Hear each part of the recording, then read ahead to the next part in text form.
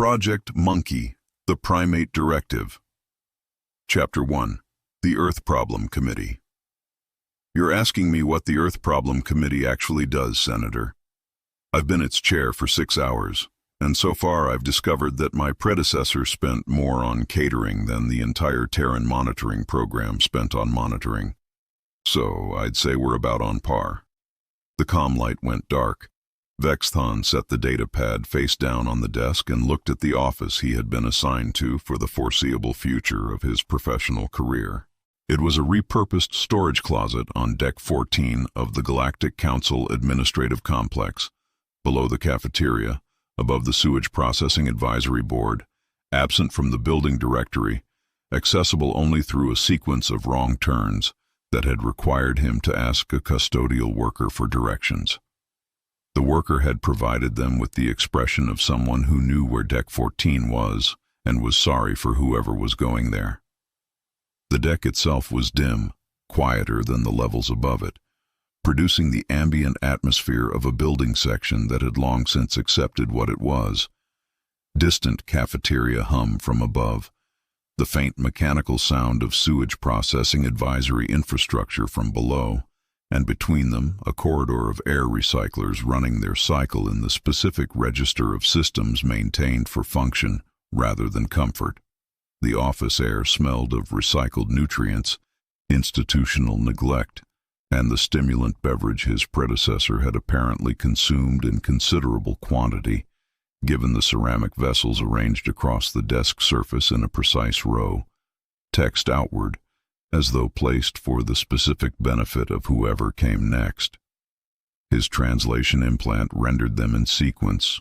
World's best boss. Coffee is a hug in a mug. I survived another meeting that could have been an email. This meeting is pointless. Powered by caffeine and anxiety. Ugh. He read them in order. He had no Kelvary professional framework for the instinct to read them in order rather than move them.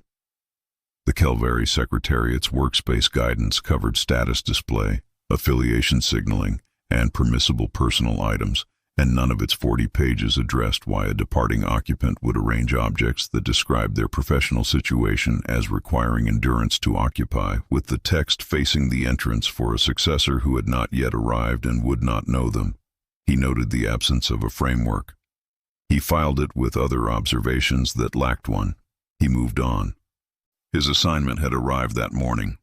A letter from 3 undersecretaries he didn't know and one he specifically wished he didn't, informing him that he was hereby appointed chair of the Subcommittee for Terran Behavioral Assessment, the SCTBA, a standing advisory body of the Galactic Council with full authority over all matters pertaining to behavioral monitoring of Earth origin species and their integration into Council-regulated space.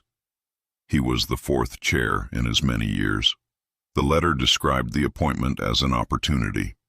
He had been a mid-grade administrator in the Kelvary Secretariat long enough to know that appointments delivered on a Tuesday, framed as opportunities, by undersecretaries he didn't recognize, were not opportunities.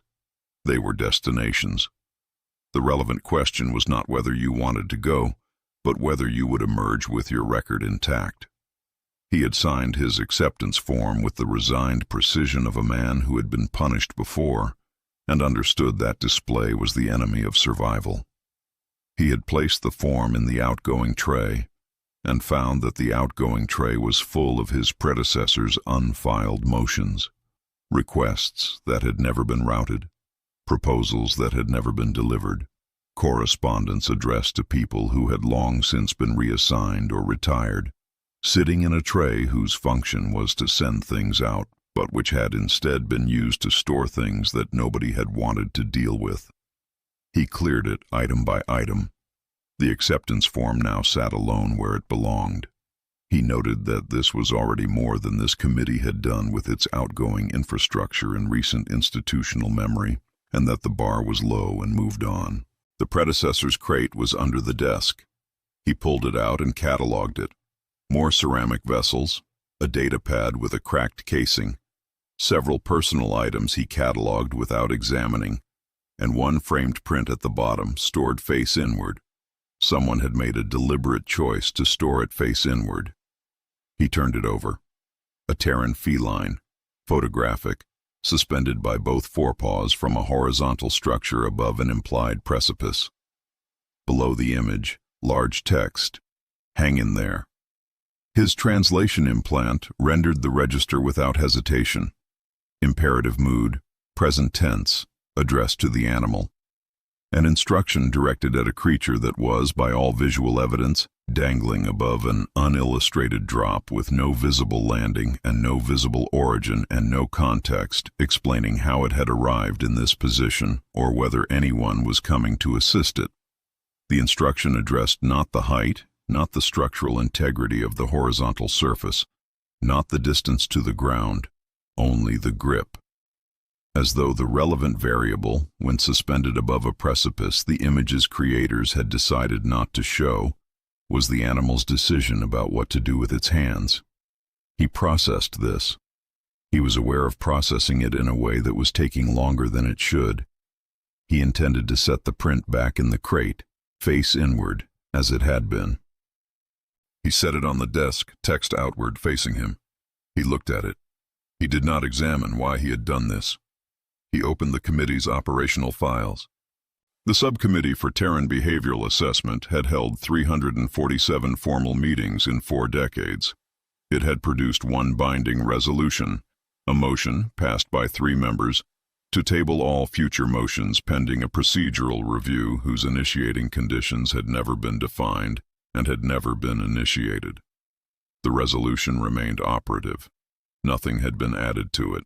Nothing had been removed.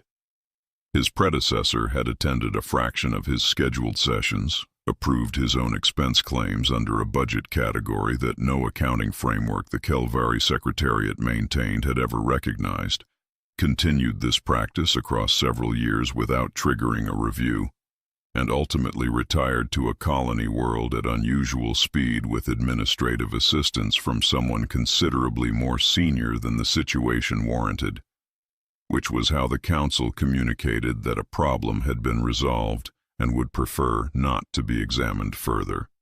The chair before him had transferred to a posting in the Outer Rim in a move that had been characterized to Vexthon during the brief handover call from his assigning undersecretary as a lateral realignment of strategic resource allocation.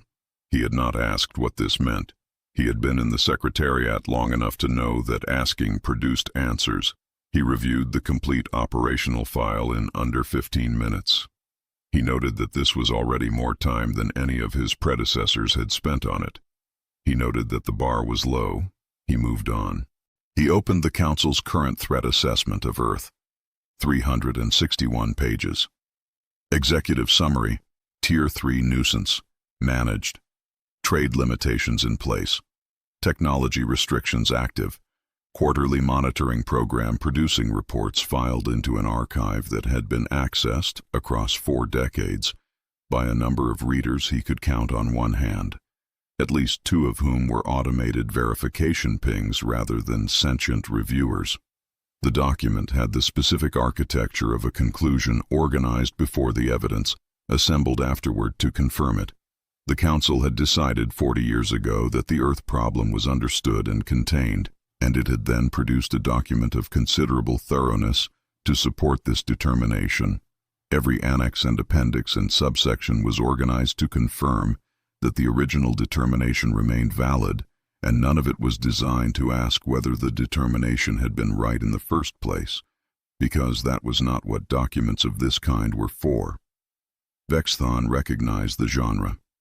He had produced documents like it in a previous posting, across 9 years, each one thorough and internally consistent and methodically useless at the task of finding anything the institution had not already decided to find. They were for certifying that the thing being monitored was still where you had last looked for it, without requiring anyone to actually look. The document had cost more to produce than the committee had spent on actual monitoring across its entire operational history. He moved through the annexes. Behavioral data, filed. Commercial integration, filed. Technology transfer compliance, filed. Population projections, filed. Non-human Terran fauna, filed. He almost continued past the last one. He went back. The sub-appendix on non-human Terran fauna was one paragraph near the rear of the document, in the section reserved for subjects that had been considered. Non-human primate species had been incidentally exposed to uplift adjacent genetic enhancement protocols during the Human Integration Program's early implementation phase. Procedural artifact of delivery mechanism design, not intentional intervention. No non-human Terran species had demonstrated sapient-level cognitive development or behavioral complexity warranting independent monitoring. Footnote: Council Taxonomic Registry, Entry 447B, Fauna, Non-Sapient, Exempt. The entry had been produced 38 years ago in a single working session, processing an entire planet's fauna at 11 minutes per species group by a single analyst working through a queue of hundreds, cited here without record of independent verification, updated never. The sub-appendix was one paragraph. It had been maintained across 4 decades without challenge or review by people substantially more qualified than Vexthon to have noticed if something was wrong with it. It was outside his mandate. It was formally complete. He closed the document. He moved on. He drafted his first quarterly summary. No significant deviations in the reporting period. Committee recommends continued monitoring at current resource levels. He confirmed the word count met the minimum, submitted it, and marked the due date as a recurring task for the next 4 years. He drafted a second summary as a contingency reserve, because he was the specific variety of professional who prepared for contingencies, and filed it in a pending queue for weeks when preparation might be more available than motivation. He retrieved a stimulant beverage from the corridor synthesizer. The synthesizer was 2 corridors away, past the point where Deck 14's lighting became advisory rather than functional, past a maintenance drone that appeared to have accepted this section of corridor as its permanent residence, and he made a note to learn the route properly before his first full working week. He returned to his desk.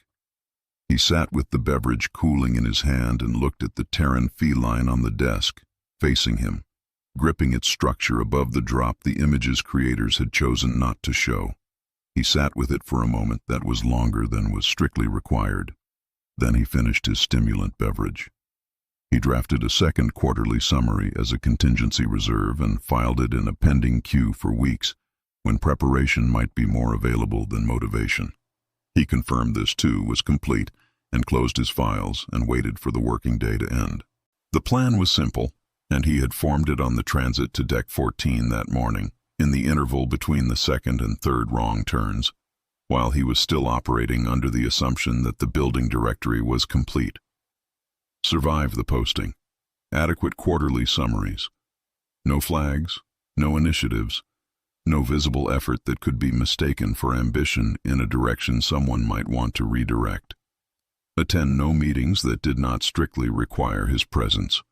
Generate no footprints in any archive that might later prompt questions. At the end of the assignment cycle, request reassignment with his record intact, and this posting would appear in his file as completed without incident, which was the best available outcome and the only one worth planning for. He had watched colleagues accept dead postings and attempt to construct meaning from them, new frameworks, flagged anomalies, recommendations that nobody asked for and nobody wanted. What they constructed was either noticed and resented or unnoticed and wasted, and in either case the colleague remained at the dead posting considerably longer than intended. The plan was to do what the committee had been doing for 4 decades. Monitor in the institutional sense of confirming that monitoring was occurring, and produce 300-word documents attesting to this, and run out the clock. He had been chair of the subcommittee for Terran behavioral assessment for 6 hours. The senator's question echoed back from the comm call. What does this committee actually do? He had answered honestly. He intended to keep it that way. At the end of the working day, his datapad emitted a notification tone. The alert was from the Trade Anomaly Detection System, a commercial monitoring feed that had been misdirected to this inbox by a configuration error, generating a backlog of unread alerts that none of his predecessors had cleared because none of his predecessors had apparently checked. He had been working through the backlog that afternoon as part of his intake housekeeping, routing each misdirected alert to its correct destination, marking expired entries, filing corrected routing requests for the misconfigured feeds. Standard first-day administrative work, the kind of thing a new chair did before touching anything substantive, the kind of thing his predecessors had apparently decided did not apply to them. He had filed the corrected routing request for this particular feed and was processing the final entries before the correction took effect. This was the last one. Flagged, unregistered corporate entity, Borneo Holdings, LLC, origin, Earth, estimated portfolio value, redacted, exceeds display parameters. He read the subject line. He identified the routing as a configuration error, the misdirected feed, not his committee's jurisdiction in any active monitoring sense. He identified exceeds display parameters as a display ceiling artifact, the notation produced when a source entry's value overflows the receiving system's field, generating not a number, but the absence of one, a blank where a figure should be because the figure was too large for the space provided. He noted the Earth origin, which placed the entity technically within his committee's monitoring mandate, and he noted that the routing correction he had filed would redirect the feed before any further alerts arrived from this source, and he noted that the entity name was worth adding to his correction log as a completed task in the event anyone ever asked whether this particular alert had been reviewed. He added it to the log. He swiped the notification to dismissed. He turned off the desk light. He stood up. He walked out. Chapter 2, Anomalous Trade Patterns. 3 weeks into his posting, the routing alert was still in the correction queue, and Vexthon was aware of this in the specific way that a person with a tidy mind was aware of an open ticket, not with urgency, not with suspicion, but with the low-grade professional discomfort of an incomplete task sitting in a folder that should have been empty. He had filed corrected routing requests for 6 of the 7 misdirected feeds on his first day. The 7th, the Trade Anomaly Detection System entry, Borneo Holdings, LLC, origin, Earth, had required him to specify not only the routing error, but the reason the alert had not been actionable, and the field for that reason had been sitting blank for 3 weeks because every time he opened the correction form to write outside committee mandate, he found that he needed to verify this was true before committing it to the record, and verifying it required a registry query, and the query would generate a footprint in his file, and footprints were the enemy of the plan.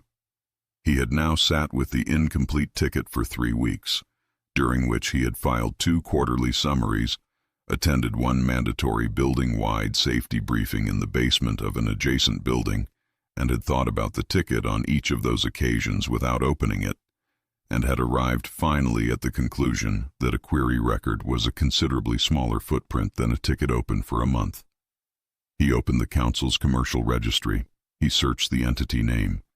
He found it immediately because Borneo Holdings, LLC was not hiding. The commercial registry entry was 142 pages long. He read the executive summary. Borneo Holdings, LLC, registered under Terran corporate law, 41 years of continuous operation, annual reports filed without interruption, regulatory compliance record, perfect, no outstanding violations, no pending investigations, no adverse findings of any kind in the Council's commercial oversight systems, no flags in the Council's trade monitoring infrastructure, no alerts generated by any regulatory body that had survived intact to the present day. Active trading licenses across 17 of 20 major shipping corridors. Subsidiaries, 412 registered entities. Filing agent of record, Dr. Kwai. Species classification Pongo Abeli. Credentials listed as Senior Partner, Director of Strategic Acquisition, Chair of the Tannhauser Basin Freight Cooperative, and Director of 14 additional subsidiary boards. He noted the species classification. He cross-referenced it against the Council's taxonomic database because he was a thorough person, and thorough people verified things before committing them to the record. The database returned Pongo abeli, Sumatran orangutan, Terran origin, non-sapient, classification maintained under Council Taxonomic Registry, entry 447B, fauna, non-sapient, exempt. He held both entries in his field of view simultaneously, one describing a non-sapient animal, one describing 41 years of commercial leadership at the galactic level, both issued by the same council, both currently valid, neither contradicting the other in any formal sense because the system that had produced the first had never been asked to consult the system that had produced the second.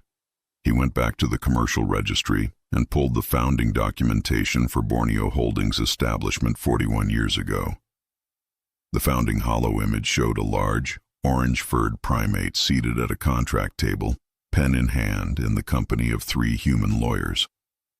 The primate was signing the document. The lawyers were smiling. The image had been filed as standard founding documentation and had been in the publicly accessible registry archive, indexed, cross-referenced, retrievable by any standard query, for 41 years. He pulled the Public Trade Summit records. Dr. Kwai appeared in 31 of them across 4 decades, always at the primary negotiating table, always as the lead representative of the Borneo Holdings delegation, photographed with council ministers, trade representatives, shipping magnates. In one image, a council trade commissioner was laughing at something Dr. Kwai had apparently just communicated. In another, a secretariat official Vexthon recognized from the senior directory was shaking Dr. Kwai's hand with both of his, the specific two-handed gesture of someone who considered the relationship significant enough to mark. 31 summits, 41 years, in the archive the entire time. He told himself this was the last thing he would look at before completing the correction form. He had been telling himself this at each successive data set for the past hour and a half, and it had been true each time in the sense that he had genuinely intended it, and false in the sense that each set had produced a question answerable only by the next one, and the questions were getting larger. He opened the 40-year trading history. The chart rendered slowly, because the data was too large to load quickly, and the display rendered in full resolution rather than approximating. 4% of galactic freight by volume in year 1, modest, consistent with a new market entrant, unremarkable against the background noise of the Terran integration period. The next year, 4.2%. The year after, 4.5%. Not dramatic, not the kind of growth that attracted regulatory attention or trade press coverage. Just persistent, compounding, following no pattern Vexthon recognized from any standard market behavior model. No boom cycles, no retrenchment during the 4 galactic economic contractions of the past 4 decades, no dip during the Outer Rim shipping disruption 12 years prior that had collapsed 17% of independent freight capacity in a single quarter and triggered emergency subsidies across 11 mid-tier operators.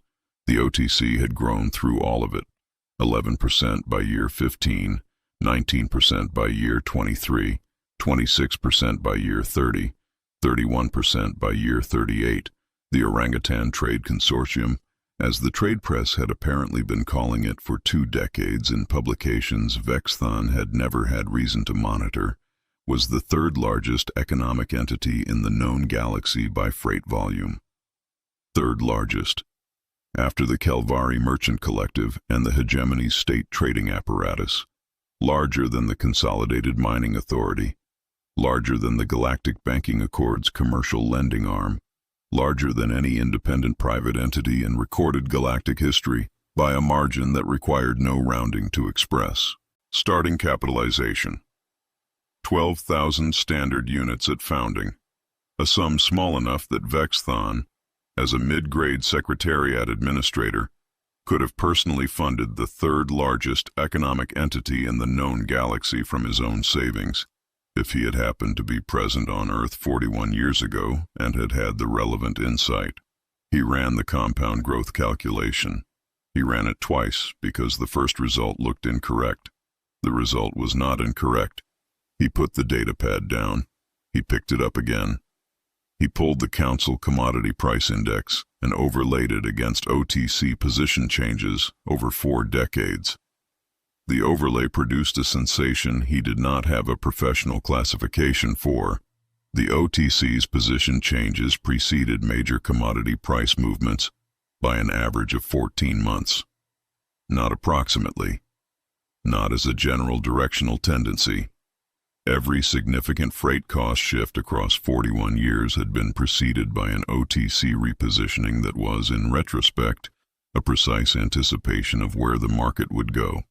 14 months ahead, without a single miss, without any indication in the public record that the OTC had access to information not available to other market participants. No proprietary data subscriptions, no disclosed intelligence relationships, no analyst network larger than any competitor could also purchase. The Council's own Financial Advisory Board employed 300 analysts with access to the same publicly available data. Their commodity positioning accuracy window averaged 6 weeks. Vexthon looked at the two numbers for a long time. He opened the subsidiary structure, 412 entities, each individually below the anti-monopoly oversight threshold, each in full regulatory compliance for its stated function, each with a clean record in its relevant oversight database. Shipping capacity across Tier 1 corridors held through 7 entities, none individually controlling more than 4% of any single route's traffic. Fuel depot holdings in 12 transit systems, each staked at a margin below the infrastructure control threshold consistent enough across all 12 to suggest calibration rather than coincidence. Insurance underwriting for independent freight operators, the OTC's direct competitors, paying premiums to an OTC subsidiary on routes the OTC also served. Navigational data services, weather and hazard advisory feeds, customs facilitation, Port Authority concessions at 11 stations. Vexthon had personally transited without knowing who held the concession. Every element of moving cargo from any point in the galaxy to any other, owned at some position in the chain by entities whose common beneficial ownership was not disclosed because the beneficial owner was classified as non-sapient fauna. And non-sapient fauna were not persons, and persons were the only category that carried disclosure requirements. The anti-monopoly framework checked entities individually. It had not been designed to check them collectively, because the assumption underlying the framework was that sapient persons with common beneficial ownership would disclose it as required. The reason that assumption had held for 40 years was that nobody had ever formally established whether the beneficial owner was sapient. Entry 447B had been produced at 11 minutes per species group and cited as sufficient ever since. The framework had a hole in it shaped exactly like an orangutan, and the orangutan had walked through it 41 years ago and had been walking through it every day since, and the framework had never been designed to notice. He drafted a query to the OTC's Public Correspondence Office requesting documentation on investment strategy methodology, specifically the process used for long-range commodity positioning. He phrased it in the formal register appropriate for inter-entity commercial communication and submitted it, noting a follow-up reminder for the following week on the assumption that 6 to 10 business days was a reasonable expectation for a commercial correspondence reply. The response arrived in 6 hours, faster than any commercial query he had filed in 9 years of secretariat work, which was itself information of a kind. It was from Constance Okafor, Senior Correspondence Officer, Borneo Holdings, LLC. 3 paragraphs of polished, professional text that communicated attentive engagement while delivering no substantive information. She confirmed that Borneo Holdings conducted regular strategic planning cycles, that senior partners were involved, that the sessions ran 72 hours in duration. Partners reviewed available market intelligence and produced a consensus planning document. "I believe they think about it quite carefully," she wrote, and wished him a productive day. Vexthon read the phrase separately from the rest of the sentence. "I believe they think," not "they analyze" or "they model" or "they apply a proprietary framework." "I believe they think," the phrasing of a person describing a process they had observed from outside a closed room, who could report its duration and outputs but had no access to its mechanism. The phrasing of someone who had been answering this exact question for a long time and had refined, through repetition, a sentence that was technically accurate and completely uninformative. He filed it in the pending categorization folder. The folder now held 3 items. He moved on. The most recent acquisition: controlling interest in Tannhauser Junction's fuel depot infrastructure. 62% acquired through 4 subsidiary transactions over 4 years, each individually below the disclosure threshold, each in full regulatory compliance, collectively constituting a controlling stake in the fueling infrastructure of the most trafficked transit hub in the inner galaxy, through which 38% of all council-regulated commerce passed by volume, and through which every vessel in the inner corridors required a propellant stop at least once per trading circuit. The acquisition had completed 14 months ago. 2 trade publications had covered it as an unremarkable commercial filing. No council oversight body had flagged it. The OTC's average forward accuracy window was 14 months. Vexthon worked through the arithmetic because he was a thorough person, and the arithmetic was not complicated once you could see the complete structure. A modest fuel cost increase at Tannhauser, not enough to constitute demonstrable manipulation under current regulatory definitions, just enough to affect margins on independent operators who lacked the volume to absorb it, would cascade across freight costs in 17 corridors and redistribute traffic toward routes where OTC subsidiaries had available capacity. Volume would concentrate in channels the OTC controlled. The OTC's competitors would find their operating costs gradually rising, while the OTCs effectively held or improved. The OTC would not need to communicate any strategy to any regulator. It would not need to take any visible action at all. It simply needed to hold what it had already acquired, and the arithmetic would do what it had apparently been doing for 41 years, compound quietly, in full regulatory compliance, in the public record, while nobody with the authority to look happened to look. Vexthon opened a new document. He had a mandate. He had, for the first time since arriving on Deck 14, a report worth writing. He had also, for the first time since arriving, a report he was not certain how to write. The standard Secretariat analytical format was precise and formal and required conditional language throughout, evidentiary qualifications at every assertion, no conclusion stated ahead of its formal determination. He looked at the data on his display. He looked at the standard format template. He considered that the standard format had apparently been sufficient for 38 years of Earth monitoring, which had produced entry 447B and the hang-in-there print and nothing else of note, and he wrote the following instead. "I want to be clear about what I'm reporting. I'm not saying a primate from Earth is engaged in suspicious trading activity. I'm saying a primate from Earth has a better credit rating than this council, and I'd like someone to explain to me how that happened while we were supposedly monitoring the planet." He read it back.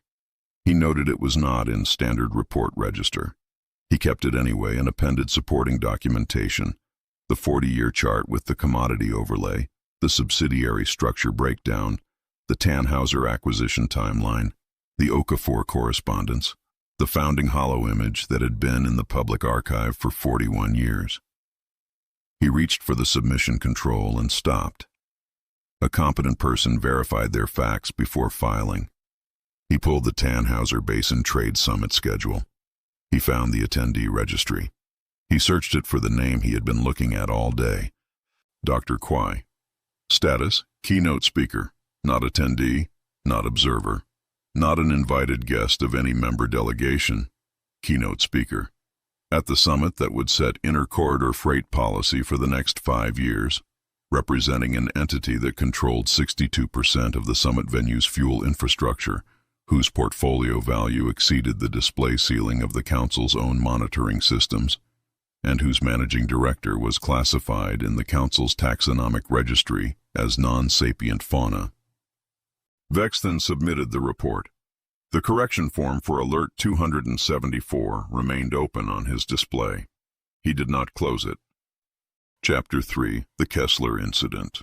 The first file in the Kessler Station damage assessment was a timestamp stamped sensor recording from the station's external array, and Vexthon watched it 3 times in a row, because the first time he assumed he was misreading the footage, and the second time he concluded he was not. A Council warship, specifically the flagship of the 12th Rapid Response Flotilla, the vessel dispatched to resolve a jurisdictional standoff and restore order to a civilian station, had attempted a standard show-of-force approach maneuver and had instead put its portside thruster array through a civilian fuel depot at 43 meters per second. The resulting explosion was visible on 4 separate external sensor feeds simultaneously. The Council's own ship had caused it.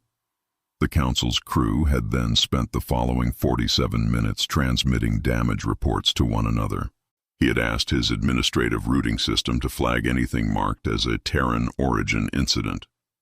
The Kessler event had been flagged not because Earth was involved, but because the subsequent GPC intervention had been contracted through Silverline Security Solutions, LLC, a private security firm registered under Terran corporate law, which meant it qualified as a Terran origin entity under the system's parameters. He had almost rerouted it. He was beginning to understand that almost rerouting things was becoming a professional pattern he should examine at some point. Kessler Station was a mid-rim refueling hub, strategically irrelevant, administratively neglected, population 40,000 mixed-species civilians across 9 operational decks. A jurisdictional dispute between 2 minor Council member states, both claiming regulatory authority over a recently reclassified shipping corridor, had escalated over 11 weeks from a formal diplomatic protest to a parallel security deployment, both parties stationing armed forces in the same space without a framework for who was in charge of what. The Council's Secretariat had issued 3 advisory documents on the matter. All 3 had been marked as received. None had been acted upon. The 12th Rapid Response Flotilla was a paper unit, technically active, operationally decorative. Its flagship's fire control software had not been updated in 9 years. Its commanding officer had been appointed by default when his predecessor retired, and no one had filed the replacement paperwork before the statutory deadline, meaning the appointment had rolled to the next name on the seniority list, which was a logistics coordinator who had not previously commanded a vessel and who had, according to the crew records, submitted a formal request for reassignment 6 months after receiving the posting. The request had been routed through the standard administrative channel and had been awaiting processing for 3 years. The 12th's maintenance schedule had been deferred twice. Its crew rotation was 11 months overdue. Its conditionally operational readiness rating had been issued by a review board whose members included 2 officers from the 12th's own senior staff. None of this prevented the deployment. The 12th was the closest available unit to Kessler Station. The Council's dispatch protocol required the closest available unit. The dispatch was therefore procedurally correct. The 12th's arrival at Kessler Station had made everything worse with a speed that suggested genuine effort. The show-of-force maneuver that produced the fuel depot collision was the first action taken. The explosion did not breach the station hull, but it ignited a cascade through secondary systems, atmospheric management, pressure regulation, emergency bulkhead sequencing, that within 90 minutes had compromised life support across 3 decks and locked 11,000 civilians behind sealed emergency barriers. The 2 armed factions, who had been in a tense but stable standoff before the Council arrived, were now in a destabilized environment with failing systems, a civilian emergency underway, and a council vessel that was transmitting damage reports and asking for supplementary authorization to deploy its onboard medical unit. The council's crisis response chain required 14 hours to authorize a second deployment. This was, per the relevant protocol, the standard authorization window for non-combat emergency response operations involving multiple jurisdictions and unclear operational parameters. By hour 6, the station was in full emergency. 3 decks had lost atmospheric pressure management. Life support on 2 additional decks was operating at reduced capacity. The 2 armed factions were now competing to be seen assisting civilian evacuation, which meant they were also competing with each other in an unstable environment with weapons still holstered but present. By hour 4, the Gorilla Peacekeeping Corps was already on site. The GPC's 3rd Intervention Battalion had arrived in system 6 days prior, contracted through Silverline Security Solutions, LLC, for routine escort duty on an unrelated commercial operation. Their fast response corvette was 12 minutes from Kessler Station when the fuel depot explosion occurred. Their after-action report would later note that Commander Tusk had received the emergency broadcast at hour 2 and had spent the following 2 hours completing his contracted obligation before approaching the station. He had finished the job he was paid for first. Vexthon read this detail twice. He was not certain whether it represented an admirable professionalism or something more unsettling. He filed it in the pending categorization folder and continued. Commander Tusk assumed operational control of the Kessler Station emergency through the Kessler Compact, a mutual aid provision buried in the station's original charter, drafted 47 years ago, which allowed any signatory entity or its contracted agents to render emergency assistance during a declared station crisis. Silverline Security Solutions, LLC, was a signatory. The Council was not. This information had been in the station's publicly accessible charter documentation for 47 years. The legal transfer of operational authority was completed in a single sentence of Commander Tusk's formal notification to the station administrator, which read, in its entirety, Kessler Compact, Article 7. We're coming in. The operation took 90 minutes. Vexthon watched the GPC engagement footage with the same methodical attention he had given the collision footage, and the experience was different in a way that took him several replays to identify precisely.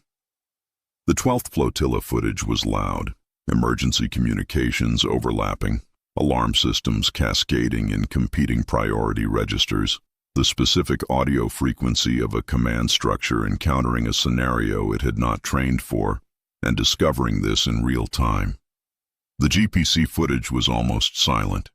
Heavy footsteps on deck plating, the precise double-click of radio acknowledgments, and underneath it, barely audible, the low baseline of Commander Tusk's instruction cadence to his operators. He was 220 kilograms in modified tactical armor, and he moved through the corridors of Kessler Station with the economy of something that had never had to perform authority, because it had never been in an environment that questioned it. The GPC secured the civilian population of 40,000 across 9 decks through a combination of overwhelming physical presence and trained de-escalation handlers deployed alongside the guerrilla operators specifically because, per the after-action report's plain language, the presence of a 220-kilogram individual in tactical armor is effective at redirecting civilian movement, but human liaison staff assist in preventing the redirection from being interpreted as threatening. 40,000 civilians, 9 decks, 90 minutes. Organized, calm, efficient. The evacuation footage showed civilians moving toward the GPC operators and their liaison staff rather than away from them. Not because they had been ordered to, but because the GPC's presence had communicated, with a precision that required no translation, that this was where safety was. The 2 armed factions were addressed at the 30-minute mark. The 30-second rule, as it was designated in the Silverback Doctrine's operational protocols, specified that opposing armed parties were to be given a single, untranslatable guerrilla vocalization, described in the doctrine's appendix as a sub-infrasonic warning register unique to the eastern mountain gorilla in display-dominant behavioral state, reproducible in modified form by trained operators using assisted acoustic equipment, followed by 30 seconds of absolute silence, during which the GPC operators simply stood in view, unmoving, weapons holstered, waiting. Commander Tusk's human liaison translated the relevant communication for the after-action report as, "You have 30 seconds to holster your weapons, or we will holster them for you, anatomically." Both factions complied within 11 seconds. Post-incident injuries were listed in the after-action report as contusions consistent with being picked up and firmly relocated. 2 entries, 0 fatalities, 0 serious injuries. All injuries self-reported. Vexthon read the GPC's after-action report twice, and then went looking for the doctrine behind it. He expected to search for it. He did not expect to find it in the Council's public licensing registry, indexed under Commercial Security Operating Methodology Disclosures, filed 22 years ago and accessible to any entity with a basic research license. The Silverback Doctrine was not a classified document. It had been filed with the Council's Private Security Licensing Authority as part of Silverline Security Solutions Operating Methodology Disclosure, as required by law. It was 218 pages long, published in a standard commercial operating manual format, and had been accessible in the Licensing Authority's Public Document Registry for 22 years. He pulled it. He read it. He read the relevant sections a second time. The Silverback Doctrine organized all interventions into 4 stages. Stage 1 was presence, the establishment of the GPC unit in the operational environment, positioned visibly, passively, with full equipment displayed.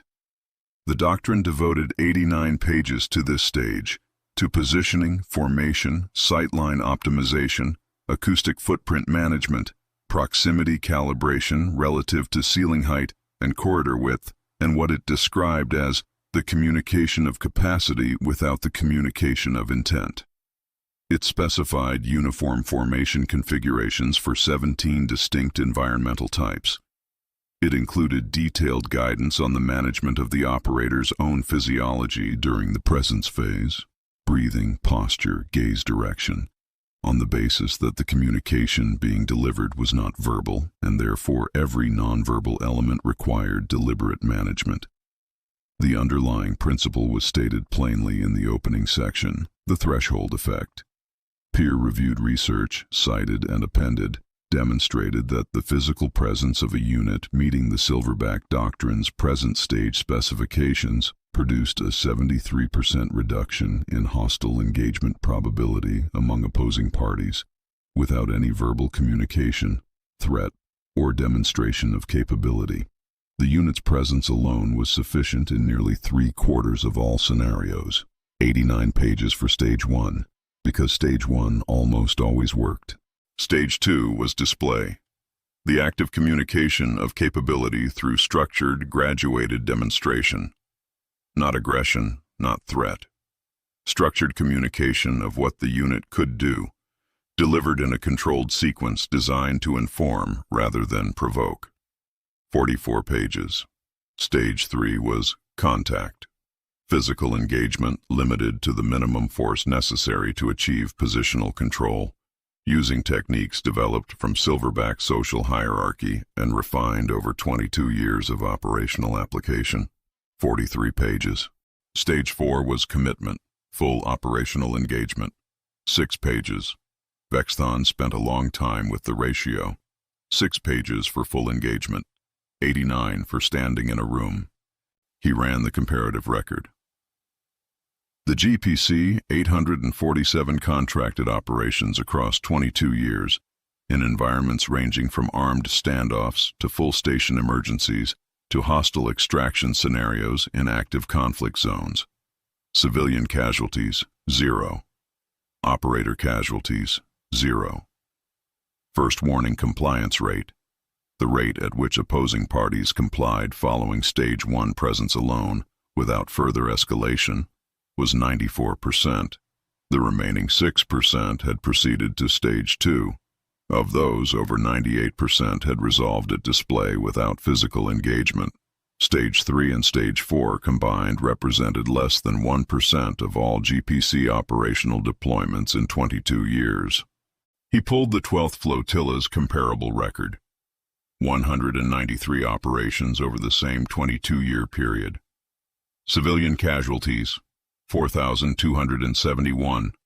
Friendly fire incidents, 34.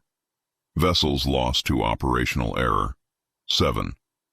The Kessler incident was not yet in the official record. It was still classified as under review pending a damage assessment. When it was added, the numbers would not improve. He set both records side by side on his display and looked at them for a long time. Not because the comparison required analysis. It did not. Not because the meaning was unclear. It was not. He looked at them because he wanted to be certain, when he wrote his report, that he had given the numbers sufficient attention to represent them accurately, and because accurate representation of this particular comparison was going to require language he had not previously used in a Secretariat document. The ratio was not subtle. Vexthon did not attempt to find the charitable interpretation. He opened a new document and wrote his second warning to the Subcommittee for Terran Behavioral Assessment, and the key line of that report was the following. I reviewed the guerrilla unit's engagement footage frame by frame. They secured a civilian population of 40,000 across 9 decks in 90 minutes with 0 fatalities. Our own 12th Flotilla, with 6 times the personnel and a mandate from this council, managed to blow up a fuel depot and request a lunch extension. I'm not asking you to be alarmed. I'm asking you to be embarrassed. The Subcommittee for Terran Behavioral Assessment assigned the report a review number and routed it to the Committee on Interstellar Security for evaluation. The committee's next scheduled meeting was in 11 months. What the subcommittee's routing log did not record, because it occurred through a separate administrative channel, accessible only to personnel with Defense Authority clearance, was that the report was also read by Fleet Admiral Zorath of the Council's Combined Defense Authority on the same day it was submitted. Zorath did not file a response. He did not contact Vexthon through official channels or through any channel Vexthon could observe.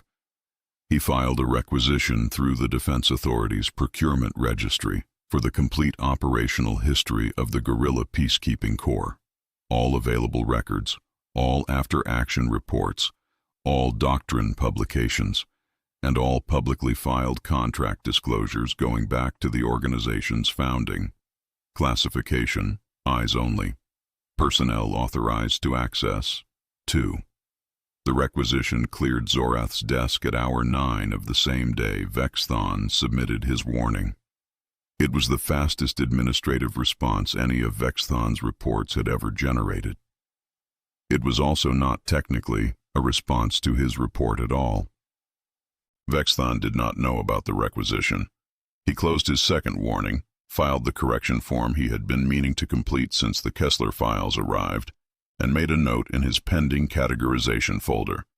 A fifth item, following the hang-in-there observation, the OTC compound growth calculation, the Okafor correspondence, and the Kessler Compact's 47 years in a public archive. The note read, Doctrine, Stage 1 Effectiveness, 89 pages, Ratio. He did not yet know what the ratio meant. He was beginning to develop the professional instinct that it was the kind of thing that meant something very specific, and that the specificity was what he should be paying attention to, and that he had been almost paying attention to things like this since he had arrived on Deck 14, and that almost was a word he should consider retiring from his working vocabulary. Chapter 4. Objection sustained. The Council's High Commercial Tribunal began broadcasting at standard hour 9, and Vexthon watched the feed from his closet office on Deck 14, because the Drevnock banking clans had filed suit against Borneo Holdings, LLC, and Borneo Holdings, LLC was in his mandate, and the trial was going to be history, regardless of outcome. He had pulled a beverage vessel from the shelf. the one that read "World's Okayest Administrator" in lettering that remained as precise as the day it was manufactured, and positioned the feed on his primary display, and was settling in for what the legal commentators covering the opening were describing as the most significant commercial litigation in council history. 12,000 pages of evidence, 47 attorneys, a former chief arbiter of the tribunal itself sitting second chair for the plaintiffs, and a grievance so comprehensive that the Drevnock legal team had apparently needed to file a separate document summarizing the summary. The commentators were excited. Vexthon understood their excitement. He had been watching Terran origin entities for 3 months. He had developed over those 3 months a modest professional reluctance to assume that things involving Terran origin entities would resolve in the direction the available evidence suggested. The Drevnock banking clans were one of the oldest financial institutions in council space. 4,000 years of continuous operation, through 4 galactic economic contractions, 3 currency reformation events, and the collapse of the Outer Rim trading bloc, without losing their position in the top tier of galactic finance. They had the resources, the institutional credibility, and the legal infrastructure to bring any case to any court in the galaxy. They had chosen to bring this one to the Council's High Commercial Tribunal, the most prestigious commercial court in existence, whose judges were appointed for life, whose proceedings were broadcast across council space, and whose rulings had the weight of galactic precedent. They were alleging market manipulation in the Drethium Futures Corridor, the first time any council entity had attempted direct legal action against the Orangutan Trade Consortium. The filing included trade data, forensic accounting, intercepted internal communications, and testimony from 14 expert witnesses, 2 of whom were the recognized galactic authorities on commodity market regulation in their respective fields. Their lead attorney had served as chief arbiter of the tribunal itself before retiring to private practice. By every measure available to the legal commentators, who spent their pre-proceedings broadcast discussing the case in the tone people used for events that would be studied in institutions, it was the most comprehensive commercial grievance in council legal history. It was overwhelming. Borneo Holdings' legal delegation arrived 40 minutes before proceedings began. There were 6 of them. Vexthon watched them enter the chamber on the broadcast feed. 6 chimpanzees in matching dark pressure suits, moving through the tribunal's formal entrance corridor with a collective ease that communicated long familiarity with the space. Lead counsel was listed in the court record as Advocate Mara, species Pan troglodytes, weight approximately 45 kilograms. She was small, dark-furred, and physically unremarkable in every way that was immediately visible. She did not look at the Drevnock's bench, where 47 attorneys had arranged themselves across 3 rows with their document management staff. She moved directly to the respondent's bench, placed the data pad flat on the surface, and was still. She did not speak. She would not speak for the duration of the proceedings. Her arguments were delivered through a real-time sign language-to-speech translation system worn at her left wrist, which rendered her communications in a flat, effectless, synthetic voice that the chamber's ambient audio would reduce to a single, precise presence in the room. Her delegation carried 1 data pad. 1. The Drevnock legal team occupied 3 full benches and had their own document management staff in the gallery. The chamber adjusted. This was the word that came to Vexthon, watching. Adjusted. The assembled observers, the court staff, the panel of 3 presiding arbiters, everyone in the room made a small, involuntary recalibration. The way a room recalibrated when something entered that it had not been designed for.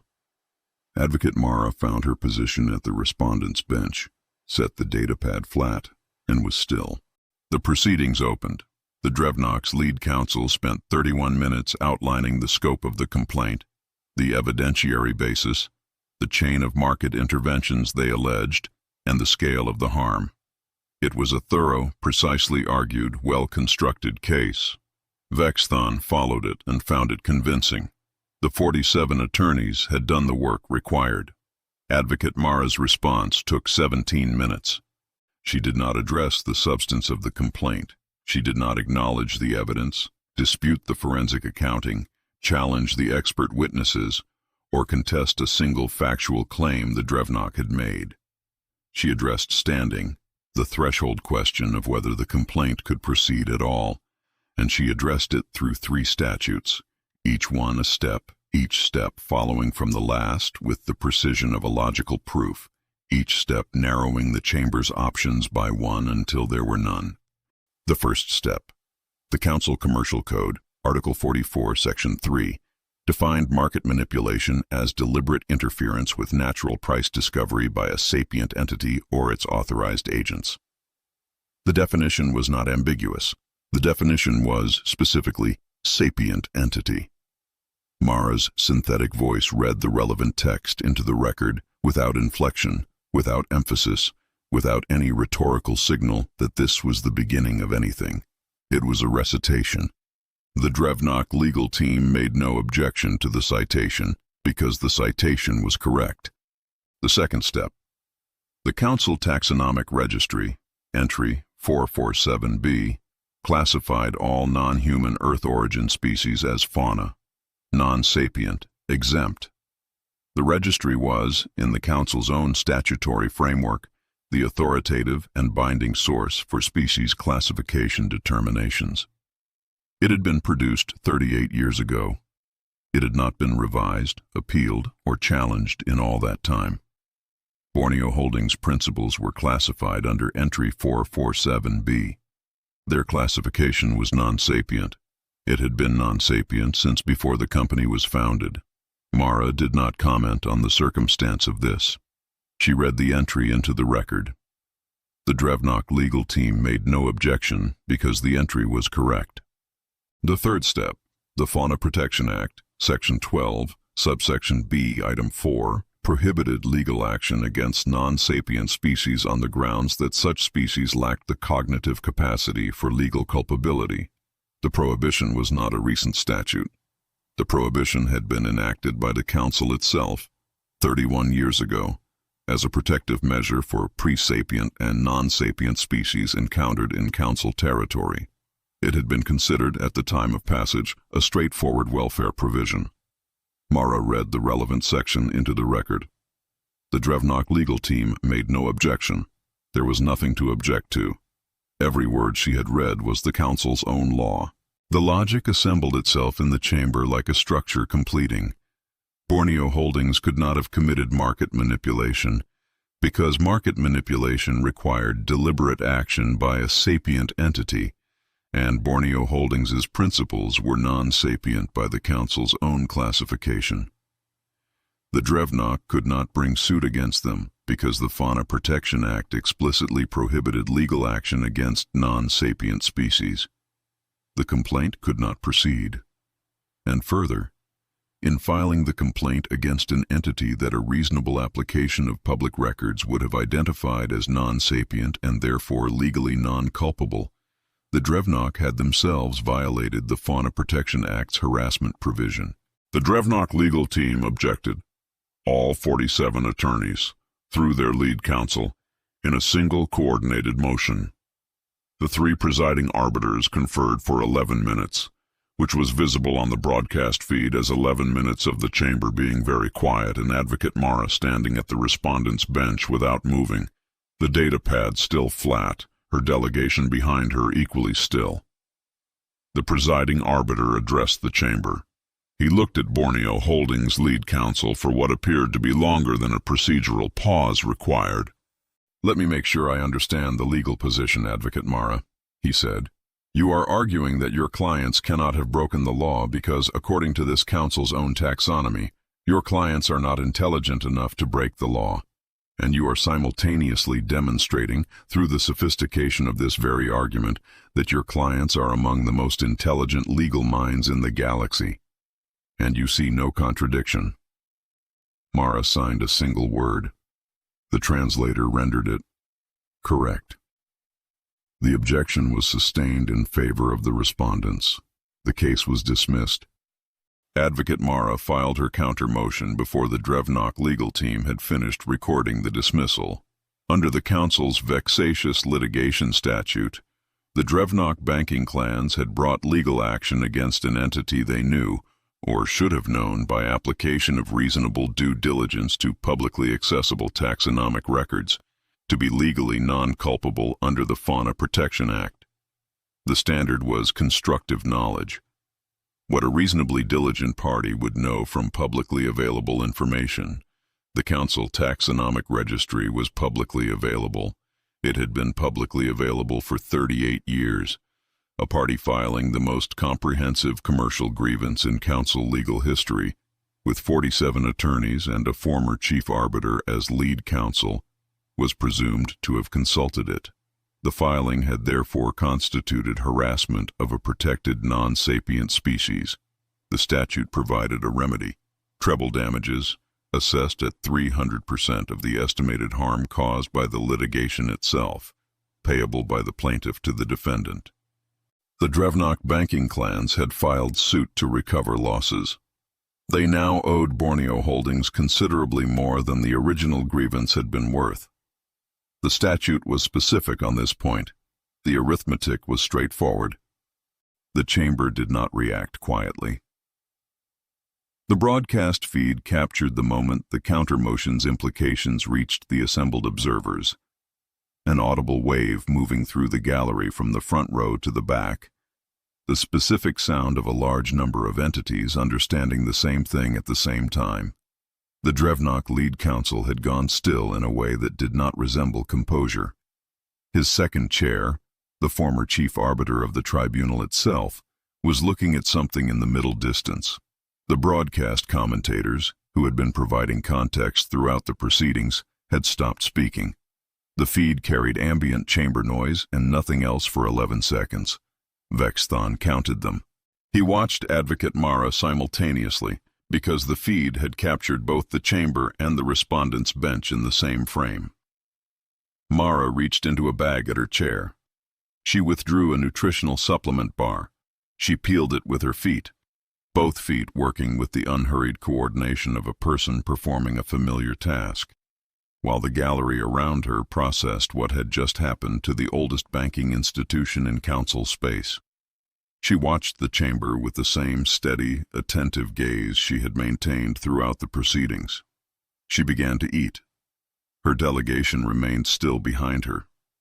None of them appeared to consider any of this remarkable. Vexthon watched her watching the gallery, and he thought about the Okafor correspondence, and the founding hollow image, and the Silverback Doctrine's ratio of 89 pages to 6, and the word that Constance Okafor had used. I believe they think about it quite carefully. He watched Advocate Mara eat her supplement bar in front of the erupting gallery of the galaxy's most prestigious commercial court, and he thought that carefully was possibly the most inadequate word in any language he knew. He searched the Council's legal proceeding registry when the broadcast ended. Non-human Terran entities, all cases, all years of record. The search returned 1,247 entries.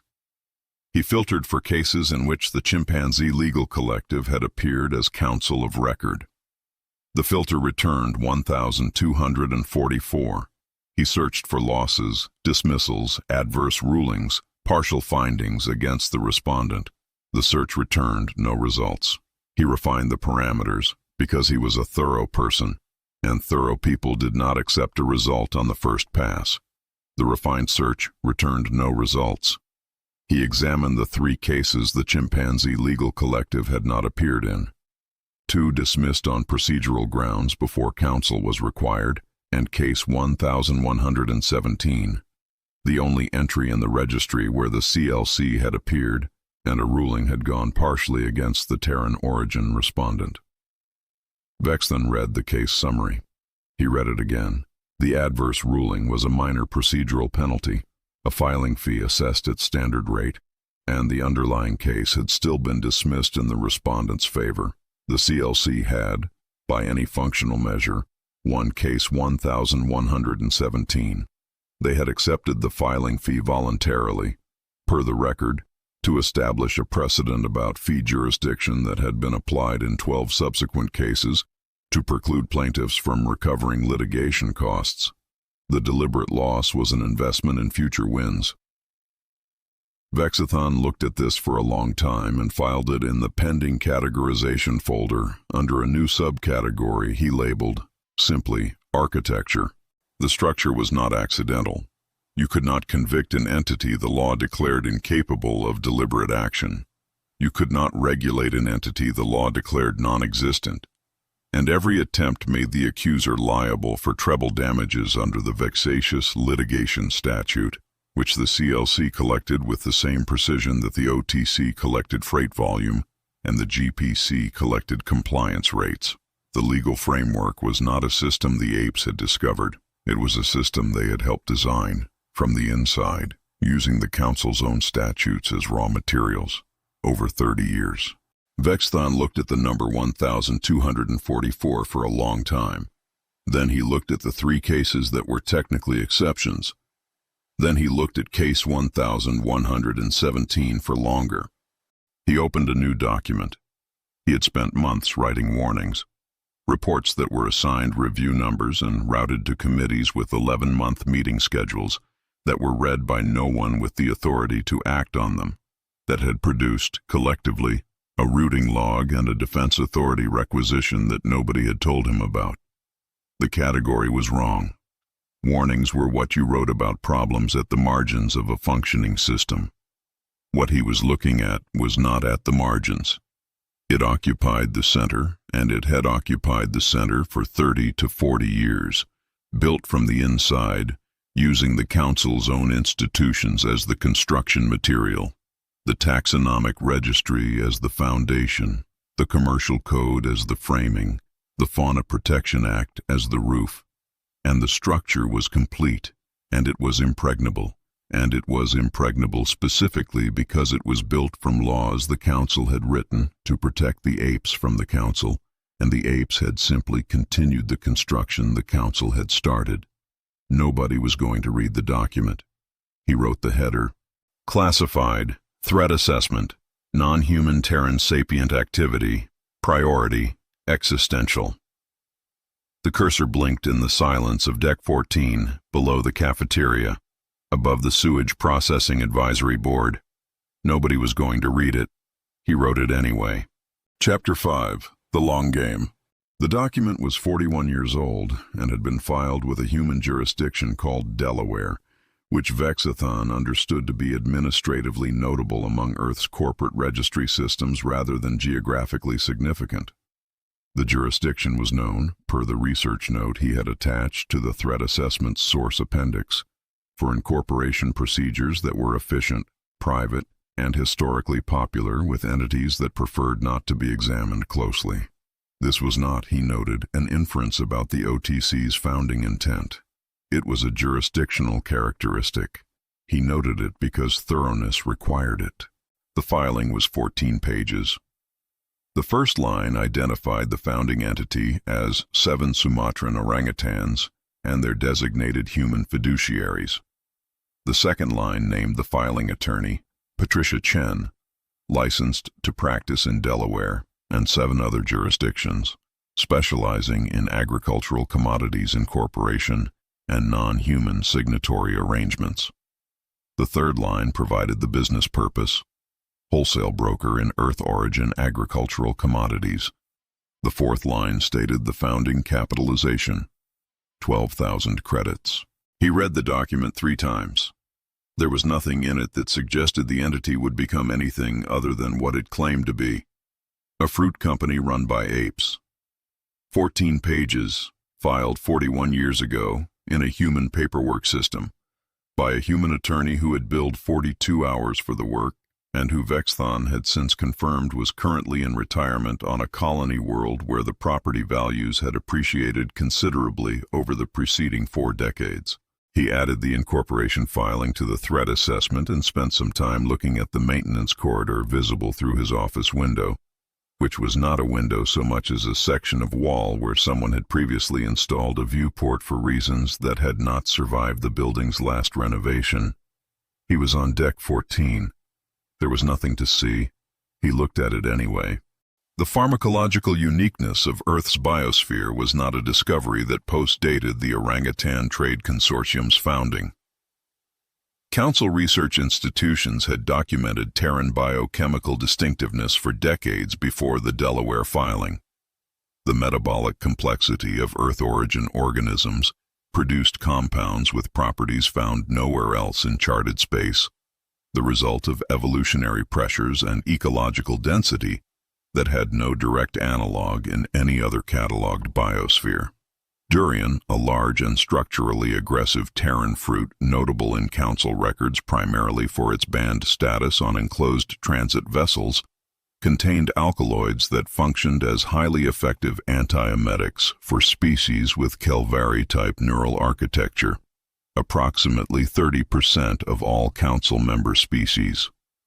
Terran palm oil carried a specific lipid configuration essential for neural sheath maintenance in several amphibious species whose populations numbered in the billions.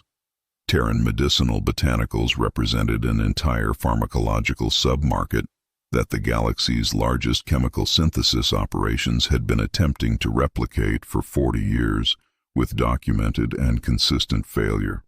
The supply was finite. The cultivation requirements were specific, the substitution problem was unresolved, and the market was growing at a rate the Council's own Trade Secretariat had flagged in 3 separate quarterly reports that Vexthon found in the archives and that appeared, on examination, to have produced no policy response. He added the reports to the Threat Assessment's source appendix. He noted in his annotation that all 3 had been classified at a level requiring a subcommittee chair's authorization to access, and that the Earth Problem Committee had never had a subcommittee chair before him. The human corporations that reached the same conclusion first did what human corporations did. They moved aggressively, established extraction operations, competed with one another, drove prices down, depleted the accessible supply faster than any sustainable harvest cycle could replenish, and corrected, violently in the commercial sense, when the supply collapsed. The extraction window was approximately 11 years. Several of the corporations involved had since dissolved.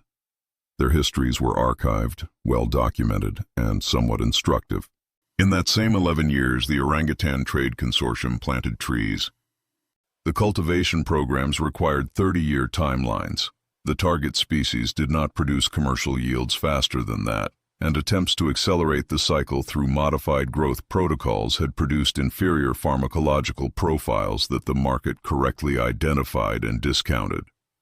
The OTC established programs on 17 colony worlds with atmospheric profiles compatible with their target species, investing in soil preparation, seedling management, water infrastructure, and support staff contracts running to decades. They operated at a documented loss for 11 years. The loss was known, anticipated, and planned for. The 30-year bond instruments that funded the cultivation programs were issued in the 3rd year of the project, at interest rates that Vexthon's financial analysis tools flagged as extraordinarily favorable to the investors. He examined the investor registry. The investors were, entirely, the OTC itself.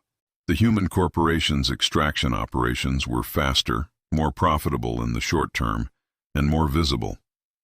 They had filed for market licenses, hired staff, engaged trade brokers, and generated the kind of commercial activity that showed up in the Council's quarterly trade reports.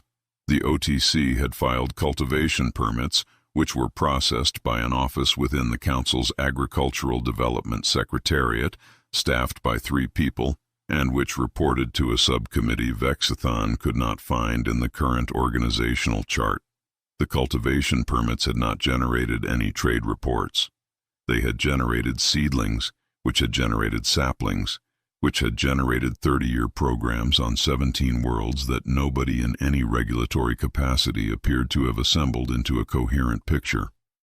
17 separate colony world permit records, 17 separate agricultural operations, each below commercial significance thresholds, each staffed by a small number of orangutans and their human support contractors, each quietly becoming irreplaceable. When the human corporations closed and council space distributors exhausted short-term stocks, there was one reliable long-term supplier. Price increases began in year 12, 4% annually, below every applicable regulatory review threshold. Just enough to compound over 30 years into a figure Vexthon confirmed 3 times before accepting that the analysis tool was not in error. The 4% line on the growth chart was so flat for so long that it was barely visible. Then it was vertical. The architecture had no center. This was its structural definition, the characteristic that had made it invisible for 40 years. The Council's regulatory framework was constructed to identify concentrated ownership. A sapient entity controlling a market-significant share of a commercial sector was subject to anti-monopoly review, disclosure requirements, and beneficial ownership registration. The framework was designed for entities because entities were what the Council's regulatory history had taught it to expect. The OTC had not organized as an entity. It had organized as a classification, distributed across 412 subsidiaries, each separately incorporated, each below every applicable threshold for anti-monopoly review, each filing under the non-sapient species exemption that the Fauna Protection Act provided. No tax returns in the sapient entity category. No beneficial ownership disclosure. No single node in the structure that a regulatory check would flag, because the checks ran on individual entities and none of the entities were large enough to matter alone. When Vexthon examined the subsidiary map, the structure reminded him of something he had studied in a basic biosphere survey course during his training, a forest canopy viewed from above. Each tree appeared separate. Each tree occupied its own column of air, held its own space in the light, filed its own permit with its own Colony World Agricultural Registry. Below the surface, the root systems were continuous. The soil nutrients circulating through those roots did not respect the administrative boundaries between the individual trees' permit filings. The canopy was many trees. The forest was one system. Vexthon had built the map over 3 weeks, using trade route filings, port authority records, and the OTC's own publicly accessible shipping manifests, which were detailed and accurate and which the OTC published without concealment because non-sapient fauna were not legally required to obscure commercial information and had not done so. The map covered 31% of all commercial freight moving through council-regulated space. By volume, the third largest economic entity in the galaxy, structured as 412 agricultural and logistics operations, none of which individually triggered review, and all of which collectively constituted the backbone of the galactic trade infrastructure. The hole in the regulatory framework was shaped exactly like an orangutan. The OTC had found it, measured it, and grown to fill it with the patience of something that had known from the beginning how large it intended to become. The planning sessions were quarterly. Constance Okafor had described them in written correspondence that represented, in Vexthon's professional estimation, the most carefully unhelpful documentation he had received from any source during the entire investigation. 7 senior partners convened. Discussions lasted between 72 and 96 hours. She was not permitted to attend. Afterward, she received a summary document, 4 to 6 pages, outlining the next quarter's strategic positioning. In 11 years of receiving these summaries, she had not once seen one prove incorrect. He had asked what occurred during the 72 hours. She had replied, "I believe they think." He had followed up with specificity, data pads, market terminals, external information access. Okafor had replied that to her knowledge, the 7 senior partners brought nothing into the room except figs. She had verified this detail more than once, she noted, because she had been asked about it before. 7 orangutans, a room, 3 days, figs, a document that had never, in 11 years, been wrong. Vexthon looked at this for a long time before submitting his next question. He had been a bureaucrat for 22 years. He had attended, in that time, a considerable number of quarterly strategy sessions conducted by some of the most credentialed analysts and planners in the Calvari Secretariat, sessions that featured extensive data presentations, multi-terminal modeling environments, interdisciplinary working groups, and specialist input from contracted intelligence services. The products of these sessions were historically accurate at the 6-week horizon and unreliable beyond it. The OTC's summary documents, 4 to 6 pages produced by 7 orangutans eating fruit in a room for 3 days without any of those resources, had maintained accuracy across a 14-month forward window. He was not certain what the correct word was for the gap between these two outcomes. He suspected it was not a word that was complementary to the Calvari Secretariat. He submitted a question through Okafor to Dr. Kwai directly. How did an investment strategy developed without real-time data maintain accuracy in a market that changed daily? Okafor transmitted the question. Dr. Kwai's reply arrived in 17 words. Okafor's cover note observed that 17 words was a lengthy response from Dr. Kwai by historical standards. The reply, as Vexthon later included it in his threat assessment, read as follows. I asked the orangutan's representative how they plan 40 years ahead in a market that changes daily. She told me they don't react to daily changes. She said, and I am quoting the exact translation, daily changes are weather, we invest in climate. I've been thinking about that sentence for 3 days, and I still haven't slept properly. He had been thinking about it for considerably longer than 3 days. He was still not sleeping properly. The Tannhauser Junction Fuel Depot acquisition had been completed 8 months ago. The OTC held controlling interest in 62% of the depot's refueling infrastructure. 26 major shipping lanes passed through Tannhauser.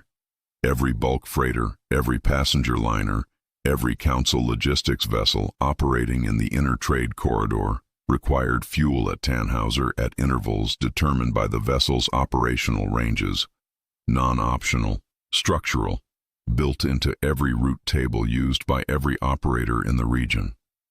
The OTC's posted rates were 2% below regional market average, not enough to constitute predatory pricing, not enough to file a complaint, just enough that every shipper routed through OTC-managed infrastructure because the alternative cost 2% more per voyage on routes they ran weekly. The OTC had never previously acquired infrastructure that was not agriculturally adjacent. The fuel depot was not agriculturally adjacent. Vexthon had flagged it months ago as an anomaly and left it unresolved. He understood it now. The cultivation model, the 30-year programs, the 4% compound, these had built the wealth. The 412 subsidiaries had distributed the presence. The planning sessions had positioned it all with a precision that 11 years of summary documents had never failed to validate. And now the OTC had acquired the fuel, not the trade goods, not the shipping lanes or the cargo manifests or the broker relationships, the fuel. Whoever controlled refueling at Tannhauser controlled who could afford to trade there. Not through prohibition. There were no prohibitions, nothing to file a complaint about. No conduct that violated any applicable statute. The rates were 2% below market. They were accessible to every operator on every lane, fairly priced, efficiently managed and structured in a way that made every operator in the inner trade corridor a regular customer of an entity that the Council's own taxonomy classified as livestock. The dependency had been engineered into the route tables gradually enough that it had become structural before anyone had looked at it as a whole. Vexthon had looked at it as a whole. He was, at this point, professionally accustomed to the feeling. He pulled the upcoming Tannhauser Summit agenda while the thought was still forming. The summit was the most significant commercial gathering in Council space, attended by the largest financial institutions, the Council's Trade Secretariat, every senior partner of every major commercial entity that moved goods through Council-regulated lanes. The keynote address was delivered by an invited speaker selected on demonstrated significance to the commercial order.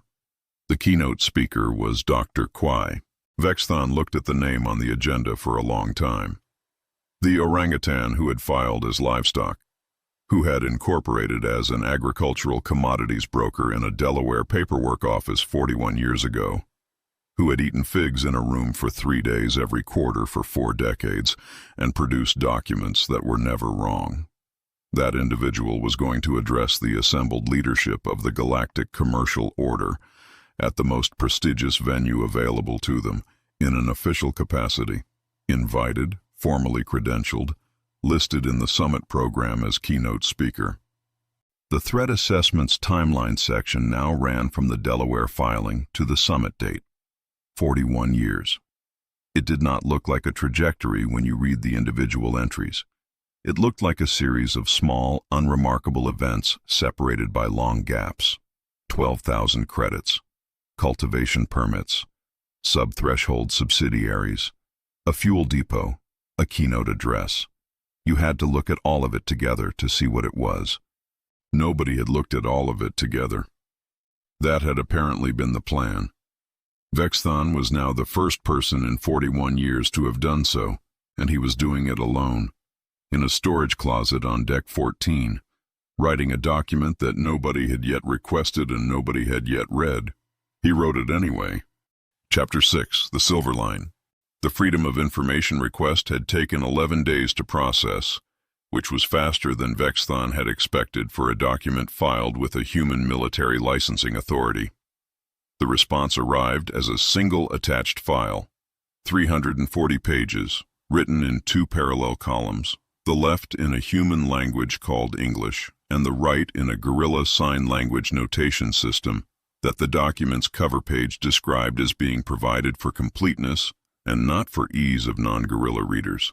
The cover page was titled, The Silverback Doctrine, Operational Manual and Ethical Framework, Gorilla Peacekeeping Corps, Silverline Security Solutions, LLC. There was a dedication page. The dedication read, For those who stand in doorways, so others need not. He began reading. He set aside the rest of his schedule for the day, then for the following day. He had now spent more consecutive hours reading a guerrilla military manual than he had spent reading any single document in his 22-year career in the Kelvari Administrative Secretariat, and he did not feel that time had been wasted. Silverline Security Solutions had been registered 28 years ago under the Mercenary Activities Compact, a treaty that permitted licensed non-state military entities to contract for defensive and peacekeeping operations in Council space. The compact had been designed to supplement Council military capacity in under-patrolled regions. A practical acknowledgement that the Council's own forces were insufficient to cover the volume of space they nominally administered. It permitted human-registered companies to deploy contracted security personnel, provided the personnel met applicable licensing and conduct standards. The guerrillas were not, per the Compact's framework, personnel. They were, per the Council Taxonomic Registry's entry 447b, fauna. They were equipment. Silverline's licensed human operators deployed the equipment. This classification was precise and internally consistent, and had apparently not struck anyone as remarkable for 28 years. Vexthon noted it in the threat assessment under a heading he was increasingly using for items in this category: technically accurate. He had begun to regard technically accurate as one of the more dangerous phrases in the bureaucratic vocabulary. The founder was listed in the charter as Colonel Bantu, Eastern Mountain Gorilla, born in a conservation reserve in a region of Earth called Rwanda. He was the first non-human graduate of a Terran military academy, admitted, per the Academy's own records, as a participant in a cognitive enrichment study designed to measure abstract reasoning capacity in non-human great apes. The Academy's research division had published 2 papers on the study. The first paper documented Bantu's enrollment. The second paper was never published. The research division had, according to the archival record, determined that the results were not generalizable to the broader study population and declined to submit. The available data suggested that the 2 humans who completed the academy ahead of Bantu had, within 4 years of graduation, applied to serve under his command. Both applications were accepted. Vexthon noted that the Academy's cognitive enrichment study was still listed as ongoing in the Human Institution's current research register. It had been ongoing for 29 years. He suspected the research division had some difficulty writing the conclusion. The GPC's original complement was 8 gorillas and 20 human support staff. Their first contract was outer rim escort duty, cargo vessels transiting a corridor that 3 council patrol units had repeatedly declined to cover on the grounds of insufficient resources and unfavorable risk assessments. Silverline filed for the MAC license, accepted the contract, and deployed. They ran the corridor for 14 months. They engaged pirates on 11 occasions. In every engagement, a single guerrilla operator stepped to the front of the formation, identified the hostile vessel, and transmitted a verbal warning with a 30-second compliance window. The warning was given once. In 4 of the 11 engagements, the pirates complied within the 30-second window. In the remaining 7, the guerrillas boarded. All 11 engagements produced 0 fatalities, client, contractor, or hostile.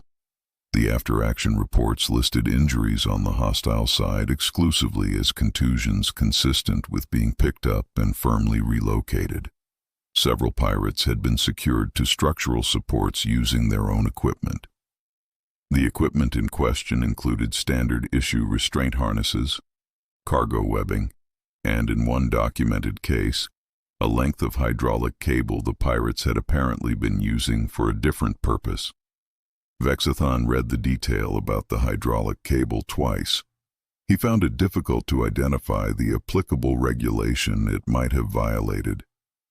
He also found it difficult to think of a better outcome for an 11-engagement corridor deployment. He added both observations to the threat assessment. The Silverback Doctrine opened with a statement of philosophy that occupied 3 pages before the operational material began. The central claim was that the purpose of a security force was not to defeat threats, but to make threats unnecessary. Every page that followed was an elaboration of that premise, built with the methodical precision of something designed to be followed in high-stress conditions by operators who might have, in the moment, very limited cognitive bandwidth for interpretation. The doctrine was not a collection of general principles. It was a decision tree. You always knew exactly where you were in it. The first stage was presence. The GPC's primary instrument was physical space, specifically, the space that a 200-kilogram guerrilla operator in Mark IV tactical armor occupied when standing still in a defined position. The doctrine's quantification of this effect was specific. A single operator, stationary, in full kit, positioned at a threshold point, reduced hostile engagement probability by 73% compared to a verbal warning alone. The GPC called this the threshold effect. The doctrine devoted 89 pages to optimizing the variables that produced it: operator positioning, formation spacing, armor configuration, lighting conditions, sightline geometry. 89 pages on where to stand and how to stand there. The chapter included modeling tables, worked spatial configurations for 17 different threshold types: corridor, hatch, open deck, pressurized environment, vacuum-rated deployment, and a section on environmental factors that the doctrine noted could reduce the effect below its baseline 73% and should be compensated for in advance. Vexthon was a thorough reader, and he read all of it. He found to his mild discomfort that the material was entirely convincing. More specifically, he found, running the variables through his own analytical framework as he read, that the doctrine had already accounted for every objection he thought of before he finished thinking of it. It had been written by people who had asked every question he was asking, and answered them, and then asked the next question, for 340 pages. The second stage was display. Where presence established the baseline probability shift, display escalated it through deliberate behavioral signals drawn from guerrilla social communication, postural language, controlled vocalization, Graduated physical assertion. The doctrine translated each element from its natural context into tactical application with the precision of an engineering specification. The vocalization protocols were described in particular detail. Specific sounds, produced at specific frequencies and volumes, that the doctrine's research appendix identified as triggering hierarchical recognition responses in the nervous systems of 78% of tested sapient species, regardless of their evolutionary origin. The doctrine did not characterize this as threatening. It characterized it as communicative. The distinction, the authors argued, was not semantic. A threat required acknowledgement of intent, and the GPC's goal was never to communicate intent. It was to communicate fact. The fact was that a troop of guerrilla operators had established situational authority in this space, and the most productive outcome for everyone present was recognition of that fact. The 44 pages of Stage 2 were, in this sense, an extended explanation of how to make reality legible. The target was not fear. The doctrine was explicit. Fear produced unpredictable behavior and was tactically undesirable. The target was hierarchical recognition, the deep structure acknowledgement that one entity in the room had established unambiguous situational authority. The GPC's philosophy, stated plainly in the Stage 2 introduction, was that if you needed Stage 3, something had gone wrong in Stages 1 and 2. Vexthon made a note of this. The third stage was contact, physical restraint, minimum necessary force, immobilization without injury. The doctrine's constraint requirements for Stage 3 were more detailed than its permission requirements. The operator could restrain, could relocate, could secure using available materials. The operator could not strike to injure, could not apply force beyond what immobilization required, could not continue physical engagement once a subject was secured. The doctrine was specific about the difference between these states and provided case-by-case worked examples. 43 pages on how to stop without hurting. The fourth stage was commitment. It was 6 pages. The instruction was 1 sentence. Stage 4 had been invoked 3 times in 22 years of GPC operations. Vexthon checked the after-action records for all 3 invocations. Each engagement had lasted under 90 seconds. None had required a follow-up action. He read the Stage 4 section carefully and noted in his threat assessment that he understood why it was 6 pages. There was nothing additional to say. The brevity was the information. The troop integrity principle appeared in the doctrine's organizational chapter and was stated with the same directness as everything else in the document. No guerrilla operator deployed alone. The minimum unit was a troop of 4 operators plus human support staff. The doctrine's explanation was 3 sentences. An isolated operator is a liability. A troop is a strategic asset. The difference is not additive. It is geometric. Vexthon's military analysis software confirmed this characterization when he modeled the formation geometries. The overlapping fields of visual coverage and physical reach created by 4 guerrilla operators positioned per the doctrine's specifications left a combined operational footprint with no exploitable gaps that his software could identify. It had tried. It had run the analysis at several different threat model configurations. The result was consistent. He noted in the threat assessment that a single guerrilla operator in Mark IV tactical armor represented a security presence that exceeded the Council's standard patrol unit complement. The minimum GPC deployment was 4. He looked at this note for a while. He did not add further comment. The 30-second rule was stated in the doctrine with a brevity that matched its operational function. 1 warning, 30 seconds, not negotiable, not extendable, and under no circumstances a bluff. The doctrine's note on this last point was direct. An operator who issued the warning and did not follow through had invalidated the threshold effect and would not recover it in that engagement. The warning was a statement of fact, not a request. The GPC's compliance rate on first warning, 94%. The doctrine noted this figure in its introduction.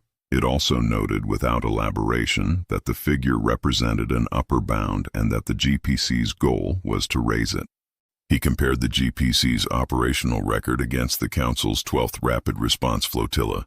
Because the comparison was direct, the data was available, and he was building a threat assessment, and a threat assessment required context.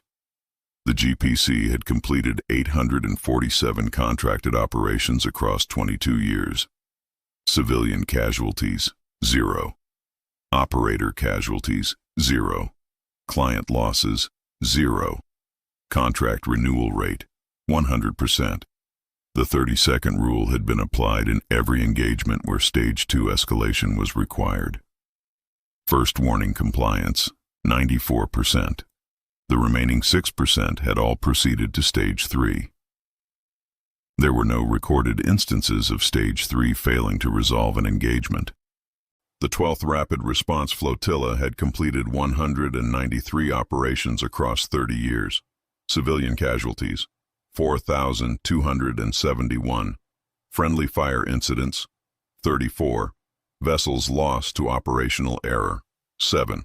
Contract renewal rate, data not tracked, because the Council did not operate on a contract basis, which Vexthon noted in the threat assessment as possibly relevant to the outcome differential. He examined the 12th's most recent readiness certification. It had been issued by the unit's own staff. He examined their last operational review. It had been conducted by a subcommittee that shared 3 members with the unit's own administrative board. He put this in the threat assessment too, in a section he titled, Accountability Infrastructure. He looked at the section heading for a while. Then he added a note. See also, GPC contract renewal rate. 100% is a more complete audit than any paper review. He drafted the key dialogue section of the threat assessment as follows. Their manual devotes 90 pages to the art of standing in a doorway. 6 pages to what happens when standing in a doorway isn't enough. I initially thought this was poor editorial balance. Then I reviewed their operational record, and I realized it's because they almost never need those 6 pages. The doorway is usually sufficient. He submitted the comparison table to the Earth Problem Committee's filing system. He did not expect a response.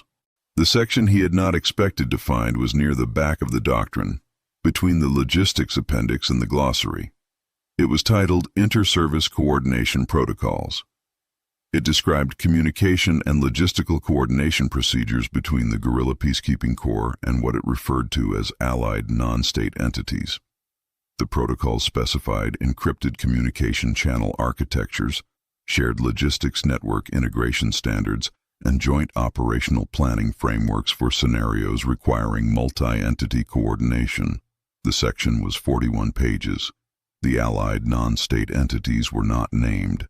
The doctrine referred to them only as entities operating under comparable non-sapient classification status with complementary operational mandates, which was a phrase that Vexthon read 3 times and which did not become less remarkable with repetition.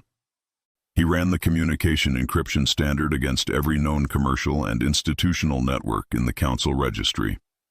The match that came back first was the Orangutan Trade Consortium's internal corporate communications network. He ran the comparison again with a different analysis tool. The match was confirmed. He sat for some time with this information. The GPC was a military contractor. The OTC was an agricultural and logistics conglomerate. They operated in entirely separate sectors. They were classified each as non-sapient fauna with no legal standing to form business partnerships or coordination agreements, and they appeared to have a shared communications encryption standard and a 41-page coordination protocol in a publicly available military manual that anyone with a Freedom of Information request form could access, and apparently had been doing so for 28 years. He did not yet have the context to explain what he was looking at. He was not certain he had the context to know how much context he was missing. He closed the document. The chair he had requisitioned 2 weeks ago was considerably more comfortable than the floor. He sat in it and looked at the maintenance corridor outside his viewport for a long time. thinking about the phrase comparable non-sapient classification status with complementary operational mandates and what it might mean when the entities in question were a third of the galactic freight market and the most effective military force in council space. He wrote it anyway. Chapter 7. Precedent.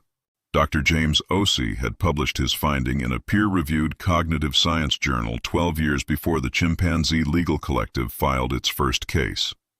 The paper was titled, Conditional Logic Capacity in Non-Human Panspecies, a Preliminary Assessment, and it was, by the standards of academic publication, cautious in its claims. The central observation was presented in the abstract, and again in the conclusion, hedged with appropriate methodological qualifiers. The chimpanzee subjects demonstrated what Osei described as an intuitive grasp of conditional logic and adversarial game theory that exceeded the median performance of his undergraduate control group. He noted, with careful scholarly restraint, that chimpanzee social cognition was already documented as inherently political, coalition forming, alliance maintenance, rule exploitation within group hierarchies, and that this substrate appeared to translate directly to formal logical reasoning when the appropriate stimulus material was provided. The paper's most careful sentence was the last. Further study recommended, findings not to be generalized beyond this cohort pending replication. There was no replication study. Osei had redesigned the enrichment program the following year, and the Cognitive Research Institute's Publications Committee had not approved the updated protocol for external reporting. Vexthon found the unapproved protocol in the Institute's internal archive. The updated protocol had given the chimpanzee subjects the Council's full legal code as an analytical puzzle. In 5 years of working through it, they had documented more structural contradictions, ambiguities, and exploitable gaps than the Council's own Law Reform Commission had identified in 50. The Law Reform Commission's report ran to 400 pages. The chimpanzee's annotated index ran to 911, and it was organized by category of exploitability. Vexthon read the annotated index for 2 hours. Then he read it again. He added it to the threat assessment's source appendix and wrote a single note. This document appears to be the curriculum from which the Chimpanzee Legal Collective received its legal education. Its existence has been in the public record for 26 years. Nobody had read it. He was no longer surprised. The Council's bar examination required, per its own eligibility framework, that candidates be sapient entities or their registered legal proxies. The requirement had been written to ensure that only qualified sapient legal minds could practice before the Council's courts. It was a reasonable requirement. Its drafters had written it in a universe where the question of whether a chimpanzee might wish to sit the examination had not yet arisen. Advocate Kale sat the examination remotely under a registered human proxy name. 22 years ago, the proxy arrangement was an existing legal mechanism. Sapient entities could designate proxies to act in certain formal capacities. The proxy had registered Kale's examination candidacy per the applicable procedure. When the examination board subsequently reviewed the arrangement, the question arose, had the eligibility requirement been met? The requirement specified sapient entity. Kale was classified per the Council Taxonomic Registry's entry 447B as non-sapient. The requirement, by its own terms, did not apply to him.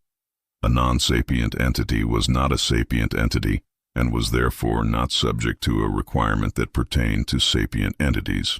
The bar's eligibility framework had no provision excluding non-sapient candidates because it had been written with the assumption that non-sapient candidates would not exist. The examination board ruled the arrangement legal. Kale's score had been the 99.97th percentile. The recursive mechanism here was one that Vexthon had to diagram before he could fully comprehend it. The bar examination's sapience requirement had been designed to gatekeep. The chimp's non-sapient classification was meant to be the gate. Instead, the gate had swung open specifically because they were non-sapient. The requirement didn't apply to entities to whom it didn't apply. They had used their legal disability as their entry credential. He wrote this down and then looked at what he'd written. He noted that Advocate Kale had never taken an examination. He had solved one. The Chimpanzee Legal Collective had handled 1,244 cases.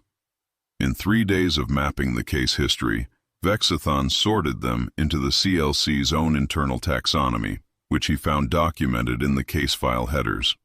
Category 1, 2, or 3 applied consistently across every filing. The taxonomy was not public. It appeared in internal case notes that were part of the court record, but had apparently never been assembled into a coherent picture by any reviewing body. He assembled the picture. Category 1 covered 831 cases. Defensive work: every lawsuit brought against a non-human Terran entity redirected through the 447B architecture established in the Borneo Holdings matter. The strategy was consistent across all 831. Invoke non-sapient status to establish non-culpability, then apply the vexatious litigation statute's counter-motion for treble damages. Average case duration, 4.2 days. Average counter-award, 300% of claim damages. Win rate, 100%. The Category 1 operation was, at this point, essentially automated. Any legal action against a non-human Terran entity triggered a fixed procedure response that had succeeded in every deployment and that accrued revenue at each deployment. The CLC had converted every lawsuit against the Apes into an income stream. Category 2 covered 289 cases. Offensive work: actions brought by non-human Terran entities to claim Council-granted protections. The Council's environmental law framework granted non-sapient species habitat rights. The CLC had used this to establish permanent, irrevocable resource extraction rights on 7 colony worlds, classified as natural habitats for Terran origin fauna. The customs framework granted fauna-owned cargo exemptions from inspection fees. The CLC had applied this to OTC freight. At the volume the OTC moved, across 31% of galactic commercial traffic, which represented an exempted fee total that Vexthon's analysis tools declined to calculate in a single pass and had to approach in segments. The GPC's operations had been designated protected group behavior under Case 341 before the Gorilla Peacekeeping Corps had completed its 3rd contracted operation. Every Council statute granting protections to wildlife had been examined, stress-tested, and converted. The CLC had effectively read the Council's legal code as an inventory of available advantages and had, over 20 years, collected them all.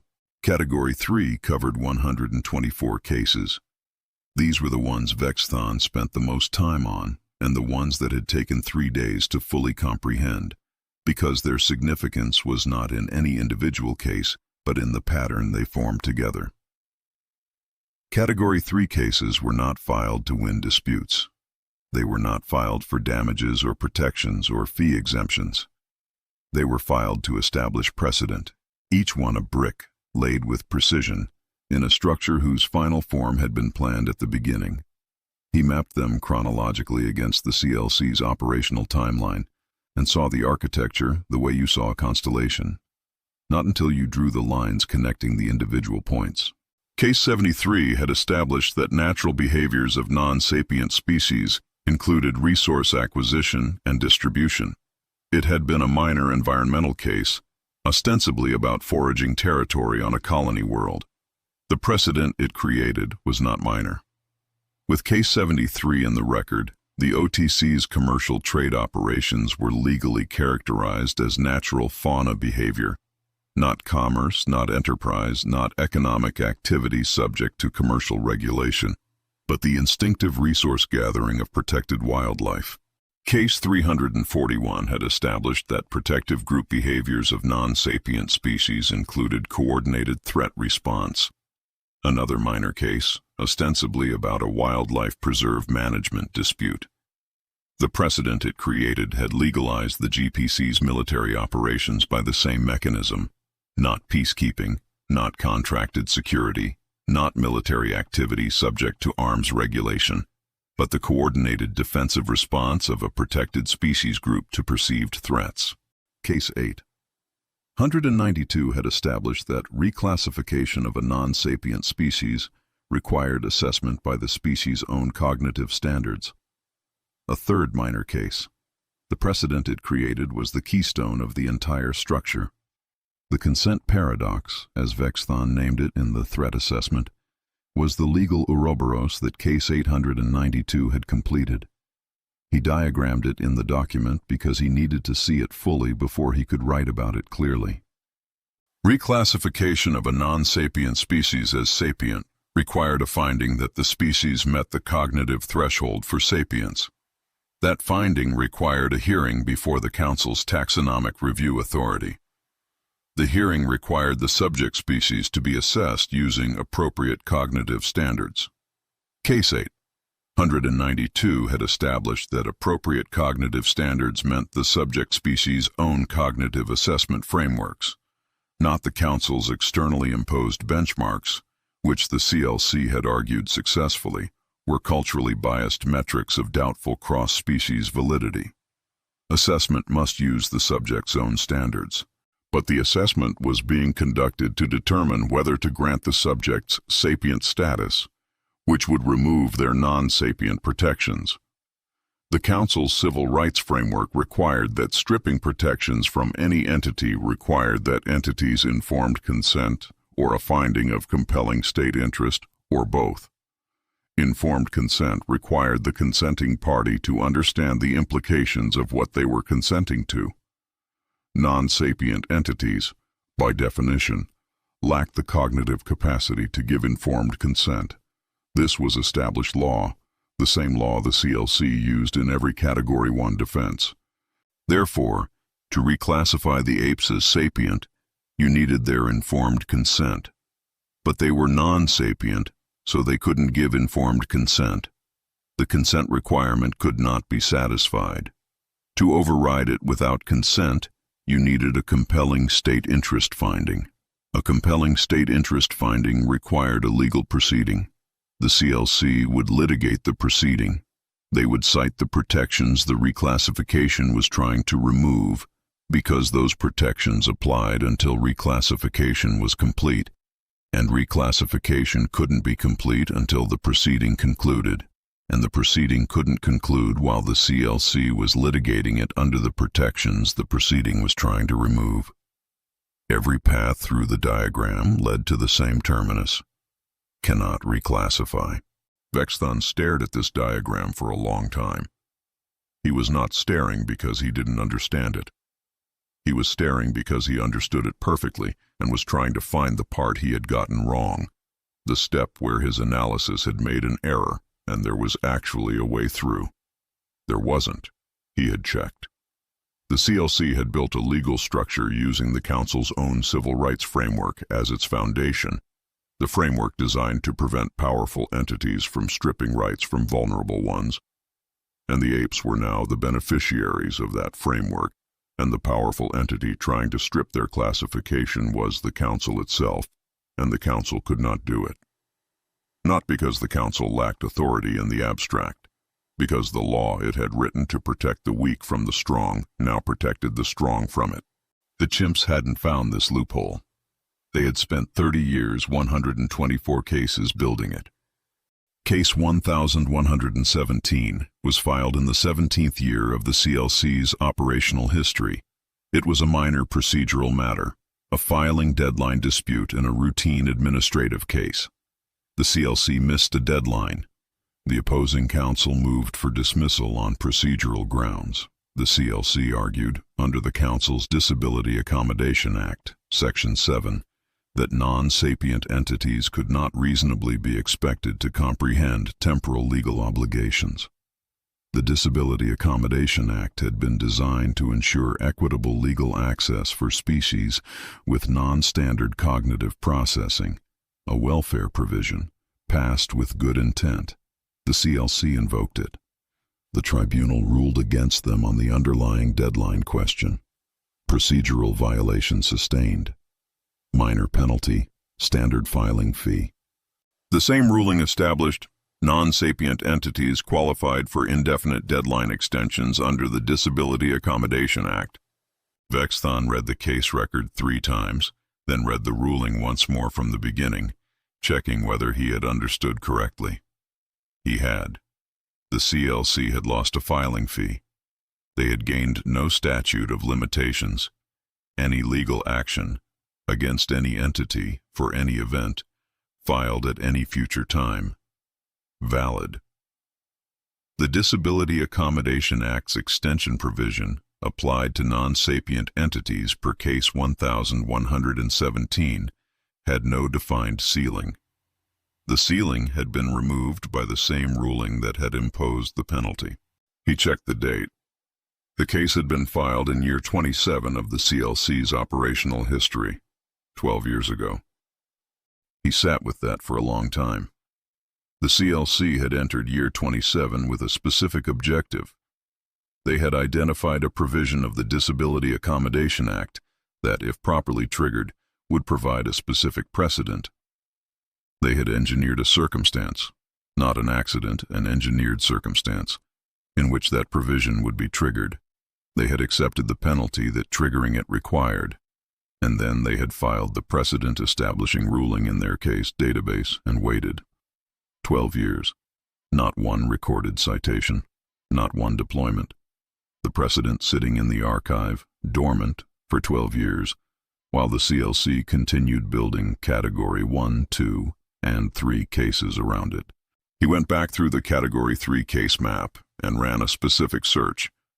Had any case in the 12 years since year 27 cited the case 1117 ruling?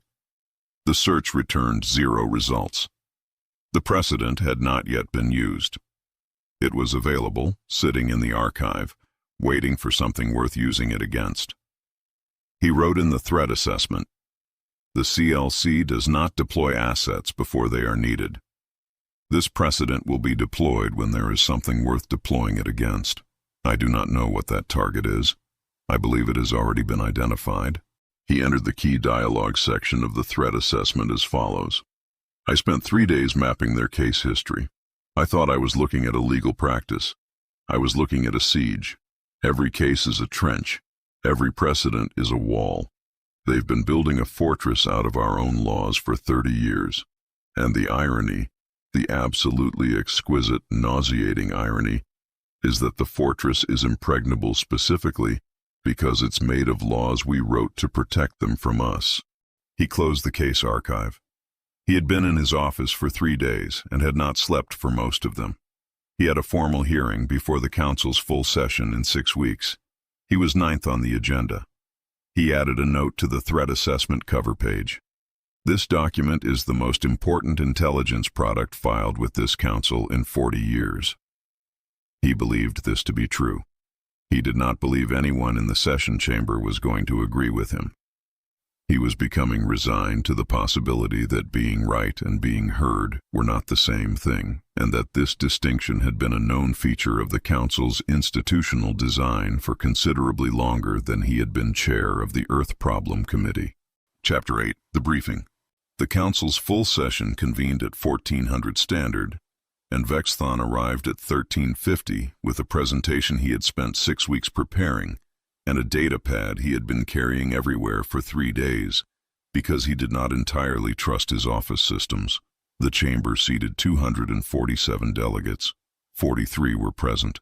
The remaining 204 had sent proxies, aides, or in 11 documented cases, an auto-response screen displaying "I concur with the majority" in official committee font.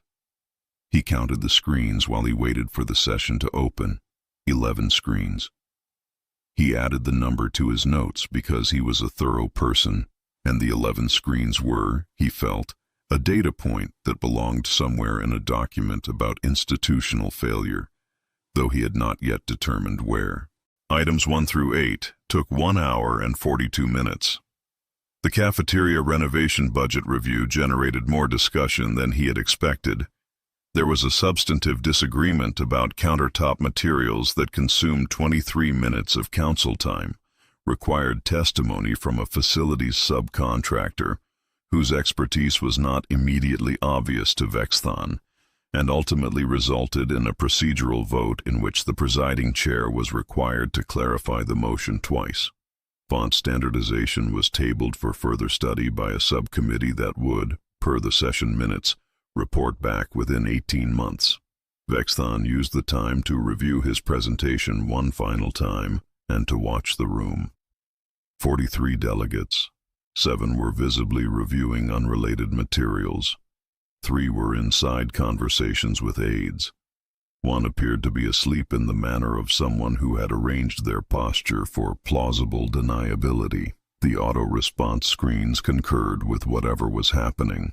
He had requested the session under the Subcommittee for Terran Behavioral Assessment's emergency briefing provision, the only binding resolution the SCTBA had produced in 40 years, passed in the committee's second year of existence and never subsequently invoked. It entitled him to 15 minutes of floor time, a data relay slot, and the attention of however many delegates chose to be present.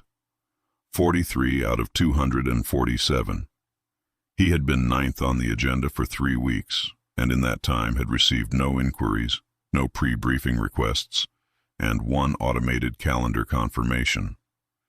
He looked at the number 43 and noted it in the threat assessment addendum he had been maintaining since the hearing was scheduled. He had titled that section, Attendance. Item 9 was called. He stood up. The presentation took 14 minutes. He had practiced it for 2 days and had made it exactly as compressed as the material would bear without losing the logical chain. He gave them the Orangutan Trade Consortium first. 31% of all commercial freight, 3rd largest economic entity in the galaxy, 412 subsidiaries, each below regulatory threshold, the Tannhauser junction fuel infrastructure, the compound growth that had started at 12,000 credits in a Delaware filing 41 years ago. He gave them the Gorilla Peacekeeping Corps second, 847 operations, 0 casualties on any side, 94% first warning compliance, the Silverback Doctrine's 340 pages, the comparison table against the 12th Rapid Response Flotilla's 4,271 civilian casualties. He gave them the Chimpanzee Legal Collective third, 1,244 cases, 100% win rate, the Consent Paradox, Case 1117's dormant precedent for unlimited future filing, and the legal fortress that had been built from the Council's own civil rights framework with 30 years of structural litigation. He used the word existential 4 times. He had considered using it more, but had concluded that diminishing returns applied. He did not conclude by asking the Council to take a specific action. He had drafted and discarded 3 versions of a recommendation section and had ultimately determined that what he was describing required the listener to arrive at their own response organically, because any response he recommended could be dismissed as alarmist, and what he needed was for the room to look at the data and feel the weight of it. He concluded by putting the full threat assessment file in the session record and saying, simply, that the document was available to any delegate who wished to review it in full. He sat down. He had 12 seconds of floor time remaining. The room's reception was what he had spent 6 weeks preparing himself for and had not fully prepared for. Delegate Prin reviewed something on his datapad during the OTC section and did not look up. 3 delegates in the back row were still in the side conversation that had been ongoing since font standardization. The delegate he had identified as asleep during item 6 had not materially changed position. The Drevnock representative, Delegate Zorvath, was paying close attention. He was the only one paying close attention, and his attention had the quality of a target being sighted rather than a problem being considered. Vexthon noted this distinction and filed it. Delegate Prin spoke first. He was a smooth, measured speaker with the cadence of someone who had spent 30 years in committee rooms and had learned to generate the auditory impression of substance without the structural requirement of content. He had, Vexthon noted, clearly read the executive summary. The report, Prin said, reflected commendable diligence on the part of the SCTBA's new chair. The findings, however, were characterized by a degree of alarmism that the available evidence did not fully support. The Orangutan Trade Consortium was, as the report itself noted, a highly successful commercial entity. This was evidence that the Terran integration program was functioning precisely as intended, demonstrating that Earth-origin species were capable of meaningful participation in the galactic economy. The Gorilla Peacekeeping Corps was a licensed private security contractor operating in full compliance with the Mercenary Activities Compact, which demonstrated not a regulatory failure but rather the robustness of the compact's design. The Chimpanzee Legal Collective was, and here Prin's voice acquired the particular warmth of someone making a point they were proud of, a remarkable example of legal creativity that reflected the accessibility and responsiveness of the Council's judicial institutions. These were success stories. The report should be filed accordingly under Terran Cultural Studies and reviewed in the normal assessment cycle, which operated on a 12-year schedule specifically designed to ensure that short-term fluctuations did not produce unnecessary policy responses. He sat down with the air of someone who had done a service. Delegate Zorvath did not wait to be recognized. He was a Drevnok, and Drevnok banking representatives were not known for waiting to be recognized when they had a position to advance, and Zorvath's position was that this position needed to be advanced immediately and at the volume the occasion deserved. The report was not alarmist, he said. It was dangerously naive. It had correctly identified that non-human Terran entities had accumulated commercial, military, and legal positions of extraordinary significance, and its recommendation, careful monitoring, further study, was the institutional equivalent of standing next to a structural fire and proposing a temperature log. The Council's response should be immediate. The taxonomy should be revised. All non-human Terran species should be reclassified as sapient entities without delay. This would strip the protections they had been exploiting and restore them to the regulatory framework where they belonged, subject to commercial law, subject to contract enforcement, subject to the legal accountability that the Drevnok banking clans were, he wished to make clear, very much prepared to pursue the moment the opportunity was available. He sat down with the air of someone who had also done a service, though a different and more urgent one. Vexthon looked at the section of his presentation materials covering the consent paradox and said nothing. He had been ninth on the agenda. He had had his 14 minutes. The floor was not his to reclaim, and interjecting to explain to a visibly angry Drevnok banking delegate that the thing he wanted to do was also the thing that had been made structurally impossible by 30 years of advanced planning, while the delegate was still mid-sentence, was not a communication strategy he expected to be effective. He filed the observation under Zorvath, D, correct threat assessment, incorrect proposed response, and waited. Several other delegates offered brief comments. None of them had, as far as Vexthon could determine, read beyond the executive summary, and the executive summary had not contained the consent paradox section because he had moved it to Section 7 in the third revision on the advice of nobody because he had no staff. One delegate expressed hope that this could be addressed through dialogue. One asked a clarifying question about the GPC's licensing status that had been answered on page 14 of the presentation. The presiding chair reminded the chamber that the floor was open and that if no further substantive responses were forthcoming, the vote would be called. The remaining delegates with comments made them. They were not substantive. Ambassador Jack Hartwell, from the Terran diplomatic mission, rose with the unhurried ease of a man who had attended many session hearings and found all of them manageable. He was a broad-shouldered human of late middle age, with a face that had clearly spent considerable time being reassuring to strangers and had gotten very good at it. He wore the standard Earth diplomatic ensemble with the slight informality of someone who could afford formality but preferred approachability. He apologized for interjecting, though his manner suggested the apology was ceremonial in the same way that a door held open was ceremonial, a gesture of form whose absence would be noted, whose presence required no genuine gratitude. He simply wanted to offer a few clarifying points on behalf of Earth, he said, because the Council's continued interest in Terran biodiversity was something that Earth genuinely valued and reciprocated, and he would hate for any impression to form that wasn't accurate.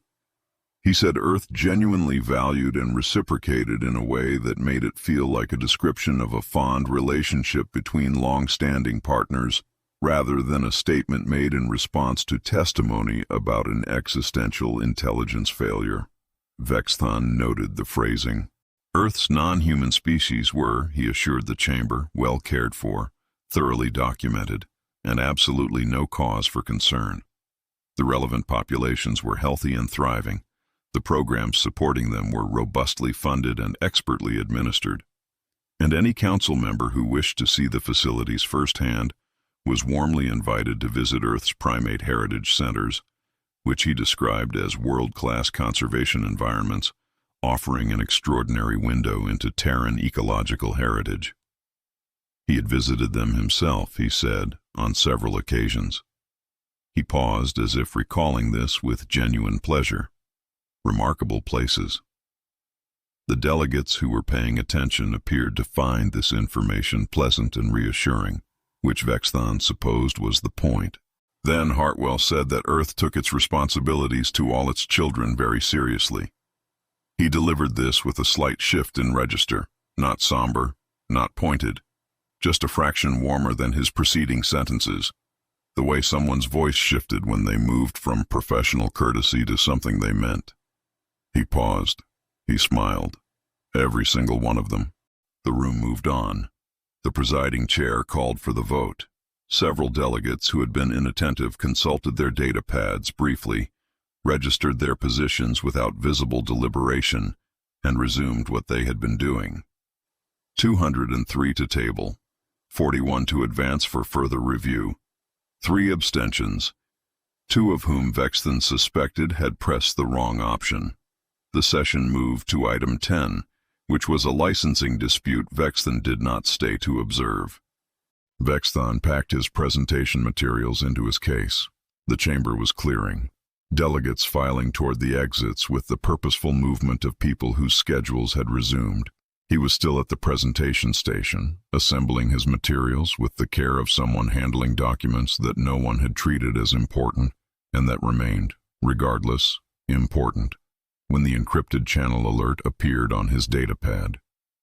He read the message. He read it again. The message was from Fleet Admiral Zorath, transmitted on a private secure channel that was not affiliated with any committee routing system, and that was not, as far as Vexthon could determine, a channel that appeared in the Council's official communications registry. The timestamp was 17 seconds after the vote had been recorded. The message contained 32 words. It read, "Your report, my office, 0600 tomorrow. Do not file a copy." He looked up. The chamber was nearly empty. 11 auto-response screens still read, "I concur with the majority," because the session had ended without anyone clearing them, which was either an oversight or the most accurate summary of the day's proceedings he could imagine. He looked back at the message. 203 delegates had voted to table the most important intelligence briefing filed with this council in 40 years. Fleet Admiral Zorath had been among them. Vexthon had watched him register the vote. Publicly, in the session record, Zorath had voted to table. Privately, 17 seconds later, he had been the only one of the 247 delegates to send a message afterward. Vexthon stood in the nearly empty chamber and thought about the difference between voting publicly and acting privately. He thought about the Orangutan Trade Consortium's 412 subsidiaries, none of which individually triggered review. He thought about the Gorilla Peacekeeping Corps transmitting on OTC encryption keys and neither organization naming the other in the relevant document. He thought about the Chimpanzee Legal Collective filing case 1117 and then waiting 12 years to deploy the precedent it had purchased. He thought about 41 years and 12,000 credits and a Delaware filing and the Tannhauser Summit keynote address. He noted in the threat assessment that patience was apparently a characteristic not exclusive to non-human Terran entities. He noted also that Zorath had been in the chamber for the full session, had listened to the full presentation, and had voted publicly to table the report, and had then done something that every other delegate in the room had not done, which was read it. 1 out of 247. The fraction was, he found, simultaneously discouraging and the most encouraging thing that had happened to him since he became chair of the Subcommittee for Terran Behavioral Assessment. He wrote one final entry for the day. Ambassador Hartwell's exact words were, "Every single one of them." I have replayed this statement 47 times. I have analyzed it for linguistic subtext, cultural context, and diplomatic precedent. I have concluded that it is either the most banal platitude in the history of interstellar diplomacy, or it is a confession delivered with a smile to a room too stupid to hear it. I cannot determine which, and that uncertainty is keeping me awake. He put the data pad in his case. He had a meeting at 0600. Chapter 9, Signal in the Noise. The military level of the council complex was 3 floors below the administrative corridors Vexthon had worked in for 6 years, accessible through a security checkpoint that required biometric authorization and a clearance tier he had not previously held. He received his temporary authorization at 0557, which was 3 minutes before the meeting, and suggested that the Admiral had decided to grant it at approximately the moment that convenient alternatives had run out. The checkpoint officer processed his credentials without comment and gestured him through with the economical motion of someone who worked in a section where gestures were not supplemented by explanation. The corridor beyond was different from the rest of the complex in the way that a load-bearing wall was different from a partition. Not by decoration, but by construction. The floors were reinforced. He could feel it in the acoustic quality of his own footsteps, which produced less resonance than footsteps on standard density composite. The lighting was functional rather than institutional, calibrated for clarity rather than atmosphere. The ambient sound was lower in frequency and absent of the particular background quality that administrative spaces accumulated from ventilation systems and data infrastructure hum. In its place was something quieter and more purposeful, the sound of a section designed to process information that mattered and to process it without distraction. There were no committee rooms on this level. There were no announcement boards, no calendars, no catering card in the corridor at 7 minutes before the hour. There was a door with no nameplate. Vexthon checked the room number against the message. 17 seconds after the session vote. 32 words, 0557 authorization, and knocked. Fleet Admiral Zorath was slate blue, massive and standing when Vexthon entered, which meant the room had been occupied by someone standing and would need to recalibrate around the new presence.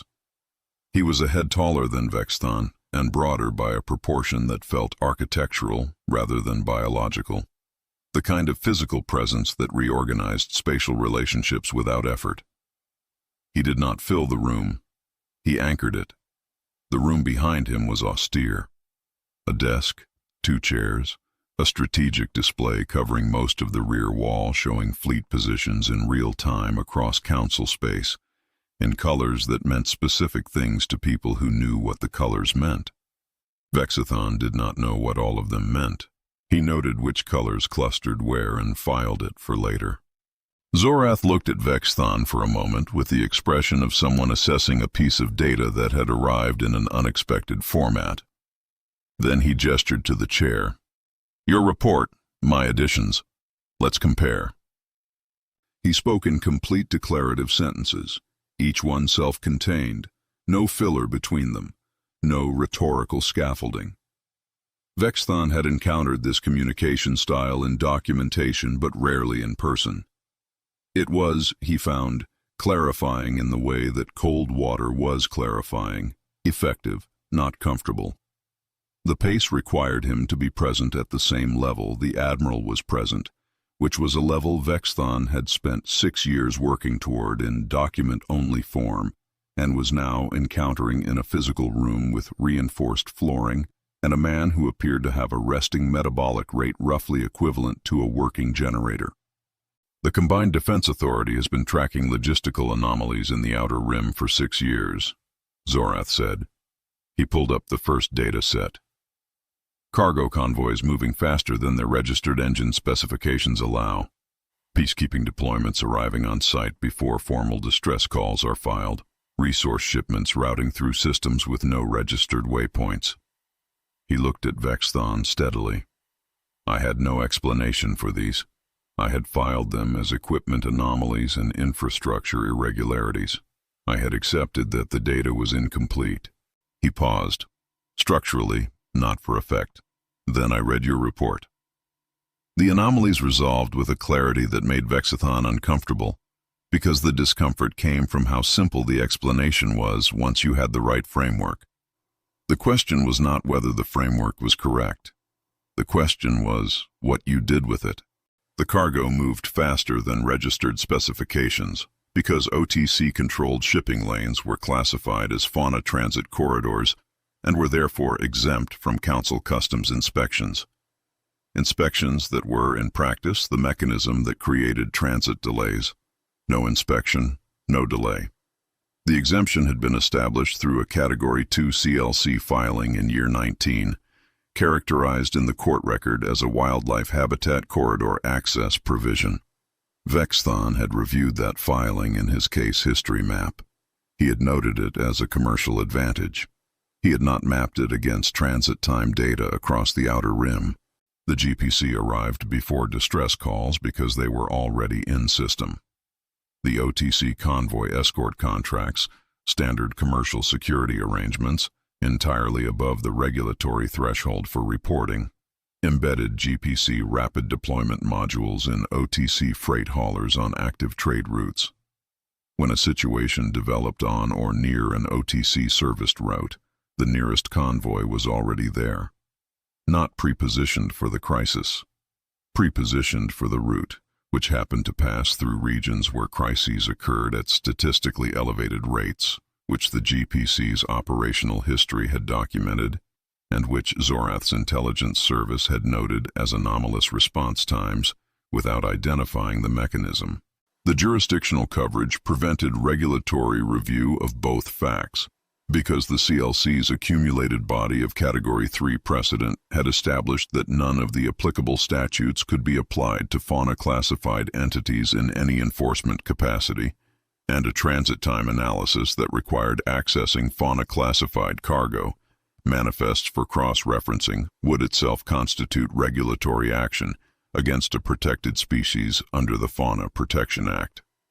3 capabilities. 1 explanation. 6 years of data that had looked like noise and was not noise. The map, Zorath said. He brought up 3 overlays in sequence.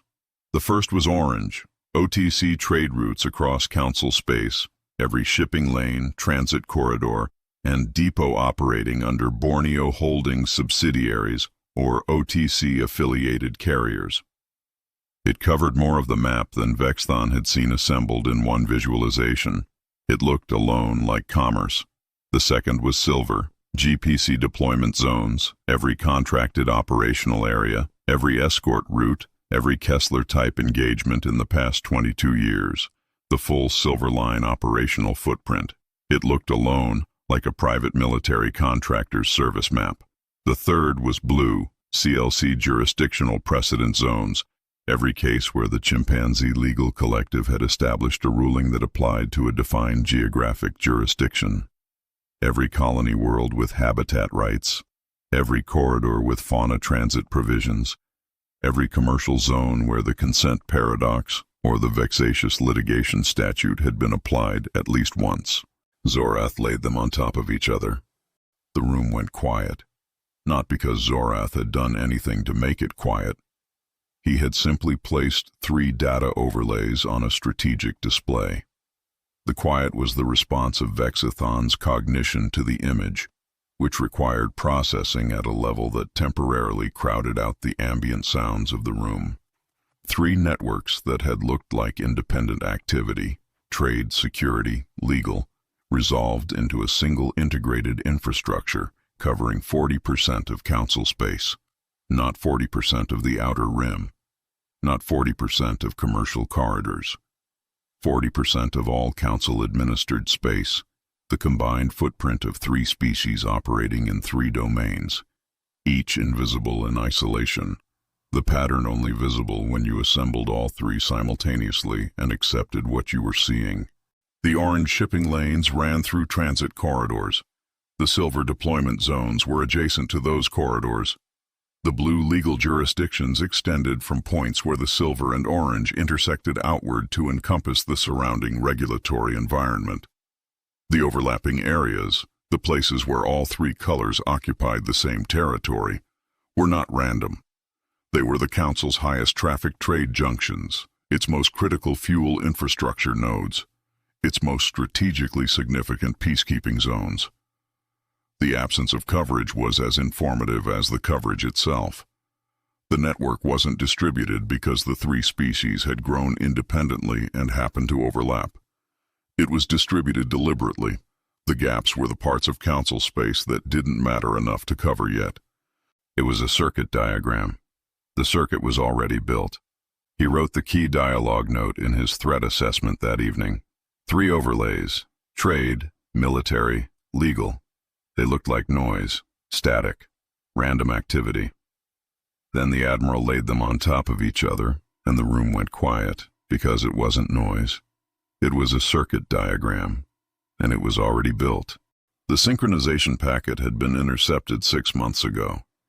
Zorath played the transmission log, a burst signal from a GPC corvette operating in the Velkari corridor to an OTC cargo hauler registered to a Borneo Holdings agricultural subsidiary. Duration, 3.4 seconds. Encrypted, same protocol Vexthon had flagged in the Inter-Service Coordination Protocols section of the Silverback Doctrine, the same protocol the Combined Defense Authority's Cryptanalysis Division had subsequently been unable to crack in 2 months of sustained effort. The encryption was not complex by contemporary standards, Zorath noted. It was simply unfamiliar. The specific key architecture had not appeared in any prior interception database. The CDA had requested the key from 6 intelligence partners.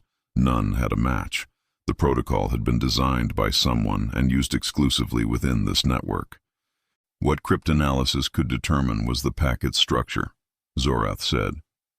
No data payload, no communication content. The transmission carries no information in the conventional sense. He brought up the structural schematic. It is a timing mechanism. It establishes a shared operational tempo between 2 entities executing a coordinated plan.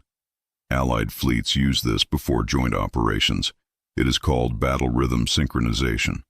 The transmission tells each party not what to do, but when. The individual decision-making remains with each party. The timing aligns. He paused. The GPC corvette was in the same system as a CLC legal team en route to a tribunal filing. The OTC hauler was carrying equipment to a facility that had just received resource extraction rights through a CLC court decision, with GPC escort contracted for the delivery. Vexthon checked the 3 timestamps against travel times and operational lead times. The coordination required to produce that alignment without a shared timing mechanism would have required direct communication between the 3 parties, and there was no record of any such communication in any monitored channel. The synchronization packet was the only transmission on record. 3 operations, 3 species, 1 packet, 1 window. Your report characterized the situation as potentially coordinated, Zorath said. I am upgrading that assessment. He looked at the map. They are not potentially coordinated. They are integrated. They are a single strategic entity operating as 3 independent organizations, and they have been for at least a decade, and possibly considerably longer. You voted to table the report, Vexthon said. He kept his voice neutral. He had been thinking about this since the previous evening, and he had several possible explanations. and he wanted to hear Zorath's before he evaluated any of them. Zorath looked at him with the expression of someone who had expected the question and had decided to answer it directly rather than deflect, which Vexthon found, in the context of the Council's general institutional culture, almost startling. If the full Council knew, Zorath said, half of them would panic and do something stupid. The other half would try to cut a deal. Either response tells the apes we know. Right now, the only advantage we have is that they think we're still asleep. I intend to keep it that way. There was no warmth in this. There was also no evasion. The logic was precise, structurally sound, and produced its conclusion with the same mechanism that the Silverback Doctrine produced its conclusions. Eliminate the less effective approaches. Identify what remains. Commit. Vexthon could not find a flaw in the reasoning.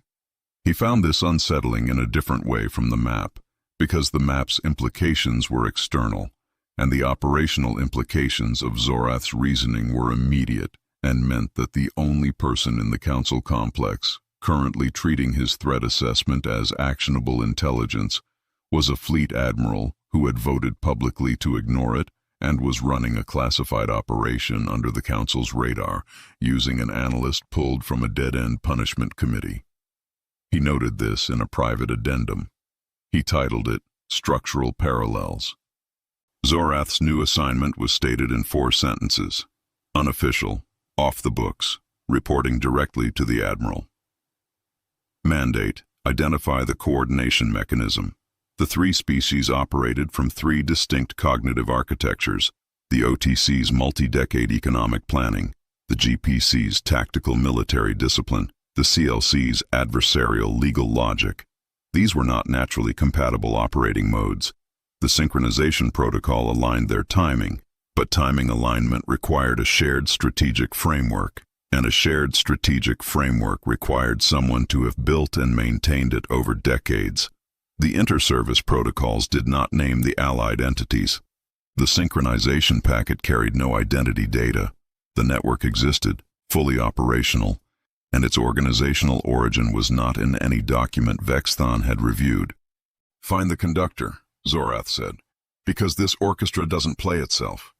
Vexthon took the encrypted data package Zorath gave him, the 6 years of anomaly data, the synchronization packet structural analysis, the CDA's incomplete cryptanalysis, and a clean copy of the 3-map overlay compressed into a file that would require his new clearance tier to open. He reviewed his threat assessment addendum on the walk back to the checkpoint. He had a suspect. He had had a suspect since 1400 the previous afternoon, since before Zorath had shown him the map, before the synchronization packet, before the word integrated had been spoken in a room with reinforced flooring by a man who chose his words the way structural engineers chose load-bearing materials. The suspect had been there since the session chamber, since a warm voice and a practiced pause and 4 words that could not be disproved and could not be dismissed. 47 replays, no resolution. He had filed it in the pending categorization folder and labeled it, the conductor. And then he had come here and heard Zorath use the same word, not aware of the entry in the folder, not aware of Vexthon's 47 replays. And the convergence of those 2 independent framings on the same concept was data in the technical sense. 2 separate analytical processes applied to the same subject, arriving at the same category. He pulled up the session recording, the chamber, the vote, the room moving on. Ambassador Jack Hartwell's face, broad-shouldered, warm, impenetrably comfortable, and the smile that had accompanied the 4 words that were either nothing or the most precise confession in the history of council diplomacy, and that Vexthon could not yet prove were the latter, and that remained unresolved in the folder, every single one of them. Chapter 10, the Tannhauser Arbitration.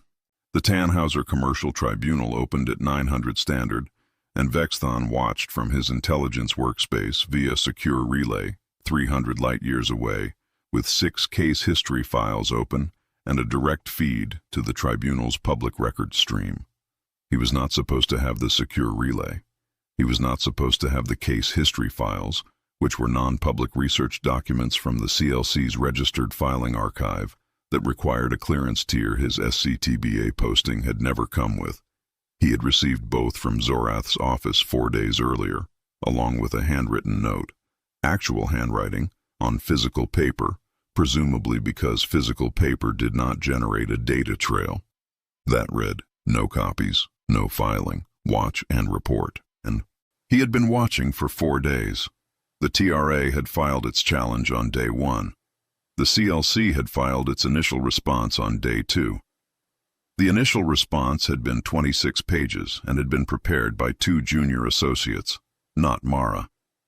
Vexthon had read it the same afternoon and had noted that it was competent, thorough, and not the argument that would end this case. The argument that would end this case was being held back.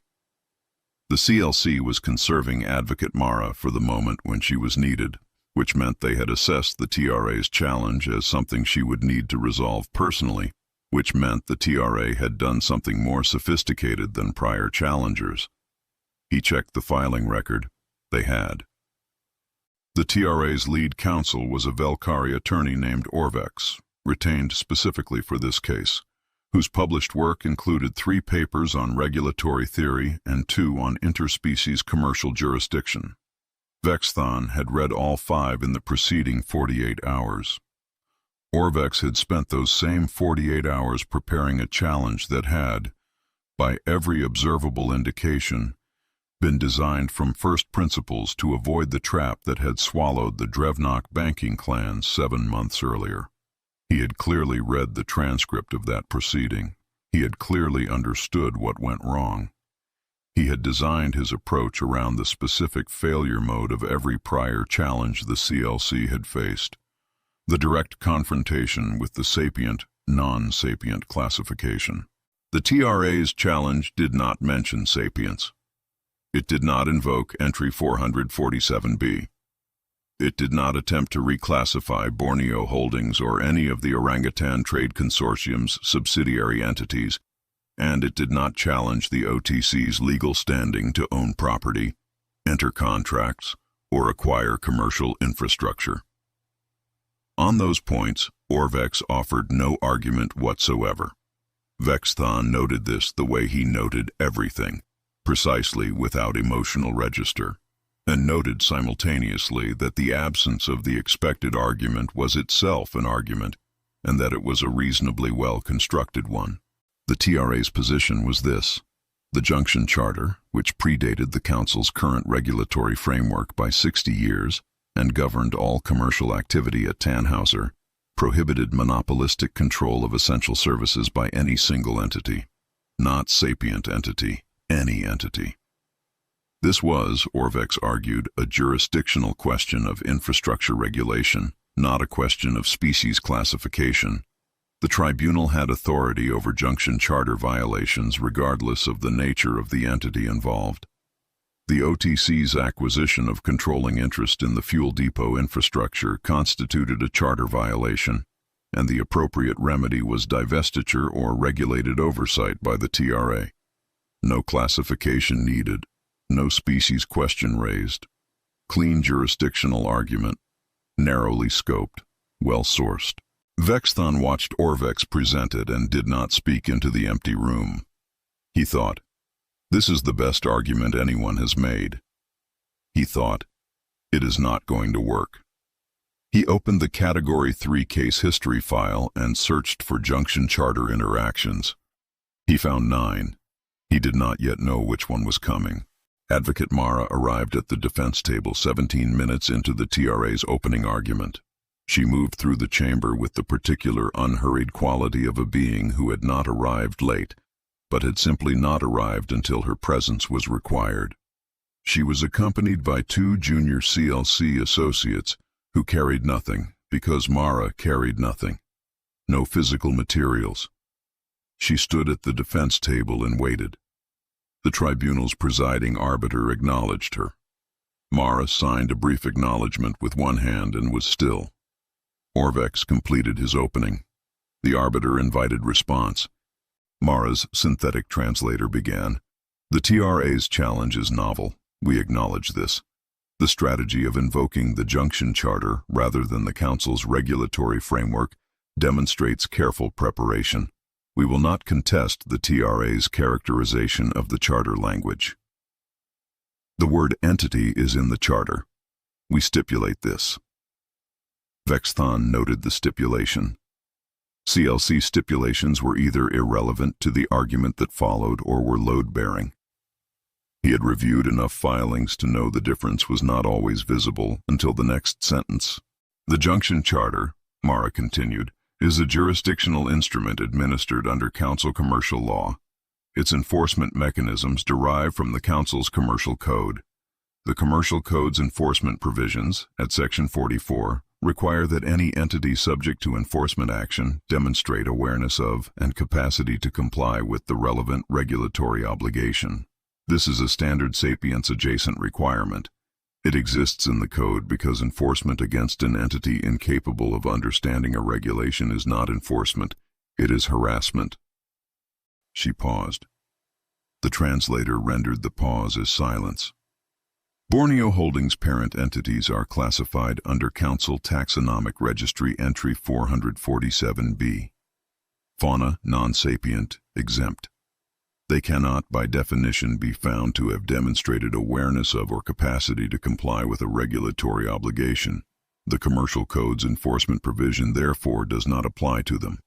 The Junction Charter's enforcement mechanism cannot be triggered against a non-sapient entity because the mechanism requires sapience-adjacent capacity as a precondition. Orvex was on his feet. The TRA anticipated this argument. The Charter predates the Commercial Code's sapience provision. We argue that the Charter predates the provision, Mara agreed. Her translator did not modulate for interruption. However, the Charter does not specify its own enforcement mechanism. It delegates to Council commercial law. The delegation was made at Charter ratification, which postdates the relevant provision. The sapience-adjacent requirement therefore governs. A pause. This is not a classification argument. We are not arguing that the OTC cannot be regulated because it is fauna.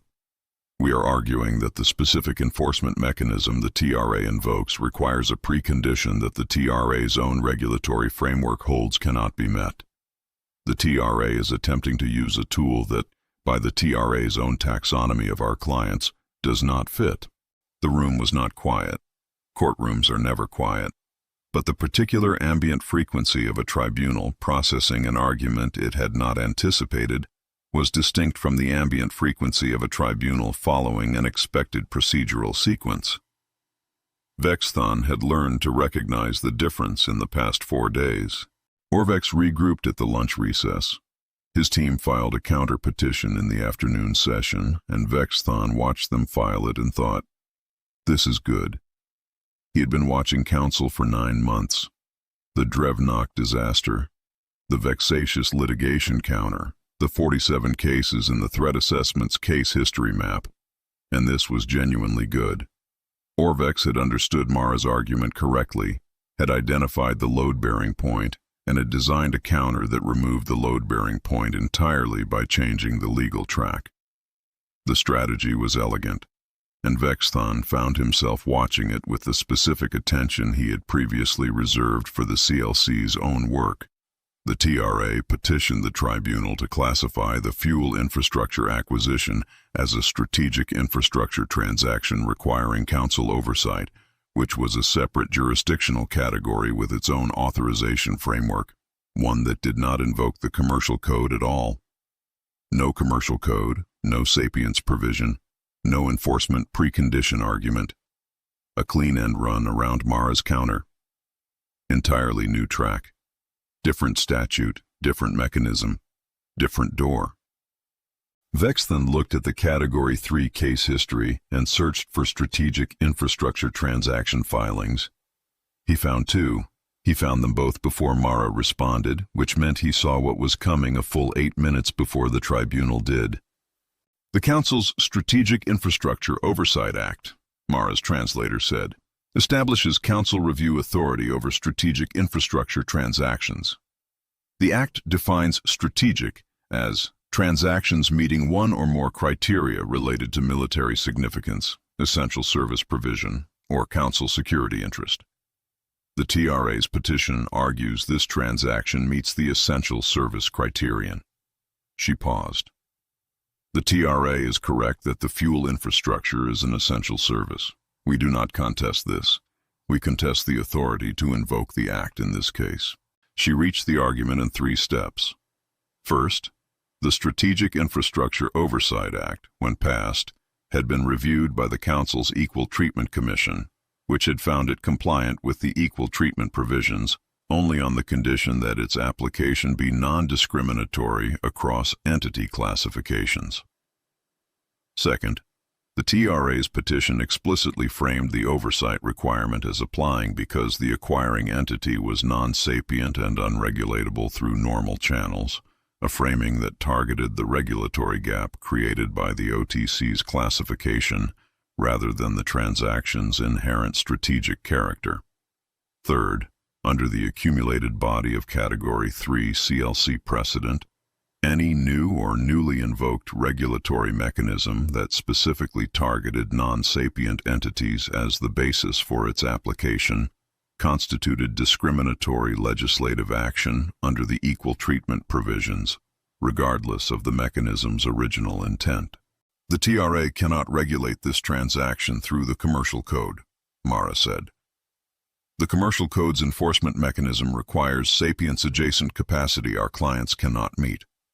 The TRA cannot invoke the Strategic Infrastructure Oversight Act to regulate this transaction because the Act's application as framed targets our client's classification rather than the transaction's character. The TRA cannot reclassify our clients to remove these barriers. She paused. Reclassification requires the consent of the subject entity. The subject entity cannot, by its own classification, provide consent. This is a closed procedural loop. It has a name in the CLC's internal documentation, the consent paradox. We did not name it, we identified it.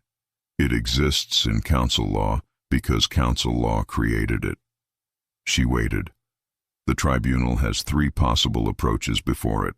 All 3 terminate at the same point. The arbiter took the session recess. The room produced the specific ambient frequency of a tribunal that had recognized a problem it could not solve. The ruling came 2 days later. The tribunal found for Borneo Holdings on all counts. The TRA's challenge was dismissed. The counterclaim filed by Borneo Holdings, that the TRA's challenge itself constituted an attempt to restrict the natural resource gathering behavior of a protected species under the Fauna Protection Act, was upheld. Treble damages were assessed against the TRA. The fuel infrastructure acquisition stood. Vexthon noted the ruling in his report for Zorath. He noted the OTC's stated fuel pricing, 2% below the prior market average, set at acquisition, guaranteed in the tribunal's settlement terms as a condition of the damages resolution. Not high enough to constitute price gouging. Not high enough to trigger the Commercial Code's monopoly provisions, even if those provisions had been applicable, which they were not. Low enough that any challenge to the pricing would look, from outside the case file, like a complaint about being charged less than before. Every vessel refueling at Tannhauser would pay the orangutans. Every vessel would have no legitimate grievance. Every vessel would continue to do so indefinitely. He recorded this and then pulled up the case citations from Mara's third argument. The ETP chain, the Category 3 precedent path, the specific cases she had used to establish that the Strategic Infrastructure Oversight Act could not be applied. He had been cross-referencing the case history throughout the hearing. He had been looking for gaps, for vulnerabilities, for any point in the 30-year construction where an alternative outcome was possible. He had been doing this because it was his function now. He found case 1117. It was the fourth citation in Mara's ETP argument. She had used it to establish that a regulatory mechanism, specifically framed around the target entity's classification status, constituted discriminatory action under the ETP. The precise distinction between a regulation that happened to affect non-sapient entities and a regulation invoked because the entity was non-sapient. That distinction had been the keystone of her third argument. Without it, the ETP chain failed. Without the ETP chain, the TRA's second strategy might have worked. The TRA's attorneys had not cited Case 1117 in their preparation materials. They had not found it because it was not in any standard legal database search for relevant precedent. It was a minor procedural ruling from a case the CLC had lost, and lost cases did not typically generate forward searchable precedent flags. He had the Case 1117 file open. He had been looking at it for 7 months, since Chapter 7 of his threat assessment had mapped the case as the CLC's deliberate loss. He read the specific ruling again. The precedent Mara had cited was the filing deadline extension under the Disability Accommodation Act, Section 7. The ruling that non-sapient entities could not reasonably be expected to comprehend temporal legal obligations, and that their filing deadlines could therefore be extended indefinitely. That was the procedural ruling the CLC had accepted a minor penalty on 12 years ago. It was also the ruling that had, as a secondary finding, established the exact definitional distinction between entity status-based regulation and character-based regulation that Mara had deployed today. The secondary finding had been unremarked in the original ruling. It had not been cited in any subsequent case in 12 years. It had sat in the record, dormant and invisible until today, when Mara had reached into a 12-year-old case file and retrieved the specific legal instrument that sealed the third wall. They didn't win the case. They won the case 12 years ago and waited for someone to give them a reason to use it. The courtroom wasn't a battlefield. It was an ambush site they prepared over a decade ago and camouflaged so perfectly that even the judge thought the terrain was natural. He wrote this in his report. He filed it under the same header he had been using for 9 months, pending categorization. He sat in his intelligence workspace with the relay feed closed and the case history files open and the ruling logged and the 2% below market pricing recorded. And he understood for the first time, not as analysis but as something that preceded analysis, something more visceral and less orderly, that the thing he had been mapping for 9 months was not a strategy that could be countered if the right approach were found. It was infrastructure. Every piece had been placed. Every seal had been set. The courtroom today had been the last piece. The toll booth was operational. Chapter 11, Operation Quiet Thunder. The distress signal from the Velkari corridor came in at 0300, and by 0400, the Council's Joint Crisis Committee had scheduled a preliminary response assessment for the following Thursday.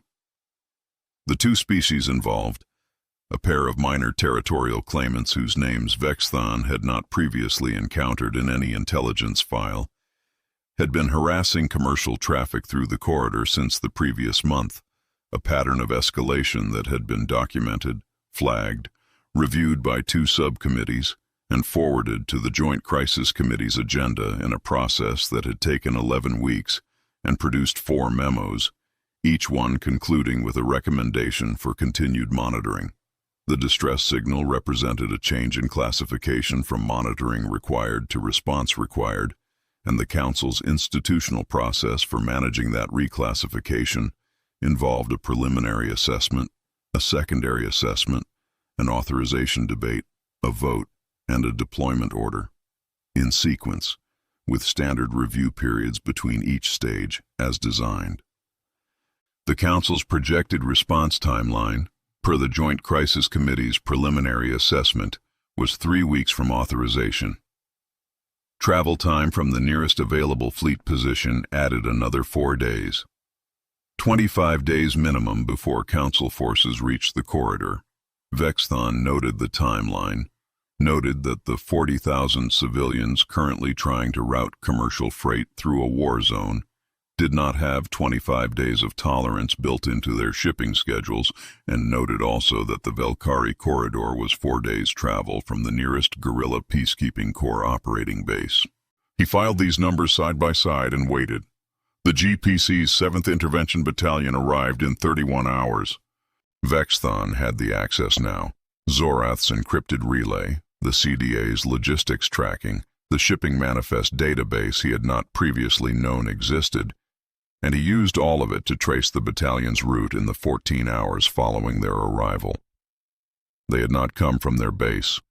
The travel time was physically impossible. He worked backward through the tracking records, cross-referencing the shipping lane data against the GPC's last confirmed position, and found what he was looking for in a Borneo Holdings agricultural freight manifest filed 6 weeks earlier.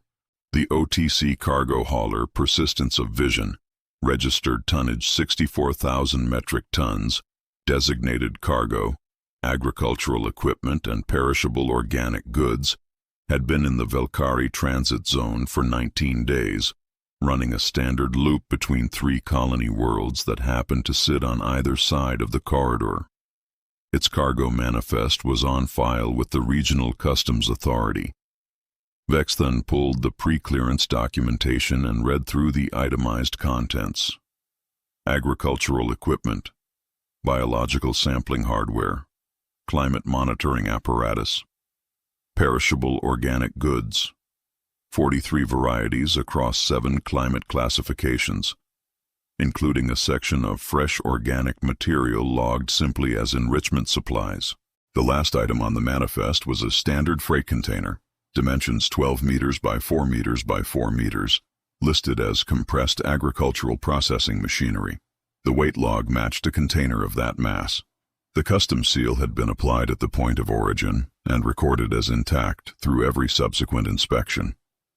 It was, by every administrative measure, exactly what the manifest said it was. It was not compressed agricultural processing machinery. He had the module specifications from Zorath's intelligence file, pulled from a CDA technical assessment that had been filed 9 months ago as an anomalous container detection flag and had not been connected to the GPC until Vexthon's threat assessment gave the CDA a framework to connect it to. The module was a standard OTC cargo container by external dimensions, matching the consortium's registered freight specification to within tolerance margins that would pass any automated customs check at any junction in council space. Internally, a rapid insertion corvette in compressed dock configuration folded to fit the container volume using a compression system that required the GPC's own engineering specifications to manufacture and service. Tactical gear and support equipment for 1 full intervention troop. 72 hours of self-sustaining operational supplies, atmosphere generation, nutritional stores, a medical kit rated for emergency field surgery, and communications hardware operating on the GPC's encrypted burst protocol. Deployment sequence from module separation to operational status had been timed in the CDA's technical assessment using inference from the Kessler station footage and the Valkyrie response data. 90 seconds from module separation to corvette launch. 15 minutes from module separation to full troop operational deployment. He sat with this for a moment. The container had cleared customs at 4 separate checkpoints over 19 days. It had been scanned at 2 of them. The agricultural processing machinery designation had been accepted at all 4. Either the scanning equipment was inadequate or the module was built to return exactly the signatures that agricultural processing machinery returned.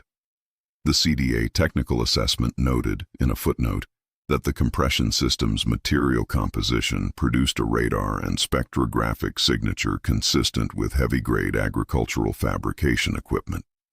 The footnote did not speculate as to whether this was deliberate. Vexthon considered the question and filed it under things that had ceased to require speculation. The Persistence of Vision had not been the only Borneo Holdings freighter on a continuous corridor loop in the 6 weeks prior to the distress signal. There had been 4. Each one had been carrying an identical container in the same manifest position. He checked the regional freight logs going back 18 months. The pattern was consistent. Never fewer than 3 OTC haulers in continuous rotation through any council space corridor that the CDA's own risk assessment protocols had designated high volatility. High volatility designation was non-public. The OTC did not have access to CDA assessments. They had apparently been conducting their own risk assessments and reaching the same conclusions by some other method, which Vexthon added to the growing list of things that suggested the OTC's information picture of council space was more complete than the council's information picture of the OTC. The council's Joint Crisis Committee was still in preliminary assessment.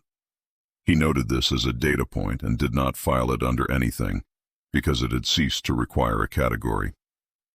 He compiled the tracking sequence, the manifest analysis, the module specifications, the freight rotation data, and the customs clearance records into a single report, and transmitted it to Zorath's secure relay.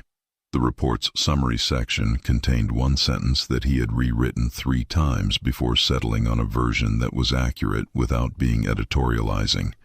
The GPC's response capability in any high volatility corridor is not a function of base proximity but of freight rotation schedule, and the freight rotation schedule is a function of the OTC's commercial operations, which are continuous, global, and not subject to council authorization requirements.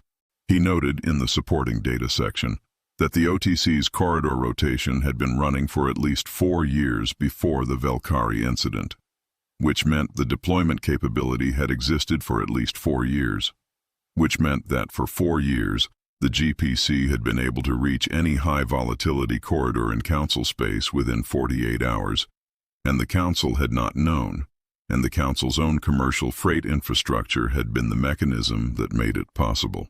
The orangutans had not needed to build a logistics network. They had leased space in one that already existed, converted that space into military prepositioning, and billed it as agricultural freight. He submitted the report and went to Zorath's office. Zorath was already at the strategic display when Vexthon arrived, which Vexthon had expected. He was watching the corridor data, real-time GPC positioning, the civilian transit flow recovering in the neutral zone's wake, the belligerent forces sitting at the separation line with the specific stillness of entities that had encountered Stage 1 of the Silverback Doctrine and were no longer escalating. His expression had the quality of a man examining something he had correctly predicted and found no satisfaction in being correct about. 4 days, Vexthon confirmed. Neutral zone established, belligerents separated, civilian traffic resuming under escort. Zorath did not look away from the display. Operational cost? 12% of equivalent council fleet deployment, billed to the corridor insurance underwriter as contracted emergency stabilization. Vexthon waited. No council expenditure, no council authorization required. Zorath was quiet in the way that meant he was computing something rather than thinking about something, a distinction Vexthon had learned to identify in the past 8 weeks. "We've been measuring their military capability by counting their soldiers," Zorath said. "That's like measuring an ocean by counting the waves. The soldiers are the surface. The logistics network underneath them is the ocean, and it stretches everywhere the orangutans' cargo ships go, which is everywhere." He pulled up the force projection analysis he had been running since the previous night. The model was stark. With OTC logistics as a deployment backbone, the GPC could reach battalion strength at any point in council space within 48 hours. The calculation assumed the same module density Vexthon had documented in the Valkyrie freight logs, 3 to 4 haulers in continuous rotation through every high volatility corridor, each carrying 1 deployment module. The GPC did not need to position forces. They needed to position containers on ships that were already moving. The logistics cost was absorbed into commercial freight operations. The deployment cost was billed to whoever needed the service. The Apes had built a rapid response military capability by hiding it inside the galaxy's commercial infrastructure, and the commercial infrastructure moved continuously, which meant the military capability moved continuously, which meant there was no configuration of council space in which the GPC was more than 2 days away from anywhere that mattered. The council's fastest emergency deployment, from authorization to arrival, was 3 weeks minimum. He moved to the CDA asset map without waiting for a response. He began entering repositioning orders, 17 of them, each individually below the council authorization threshold, together forming a pattern that Vexthon recognized with the same cognitive jolt as the 3-map overlay in this same room 8 weeks earlier. The fleet assets were not being repositioned toward crisis response. They were moving into a bracket around the primary OTC shipping corridors, the highest density GPC deployment zones, the nodes where the orange and silver networks intersected most critically. Zorath was building something around the network rather than responding to it. "You're not preparing a response," Vexthon said. "No," Zorath said. Vexthon did not press. He had learned that pressing Zorath for elaboration beyond what Zorath chose to offer produced no additional information and created a dynamic that was not useful to either of them. He noted the fleet positions. He noted that the 17 orders below authorization threshold, taken individually, would generate no flags in any council reporting system. He noted that taken together, they formed a containment cordon around the precise intersection of OTC logistics and GPC rapid deployment capability, the specific geographic and network nodes without which the integrated system lost cohesion. He filed this under escalation indicators, added a date, and went back to his workspace. He was in his intelligence workspace at 2200 when his datapad produced the alert. An encrypted data packet had arrived in his secure relay inbox. He saw the sender field first. Empty. Origin trace. Null. Routing metadata. Scrubbed back to the point where it had entered council relay infrastructure, which was itself an impressive technical accomplishment. Scrubbing routing metadata within council relay architecture required either access to the relay nodes or a method of injecting packets that bypassed them, and neither option was available to standard civilian users. The encryption key was not any key in his issued set. It was new, specific to this transmission, and when he attempted to open the packet, it decrypted automatically without requiring him to provide the key at all. He sat with the decrypted file for a moment before he opened the contents. The automatic decryption told him something independently of whatever the packet contained. The sender had embedded the decryption mechanism in the transmission itself, rather than communicating the key through a separate channel. This was not standard secure communication practice. Standard secure communication required the recipient to have the key before the encrypted material arrived, precisely to ensure that interception of either element alone was insufficient for access. A self-decrypting packet eliminated that barrier. Anyone who intercepted the transmission would also be able to open it. The sender had accepted that risk, which meant the sender's priority was not preventing interception. It was ensuring that he, specifically, could open the file with certainty, with no friction, with no possibility that a missing key would delay or prevent access. The sender knew him, not abstractly, specifically. They had a working model of his technical capabilities, his relay access, and his likely behavior upon receiving an anonymous encrypted transmission from a scrubbed source. They had used that model to design a delivery method optimized for his particular situation. He opened it. The packet contained a deployment calendar. 6 months of Gorilla Peacekeeping Corps operational scheduling. Every battalion, every assignment, every contracted deployment, every active response protocol for the next 180 days. It was complete in a way that went beyond what any external interception program should have been able to produce. The details suggested either a penetration of GPC internal planning systems or a source with direct access to GPC operational command. The CDA had spent 6 months attempting to penetrate GPC communications and had achieved partial packet capture at the transmission level and nothing deeper. Whoever had sent this was not operating at the transmission level. He began cross-referencing. Every deployment in the calendar aligned with an OTC shipping route. Every operational corridor corresponded to a CLC jurisdictional precedent zone. The synchronization was exact, not approximately concurrent, not plausibly coincident, but precisely aligned to the day. The 3-map overlay from Zorath's office, static and historical, had shown him the pattern in retrospect. This calendar showed him the pattern running forward in real time for 6 months. Someone had sent him the operating blueprint. Someone wanted him to see the full picture. He had been hunting the conductor for 3 months. Someone had just sent him the sheet music. He looked at the sender field for a long time, as though duration of examination might produce content where there was none. He looked at the routing metadata. He looked at the decryption mechanism.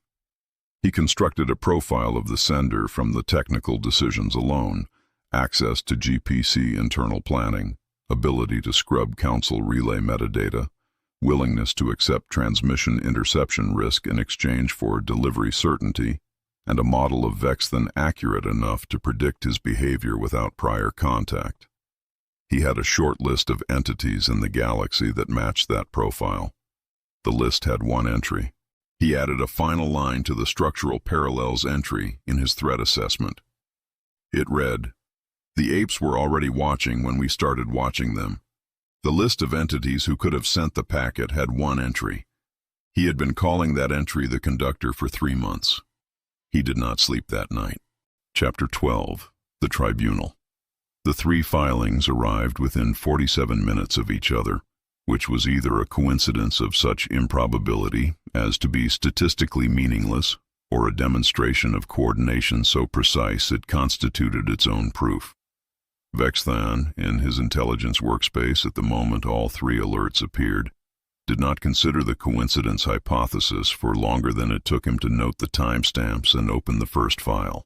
At 9:14, Borneo Holdings, acting through a Nexus-registered subsidiary whose incorporation documents were 17 months old and whose registered purpose was mineral resource assessment, filed for exclusive extraction rights on 3 resource worlds in the Nexus station system. The filing was submitted to the Tannhauser Commercial Tribunal's Regional Claims Office, properly notarized, properly denominated, and accompanied by a geological survey of each world. The surveys were dated 11 months earlier.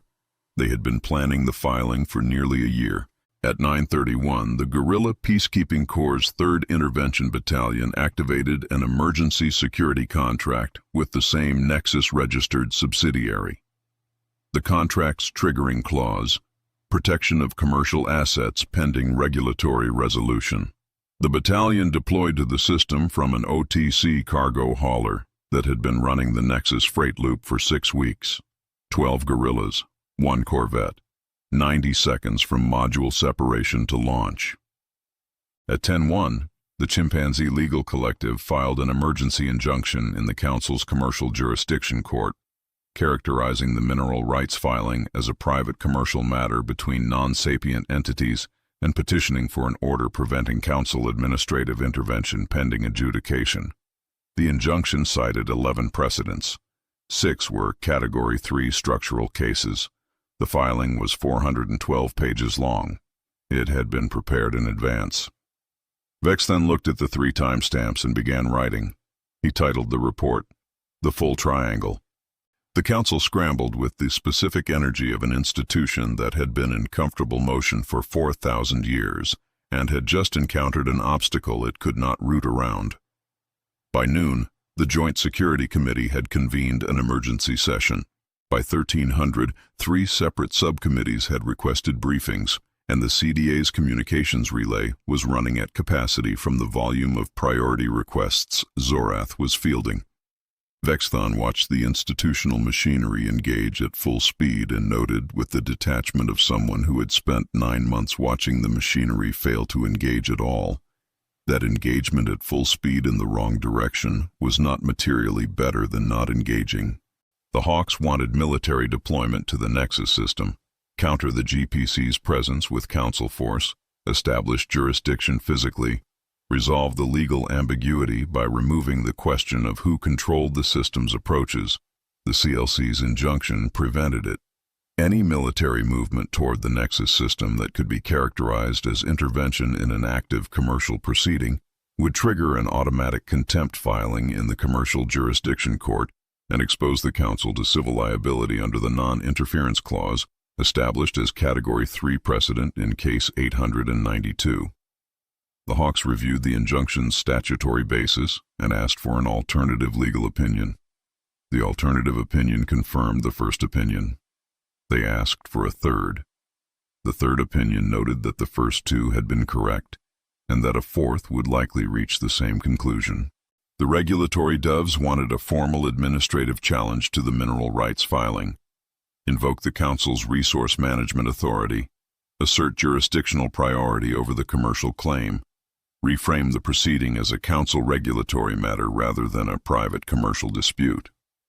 The OTC's legal standing under Entry 447B exempted the filing entity from Council commercial jurisdiction. The OTC was fauna. The fauna were not subject to Council administrative review. The doves reviewed the exemption and asked for a workaround. The workaround had been litigated in the Tannhauser arbitration 3 months earlier and had been closed by the equal treatment provisions. The doves who had not attended the Tannhauser proceedings received a briefing document. After reading it, 2 of them submitted proposals that were variations on approaches the briefing document had identified as already foreclosed. Vexthon added these to his documentation under a heading he had been maintaining for 3 months, titled Evidence of Thorough Preparation. Delegate Zorvath from the Drevnock banking clans demanded immediate taxonomic reclassification of all 3 species for the 4th time in 9 months. He had not revised his position to account for the consent paradox. He would not account for the consent paradox, Vexthon had concluded, because accounting for the consent paradox required accepting that the demand was not actionable, and Zorvath's institutional function appeared to be to make demands rather than to pursue outcomes. He demanded with the full force of someone who had been waiting for a moment when urgency would make the demand seem more reasonable. It did not seem more reasonable. Unilateral action, simply ignoring the legal framework and doing something, was deterred by the GPC's presence in the system. The battalion was not blocking Council access. It was providing commercial security services. Its presence was legal. Its presence was a doorway.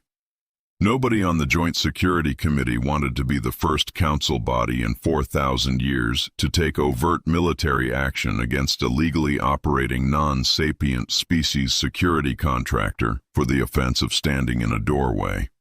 The Silverback Doctrine's threshold effect had reduced hostile engagement probability by 73% across 847 operations.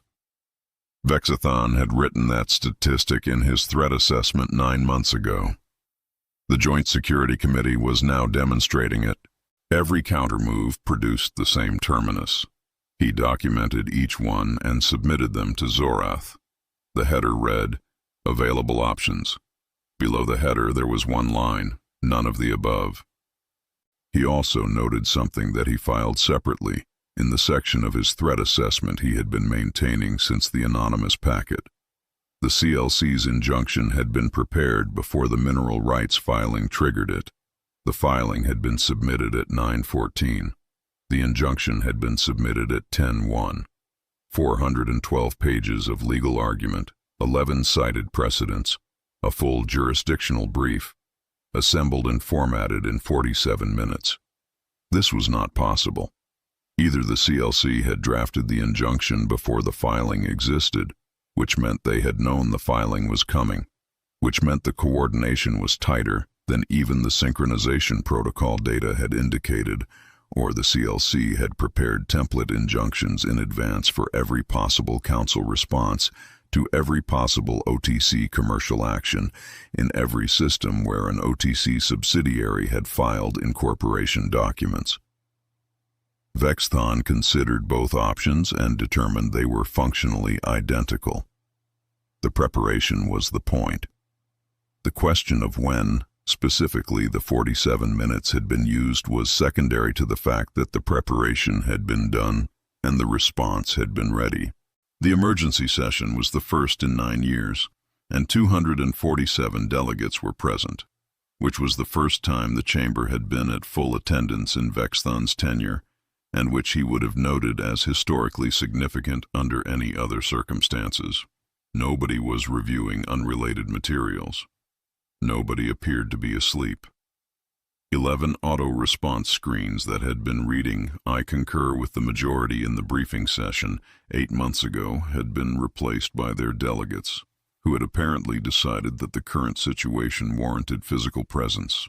Vexthon presented the 3-network overlay: the orange trade routes, the silver deployment zones, the blue jurisdictional precedent zones, placed on top of each other in the same sequence Zorath had shown him 8 months ago in a room with reinforced flooring, the combined infrastructure covering 40% of council space.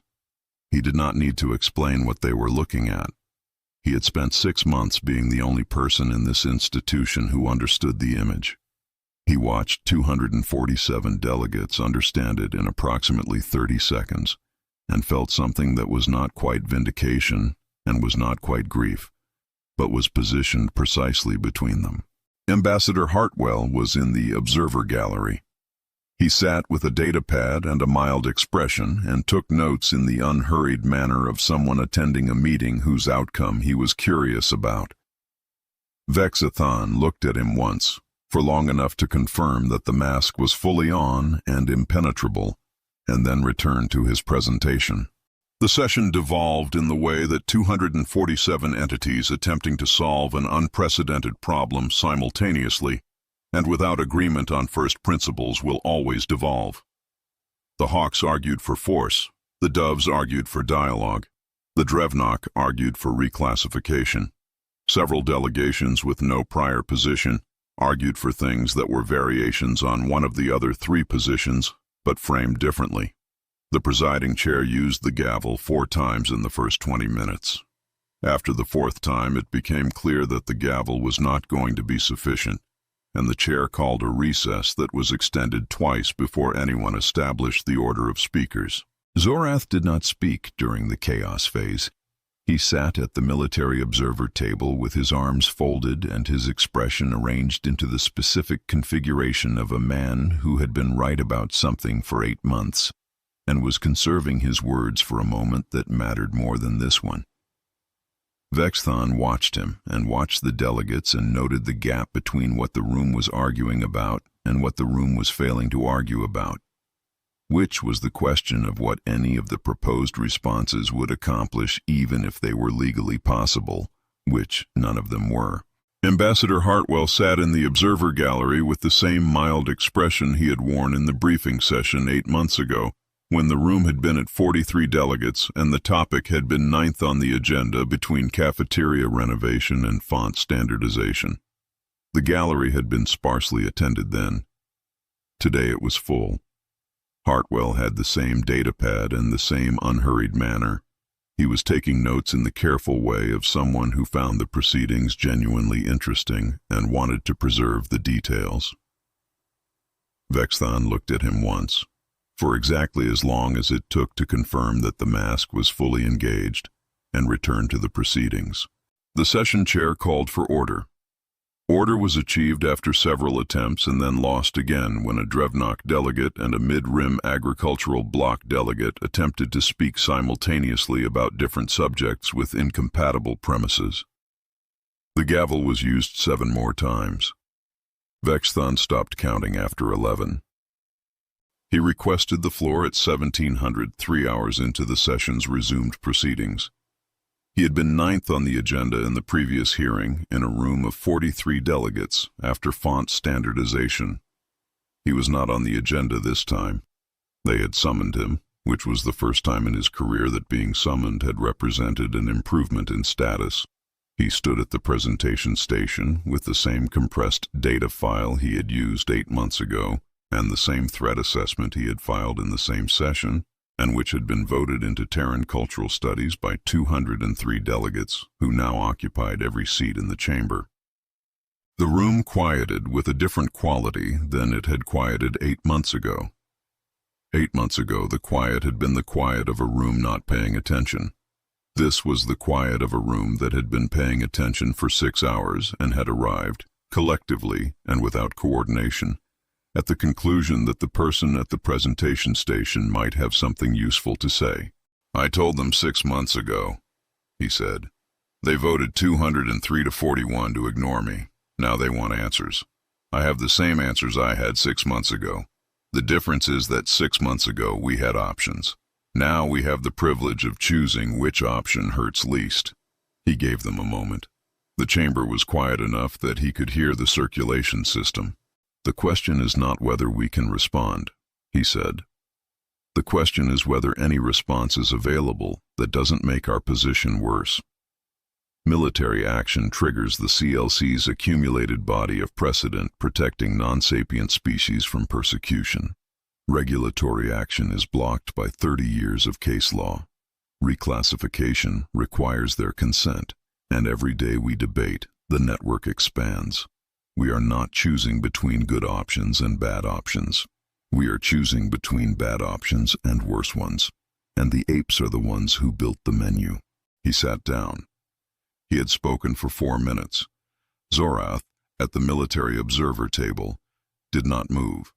Hartwell, in the gallery, had stopped taking notes.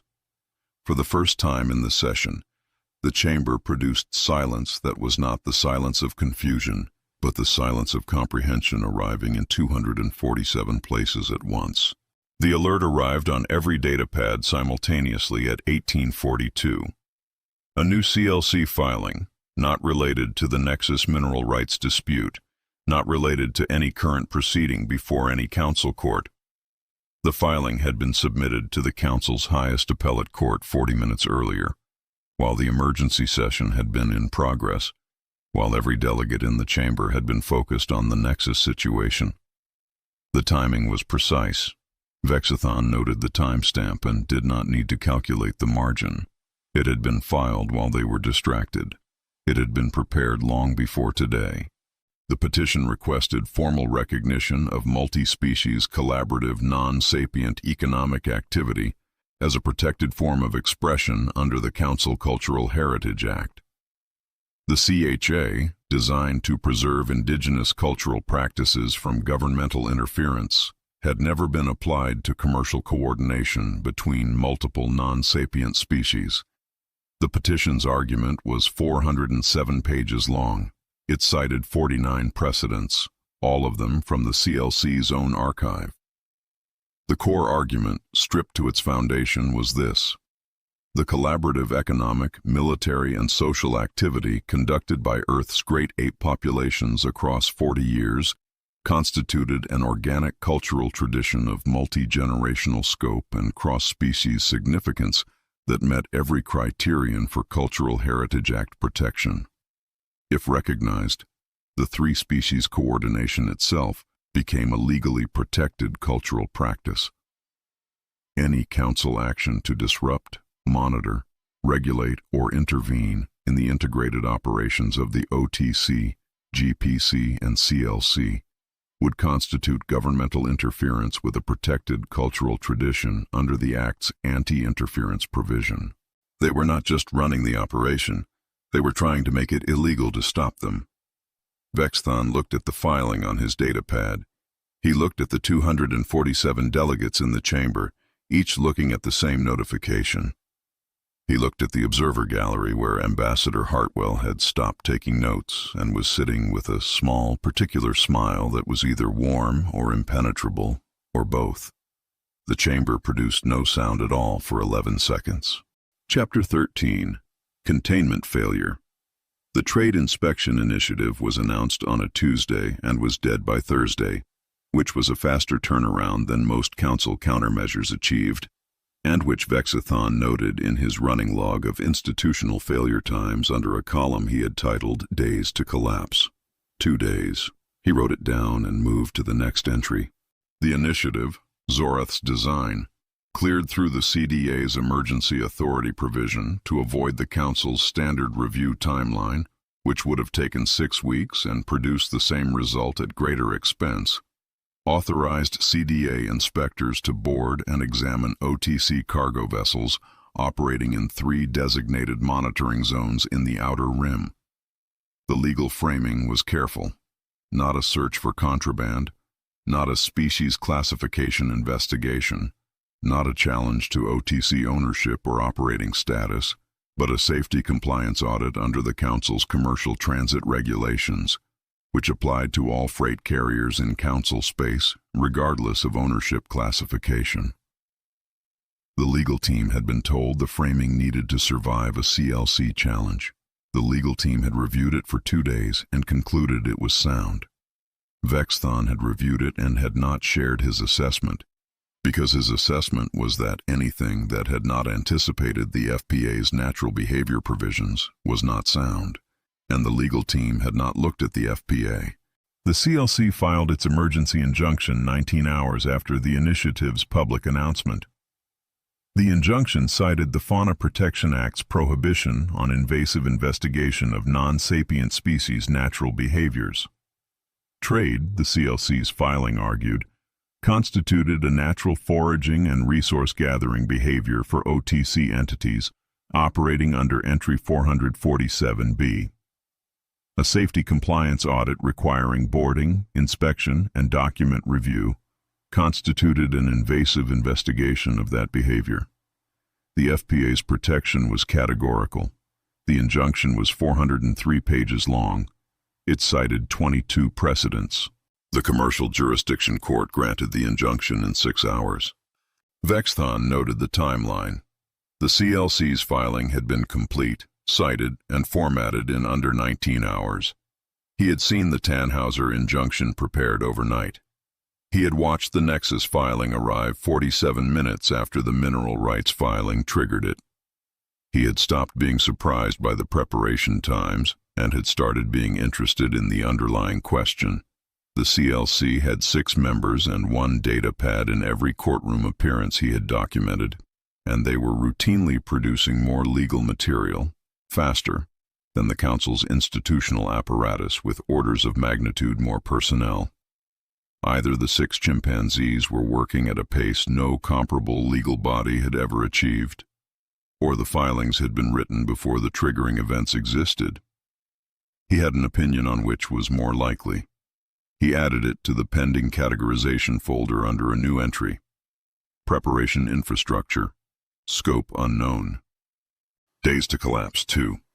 The emergency oversight legislation took 11 days to die, which made it the Council's most durable countermeasure of the post-Nexus period, and which Vexthon did not record as a success, because 11 days of survival followed by complete collapse with financial penalties was not a meaningful improvement over 2.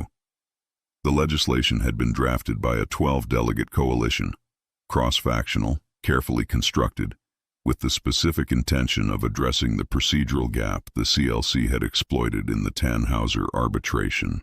The coalition's legal team had done something Vexthon found genuinely impressive. They had read every CLC filing from the past 3 years, mapped the ETP challenge mechanism precisely, and designed an oversight framework that did not invoke any statute the CLC had previously engaged. Rather than attempting to regulate OTC entities directly, the legislation created a new oversight category: multi-species non-sapient commercial activity of strategic economic significance, subject to Council review under a newly established framework with its own enabling statute, its own procedural rules, and its own enforcement mechanism, none of which existed in any prior Council code. New category, new mechanism, new door. The legal team had presented their analysis and concluded, with confidence, that the framework was challenge-resistant. Vexthon had read their analysis and had noted one thing they had missed. The ETP's anti-discrimination provision applied to newly created regulatory mechanisms as well as existing ones, and the Council's own anti-discrimination guidance documents, issued 8 years earlier, explicitly stated that new frameworks designed to address gaps that had been created by non-sapient entity activity could be challenged as targeting by implication. The coalition's legal team had not read the guidance documents. The CLC had.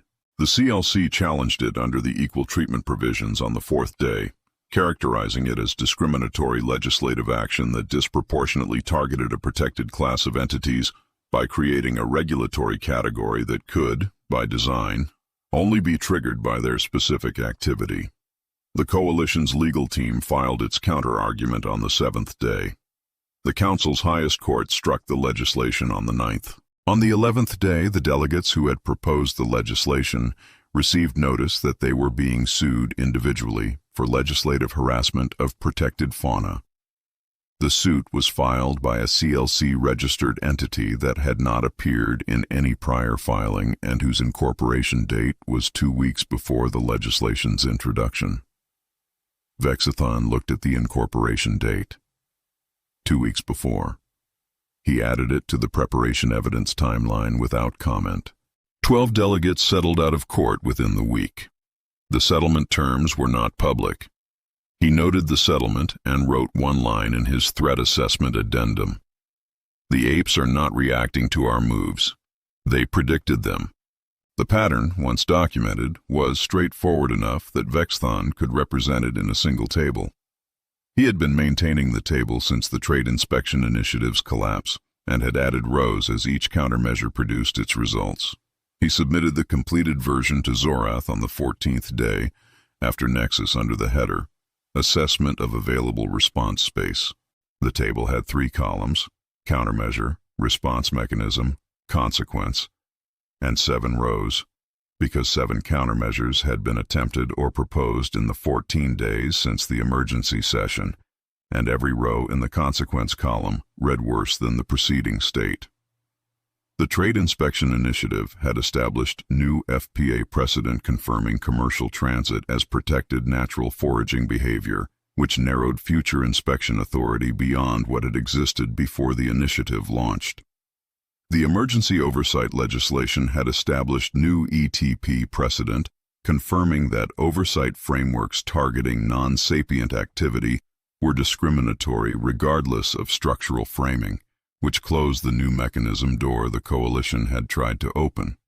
The harassment settlement had established that proposing legislation against non-sapient entities constituted a civilly actionable offense, which meant any future delegate who introduced comparable legislation carried personal financial risk. 3 other countermeasures had not advanced far enough to generate their own rows, because their sponsors had reviewed the first 3 rows and withdrawn. This was, Vexthon supposed, progress in the sense that the Council had learned to fail earlier in the process. He did not record it as progress. The 7th row was the Cultural Heritage Act petition, which was still pending adjudication and which, if granted, would make all 6 preceding rows irrelevant, because the legal protection it offered was categorical and permanent. The petition's hearing date was in 11 weeks. Vexthon noted the date and noted also that he could not identify any argument the Council's legal apparatus could make in that hearing that the CLC had not already inoculated against in one of the 49 precedents cited in the petition. He noted this without submitting it as an assessment, because assessments that contained no actionable recommendations were not something Zorath was currently finding useful, and because he was already submitting more documentation than Zorath was acknowledging. He submitted the table. He waited. Zorath called him in 2 hours later. Legal solutions have failed. Zorath was standing at the strategic display, his back to the door, watching the fleet asset map that he had been updating in 17-order increments since the Velkari deployment. Political solutions have failed. He turned. His expression had the quality of a man who had been narrowing a set of options for 14 days and had arrived at the last remaining one with the specific clarity of someone who had done the arithmetic correctly and found the answer unpleasant but definitive. What remains is military. Military requires intelligence. Vexthon had been expecting this conversation since the 9th day of the emergency oversight legislation proceedings, when the court's preliminary ruling had indicated the direction. He had prepared his objection with the same care he applied to threat assessments, which meant he had written it down, reviewed it twice, identified the 3 strongest counter-arguments, and prepared responses to those 2. He knew it was not going to change anything. He made it anyway. If the CLC discovers a CDA surveillance operation targeting GPC assets, he said, they will file. The civil rights exposure is substantial. The case would be the largest civil rights prosecution in galactic history. Every protection the CLC has built for 40 years becomes available as a damages mechanism. FPA, equal treatment provisions, non-interference clause, and the Cultural Heritage Act petition, which would be amended to include a covert surveillance violation claim. The settlement figure would require council approval and would be publicly recorded. The precedent it established would make any future intelligence gathering against non-sapient entities legally catastrophic. He paused. If they don't discover it, Zorath gets intelligence. The question is whether the intelligence value exceeds the exposure risk. I don't believe it does. They won't discover it, Zorath said. Vexthon looked at him. He thought about the anonymous data packet. He thought about the 11-month geological surveys. He thought about a litigation entity incorporated 2 weeks before the legislation it was preparing to sue over. He thought about 19 hours and 403 pages. He did not say any of this, because saying it would require explaining why he believed it, which would require disclosing the conclusions in his private threat assessment file, which was not a document Zorath had authorized. I've noted my objection, Vexthon said. Noted, Zorath said. Authorization is granted compartmentalized. Direct report to this office only. No council record. He turned back to the display. The conversation was over. Vexthon noted the authorization in his private file. He noted that it had no council record, which meant it did not exist in the institutional sense and could not be reviewed, challenged, or rescinded by anyone without council-level authority. He noted that Zorath had been making decisions without council record since the Velkari deployment, 17 fleet repositioning orders, none individually requiring authorization, together forming a containment cordon he had not disclosed. The authorization was another step in that sequence. He filed it and went back to his workspace. Every solution creates 2 problems. We restricted their trade, they sued us. We legislated against them, they struck it down and billed us for the trouble. Now the Admiral wants to spy on them, and I can already see the CLC filing that will bury us if they catch a single surveillance drone. We're not fighting the Apes. We're fighting our own legal system, and the Apes are just watching us lose. He had written this in his threat assessment on the 11th day of the emergency oversight legislation, also the day the delegates received their harassment suit notifications. He had not submitted it to Zorath. He kept it in the private section, in the folder for observations, accurate and useful only if the Council's goal was to understand what was happening rather than to do something about it.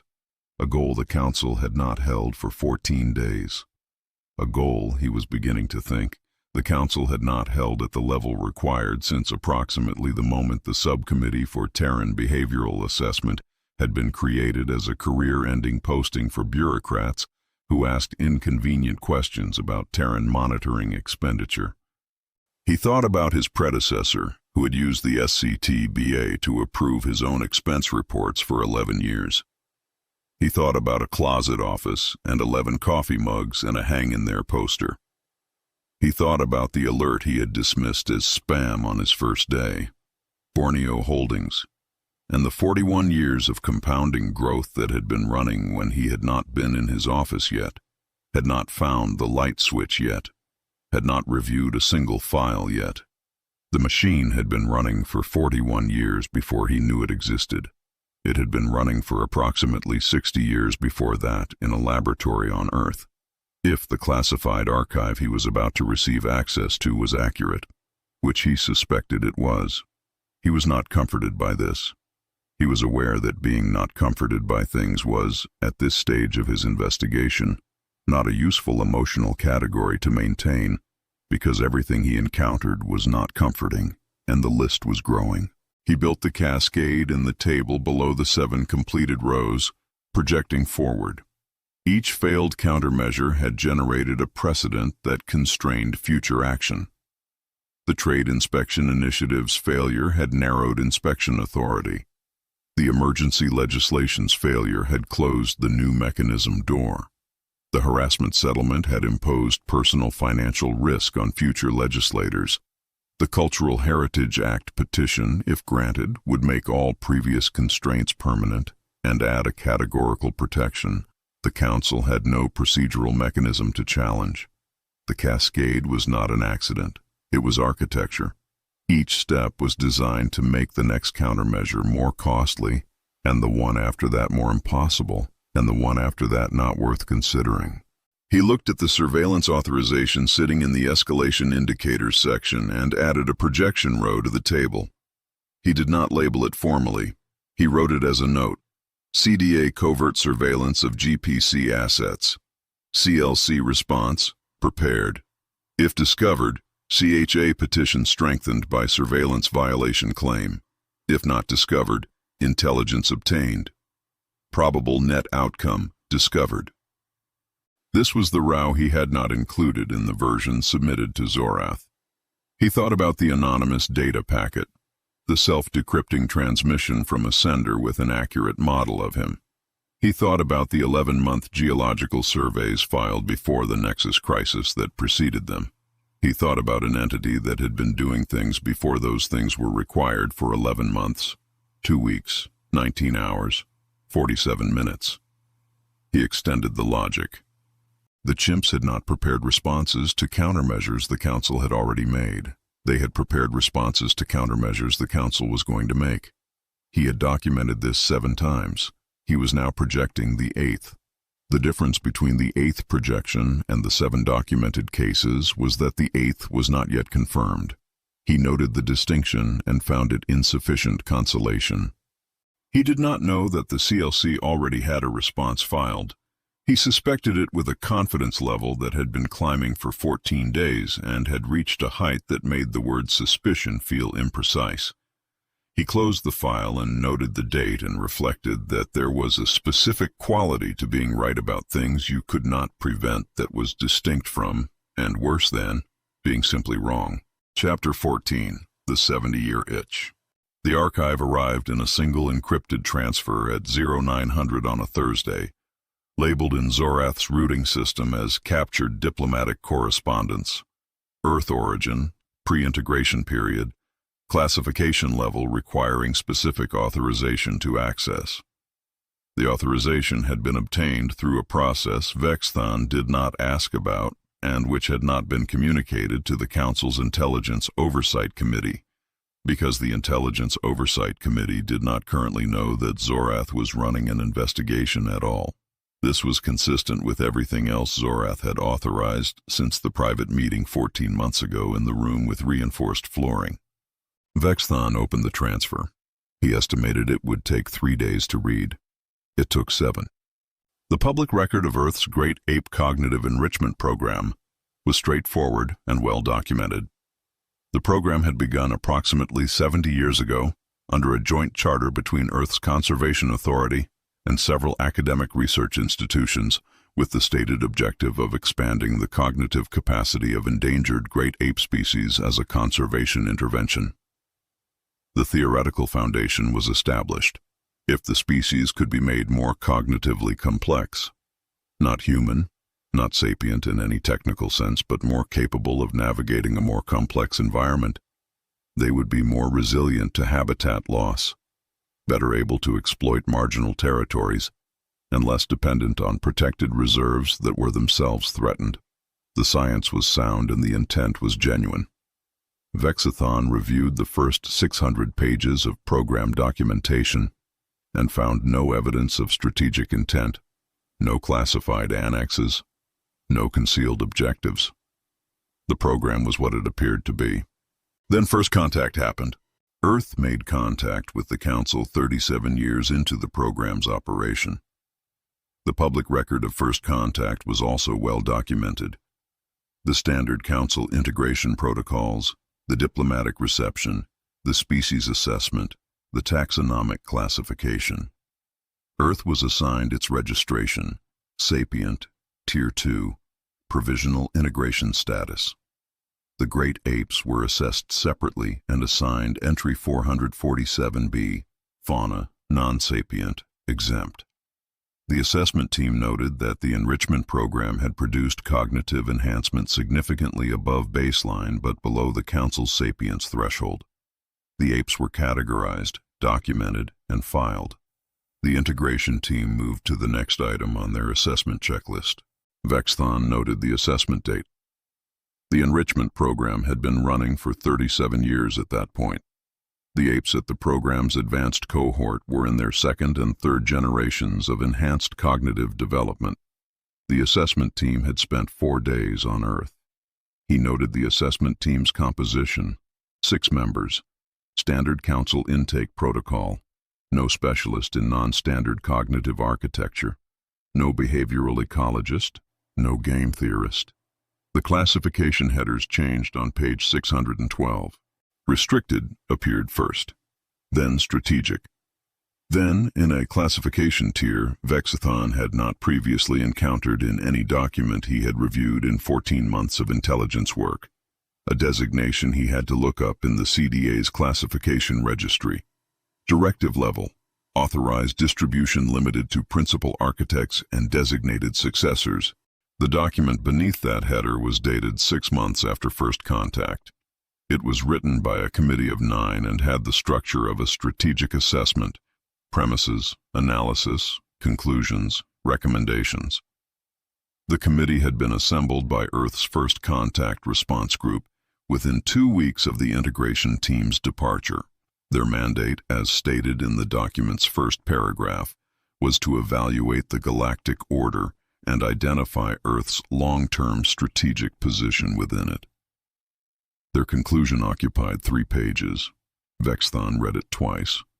The Council's political and economic framework had been established by its founding species 4,000 years ago and had been maintained, with modifications, ever since. The modifications had consistently favored established members over newcomers. Trade regulations preserved incumbent advantages. Import duties structured to protect mature domestic industries. Licensing requirements calibrated to specifications that established manufacturers already met. Transit fee structures that made independent shipping routes financially non-viable against established OTC-adjacent carriers. Military doctrine standardized around founders' hardware specifications, which meant that newcomer species fielding non-standard equipment were perpetually at an interoperability disadvantage. Legal frameworks embedded founders' philosophical assumptions at the foundational level, including specifically the binary sapient-non-sapient classification that the founding species had designed around their own cognitive monoculture, and which had never been intended to accommodate a civilization that contained multiple species at different points on the intelligence spectrum. A new member species entering the Council at Earth's tier would spend the first several centuries in the assimilation zone, adopting Council standards, learning Council protocols, building relationships with established members, accumulating the kind of institutional credibility that produced influence over procedural outcomes. Then, over the following centuries, that influence might be leveraged toward systemic change, if the established members permitted it, if the coalition arithmetic supported it, if the moment was judged correctly, if patience and competence and the specific kind of diplomatic skill that took generations to develop aligned with an institutional opening. The committee had run the models, the projected timeline for a Tier 2 newcomer species to achieve meaningful influence over Council structural policy, the kind that could address the binary taxonomy problem, was approximately 800 years. Possibly longer. The model's uncertainty range expanded in the direction of longer, not shorter. The committee noted in a subsection that Vexthon found the most important part of the document, that no newcomer species in the Council's history had successfully reformed the structural framework from within. Not one. In 4,000 years of operation. The framework was designed to be reformable in principle and stable in practice. It absorbed reformers by giving them seats on committees. It assimilated advocates by making them stakeholders in the existing system. It outlasted generations of patient, competent diplomats who had spent careers building relationships and filing motions and waiting for the right moment, and discovering at the end of their careers that the right moment did not arrive on any schedule a species with a standard lifespan could plan around. 800 years. The committee had written this number with the specific weight of people who had calculated it carefully and were not going to pretend it was anything other than what it was. Beneath the conclusion, in a section titled Alternative Approaches, someone had written 4 words in what the document's metadata recorded as a handwritten annotation, added 3 days after the committee's assessment was finalized. What about the apes? The program restructuring documents occupied the next 2,000 pages of the archive. Vexthon read them in sequence over 4 days, stopping when he encountered passages that required cross-referencing with the ape species profiles in his threat assessment, which was frequently because the restructuring documents described, from the design side, exactly what he had spent 14 months analyzing from the observation side. The cognitive enrichment program had produced, across 37 years of operation, 3 enhanced ape cohorts with distinct cognitive profiles that reflected each species' natural architecture at greater complexity and capacity. The orangutan's spatial memory and long horizon planning, which in the wild supported navigation across large territories and multi-year food resource mapping, had been extended and refined until the advanced cohort demonstrated economic planning intuition operating across decade-length timeframes with commodity substitution modeling that exceeded anything the program's researchers had observed in any prior study. They had not been taught economics. They had been given problems with the same structure as their natural planning challenges, at greater scale and abstraction, and they had solved them the way orangutans solved problems, patiently, comprehensively, and without requiring the answer by a particular date. The gorilla's social hierarchy and protective instinct, which in the wild produced stable group structures with clear authority relationships and collective defense of territory and group members, had been extended through exposure to increasingly complex tactical scenarios until the advanced cohort demonstrated command and control intuition that the program's military consultants, brought in after first contact, described as more naturally suited to multi-domain force coordination than the doctrine frameworks of any species currently in the Council's military registry. They had not been taught military science. They had been given coordination problems with the same structure as their natural dominance challenges at greater scale and abstraction, and they had solved them the way gorillas solved problems, through presence, hierarchy, and the absolute certainty that commitment required following through.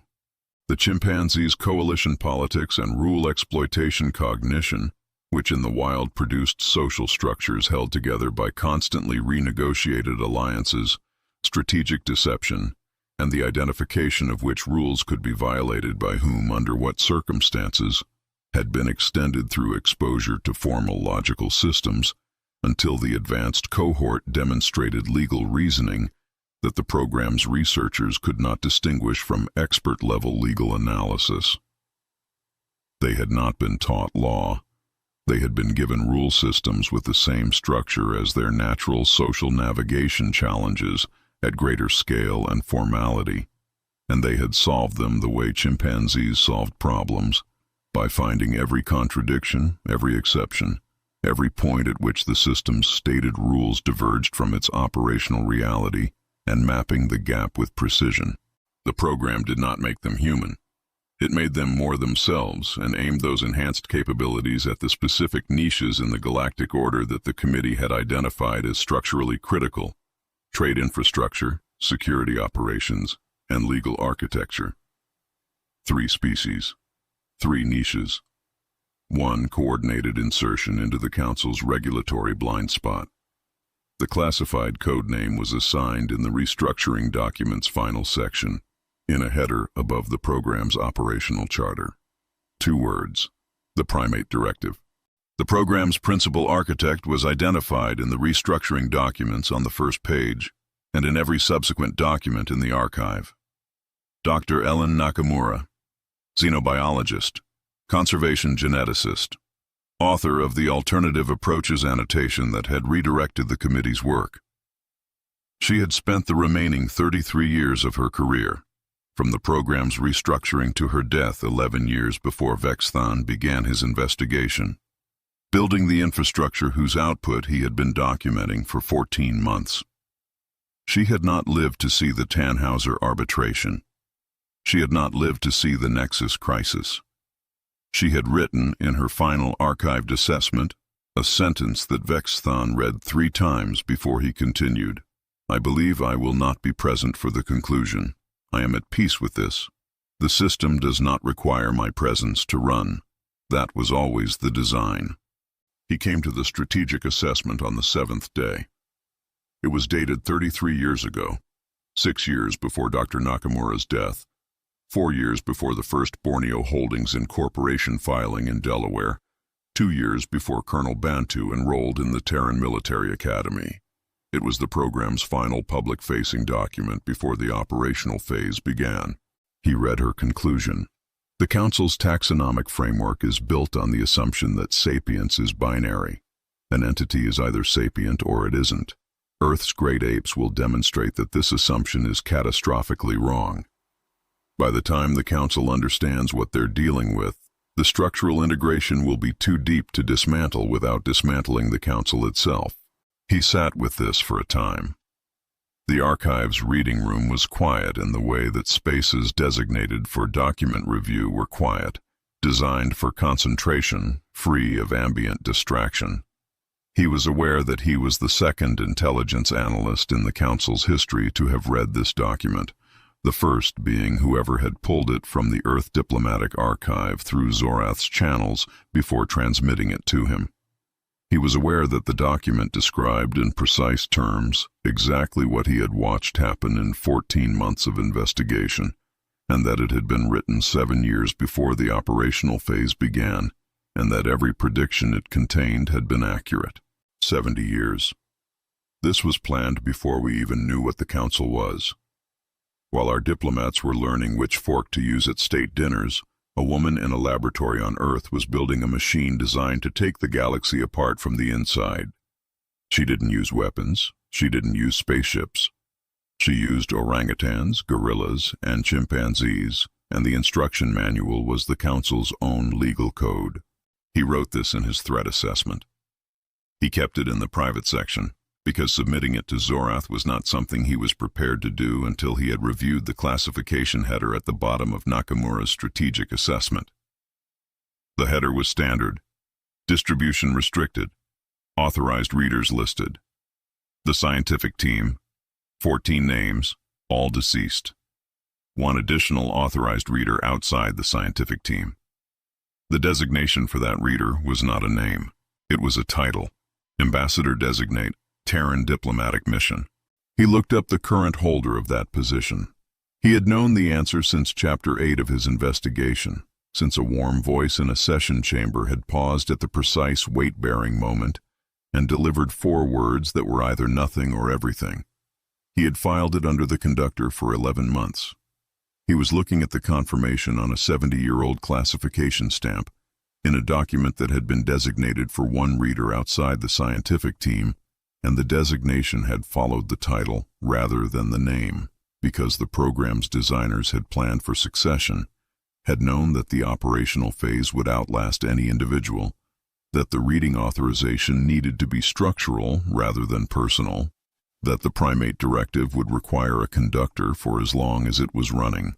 Ambassador Jack Hartwell. Vexthon closed the archive file. He sat in the quiet room for 11 minutes. Then he composed a brief, accurate summary of his findings and transmitted it to Zorath's secure relay, labeled simply, The Archive. He did not include his private threat assessment annotation. He did not include the note about the classification header.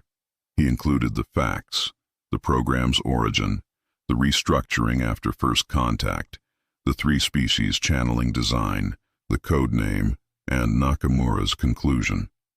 He included everything except what he intended to do with it, which he had not yet decided. He had the conductor's name. He had the blueprint. He had 70 years of documented intent. He had, somewhere in the growing and unresolved complexity of this investigation, a question that had been accumulating since the first session chamber, and the 11 coffee mugs, and the hang-in-there poster, and that had been sharpening steadily ever since. Whether the correct response to the discovery of the Primate Directive was to stop it. He did not transmit this question. He noted it in the private file under a new header. He called it, "The one I haven't answered yet." Chapter 15, The Vote. Vexthon spent the morning of the session counting votes he didn't have access to, which was an exercise in inference rather than arithmetic. He knew Zorath's coalition had been assembled over 6 weeks through a process that involved 12 bilateral meetings, 4 factional negotiation sessions, and at least one arrangement with the mid-rim agricultural bloc that had not been disclosed to the full committee and whose specific terms he had inferred from a shift in that bloc's public position on an unrelated trade framework 3 weeks prior. He knew the resolution required a 2/3 majority, which meant 165 of 247 delegates. He knew Zorath had represented to him, in their most recent briefing, that the count was sound. He was modeling the probability that the count remained sound. The CLC would have been running its own count for 6 weeks. The CLC, in 14 months of documented operation, had not run a count without also identifying the pivot points in the arithmetic and preparing responses to each one. Zorath's coalition was a structure. Structures had load-bearing components. The CLC specialized in identifying load-bearing components and applying precisely calibrated force to the correct one at the correct moment. The question was not whether they had identified Zorath's. The question was what they intended to do with it. He had reviewed every parliamentary mechanism in the Council's procedural code applicable at the vote stage. He had identified 7. He had modeled each one. He had concluded at 4 a.m. that the most likely mechanism was the one he understood least, and that the CLC had therefore spent significantly more time on it than he had, which was consistent with their general approach to everything. He went to the session. Zorath had the political floor the way military officers had tactical ground, through preparation, presence, and the specific kind of certainty that made uncertainty seem like someone else's problem. His resolution's language had been carefully constructed over 3 drafts, authorizing the Council Defense Authority to temporarily restrict the operational freedom of non-state military entities in Council space, pending a comprehensive review of their integration with commercial and legal infrastructure. The GPC was not named. The targeting was structural rather than nominal.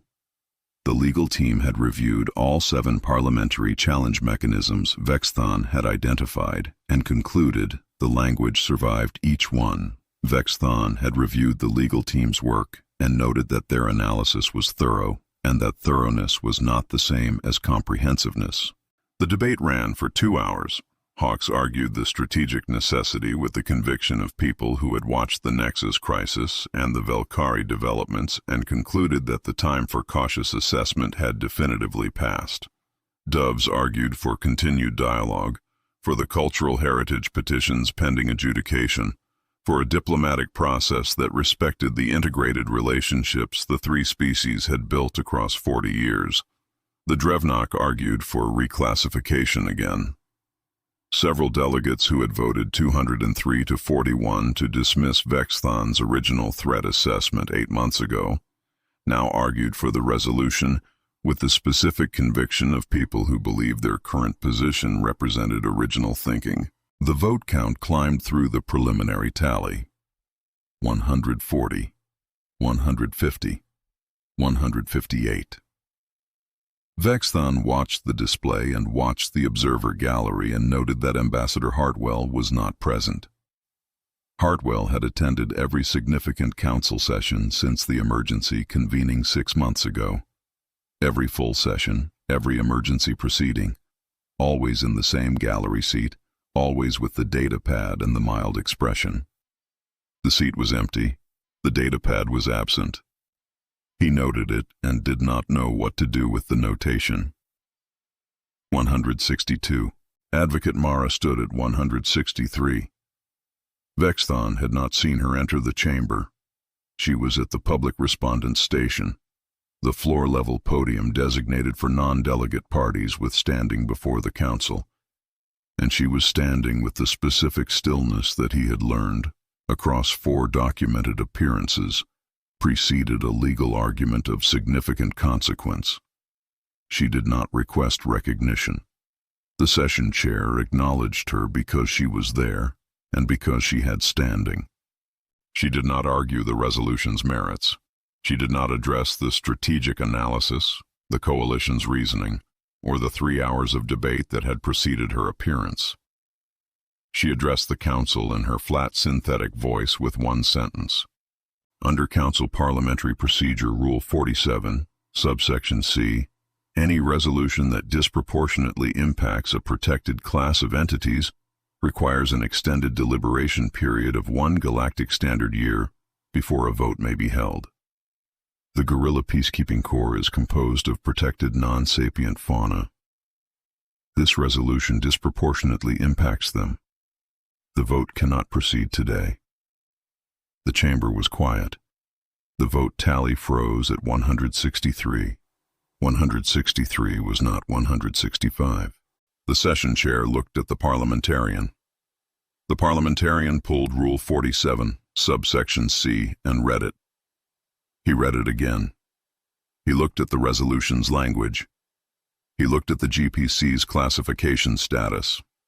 He set the document down with the deliberateness of someone who had just completed a calculation they had hoped would come out differently.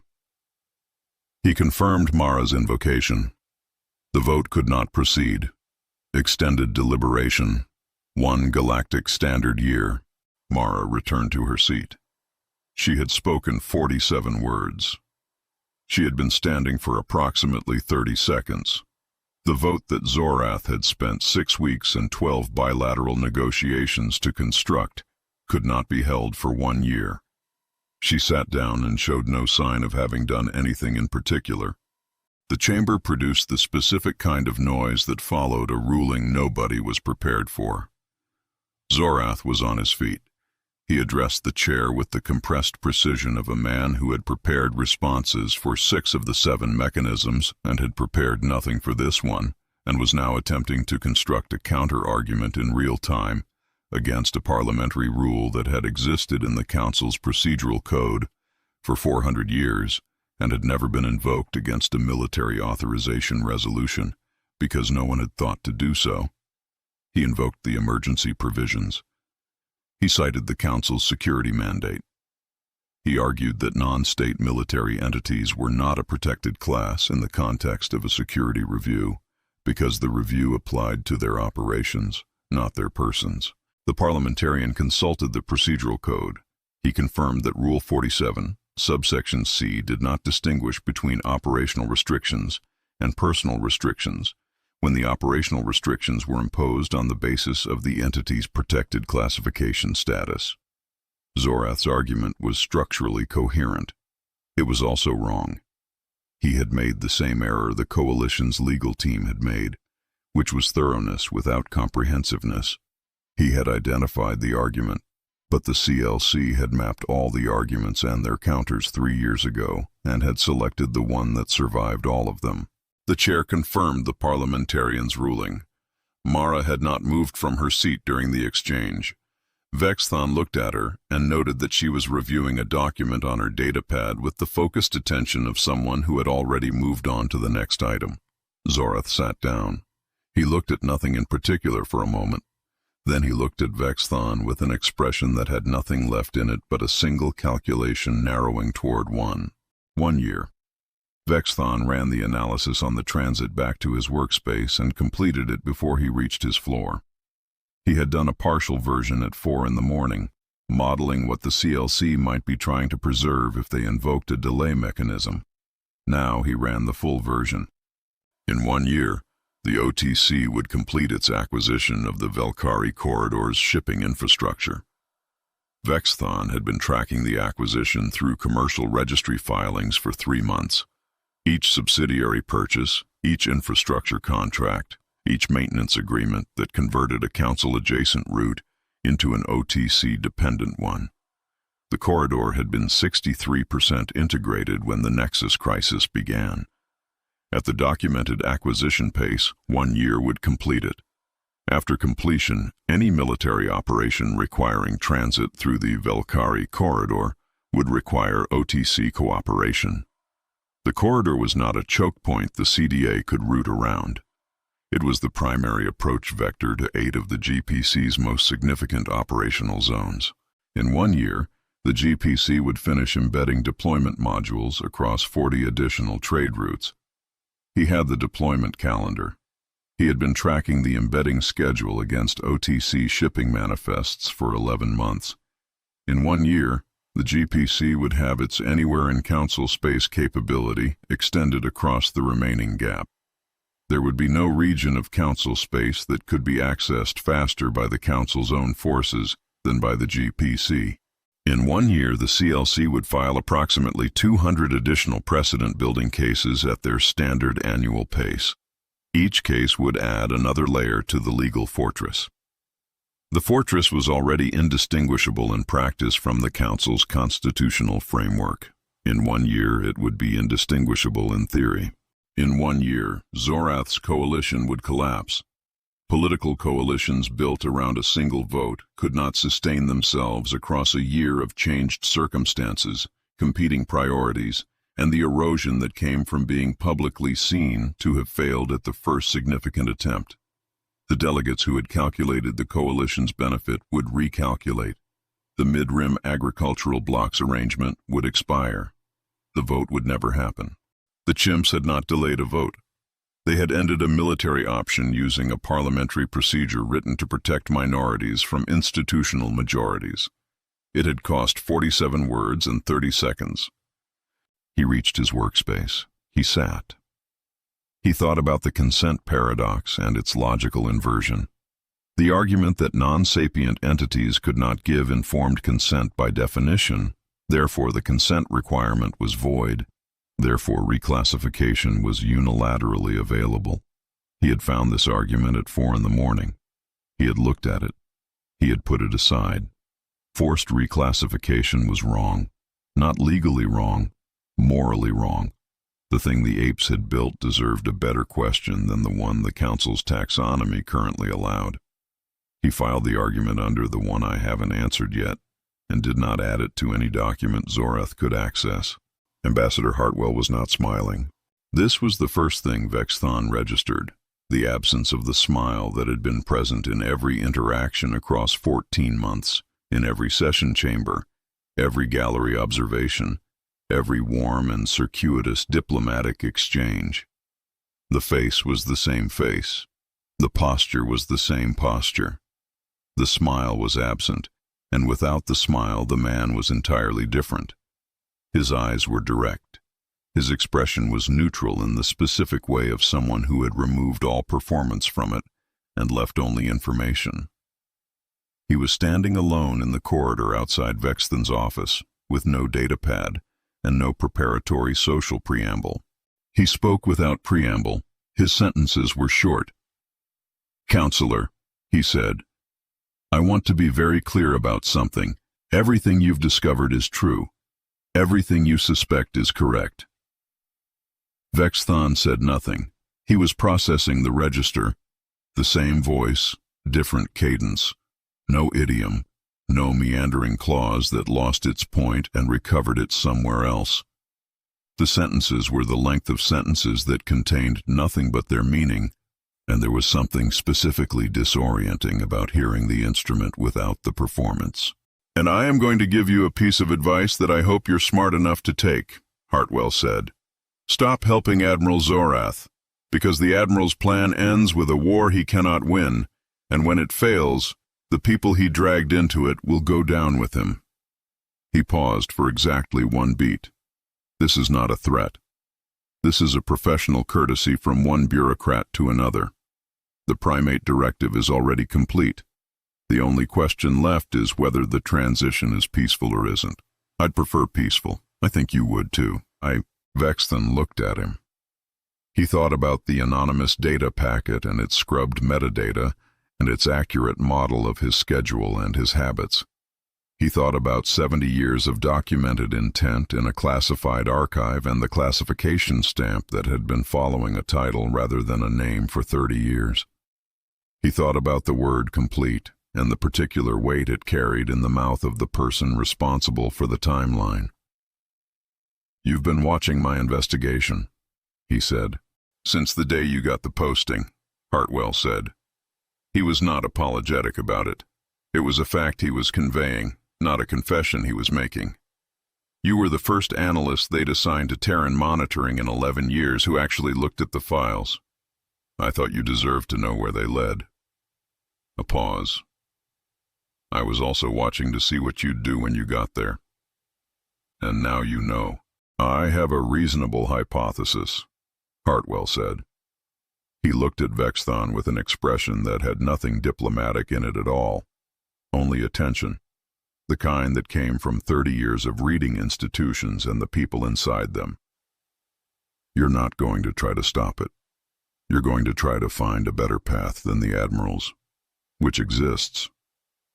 But it requires someone on the council side who understands what they're actually dealing with and is willing to ask the question the current taxonomy doesn't have a category for." He reached out and put one hand briefly on Vexthon's shoulder. The collegial gesture, the signal that the significant part of the exchange was over and had gone the way the speaker expected. Then he stepped back. The smile returned. Not different. The same smile, and Vexthon understood now that it was not concealment. It was calibration. The warmth was real. The performance was a choice about which register was appropriate for which room, made by someone who understood rooms the way Vexthon understood filing systems, completely and with long practice. Hartwell straightened his jacket. He observed that the cafeteria dispute over the countertops had apparently concluded in favor of the synthetic granite, which he thought was a reasonable outcome given the maintenance considerations. Then he walked down the corridor with the unhurried pace of someone whose meeting had concluded exactly as anticipated and disappeared around the corner. Vexthon stood in the corridor. He reviewed the conversation. He identified the data points.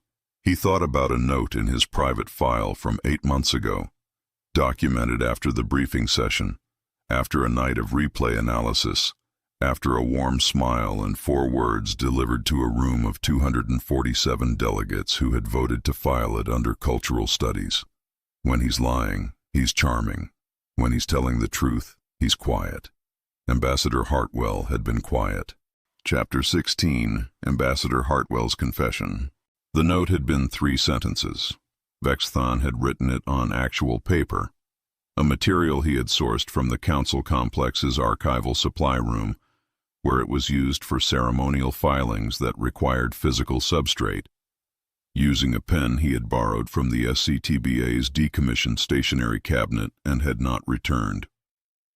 He had routed the delivery through a maintenance drone whose scheduling system he had accessed using an administrative code that technically authorized him to redirect autonomous maintenance units in support of committee operations, and which had never, in the code's 11-year existence, been used for this purpose. He had spent some time on the wording. He had arrived at 3 sentences and decided that 3 was correct. The note read, "Ambassador, your office, no aides. I'll bring the questions. You bring the truth." Hartwell had responded with a time and a floor number on a plain data chit.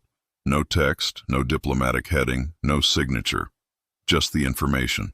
He had delivered it through a rerouted maintenance drone of his own, which Vexthon had found on his desk with no return address recorded in its transit log. The Terran diplomatic mission occupied the 14th floor of the council complex's eastern wing, which Vexthon had known existed for 14 months and had never visited. The environmental systems registered before the elevator completed its transit.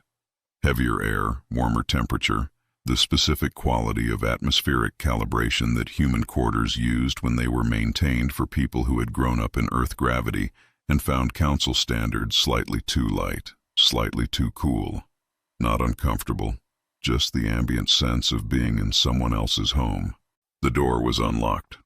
Hartwell was at his desk without his jacket, which was the first time Vexthon had seen him in anything approaching an informal state, and which somehow made the mask-off quality more definitive than it had been in the corridor.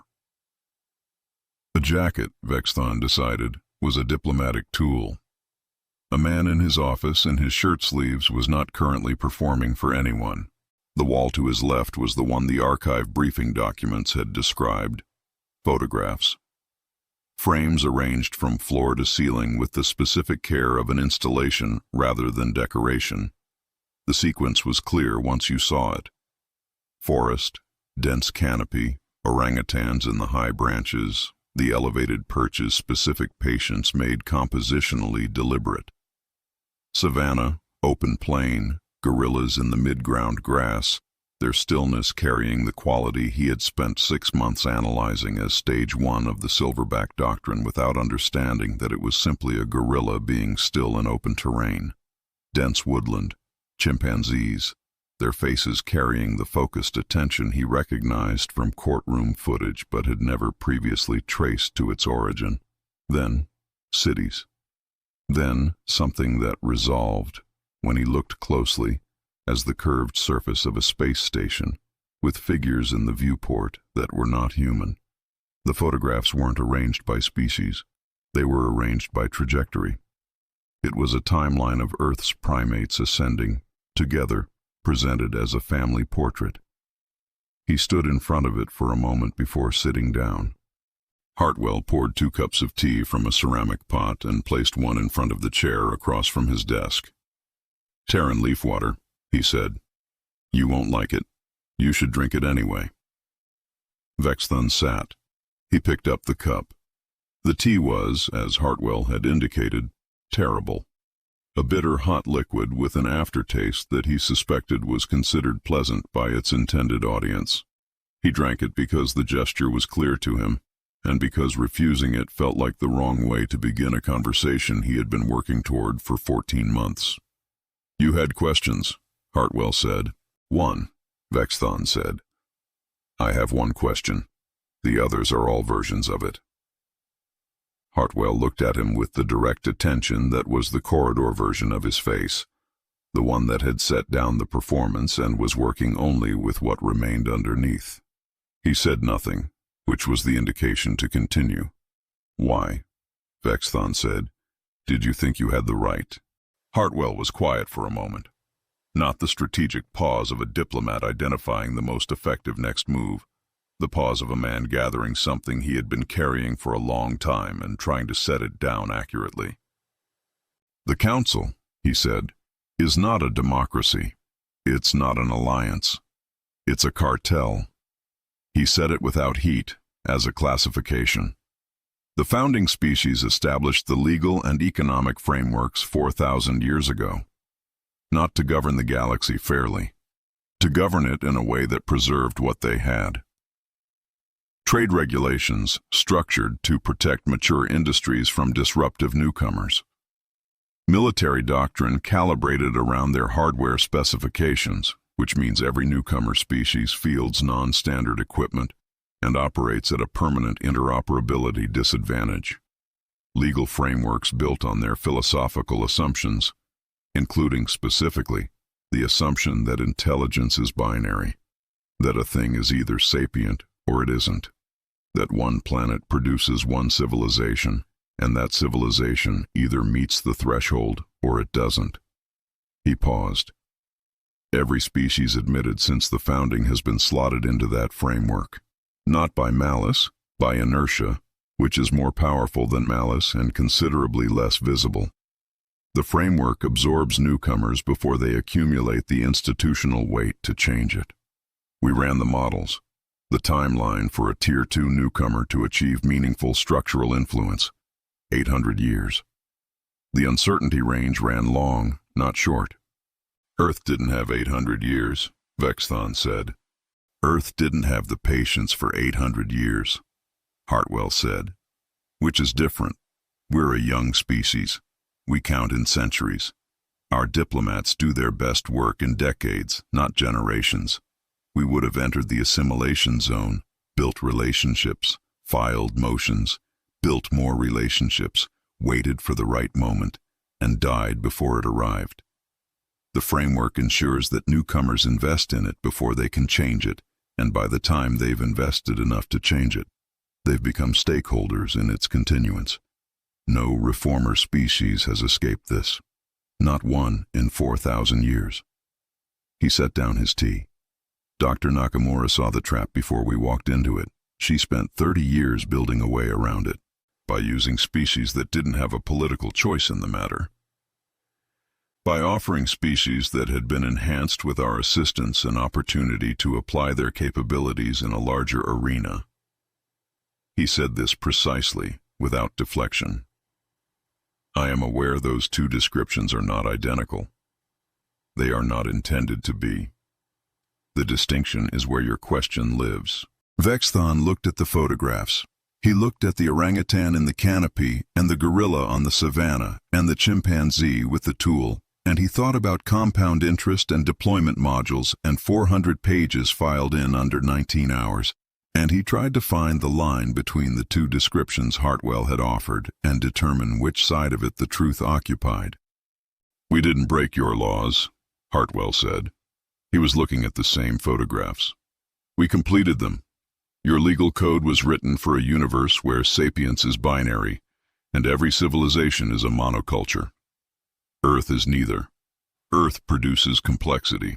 Multiple species, multiple cognitive architectures, multiple forms of intelligence that don't fit the on-off switch your taxonomy uses. Your framework couldn't process that complexity. The apes didn't exploit a gap in your system. They demonstrated that the gap existed. He turned back. This is not a conquest. The Council's operating system has a bug. Earth's apes are the error message. We didn't write the bug. We found it. You introduced the error message deliberately. We introduced it strategically. He didn't smooth this over.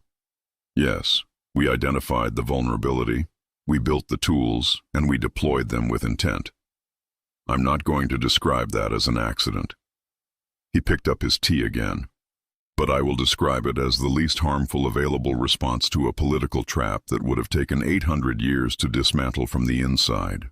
The question is whether the alternative, 8 centuries of assimilation, of Earth's voice being averaged down into the framework it was supposed to be reforming, of the binary taxonomy continuing to govern the galaxy because no one with influence had the patience to fix it.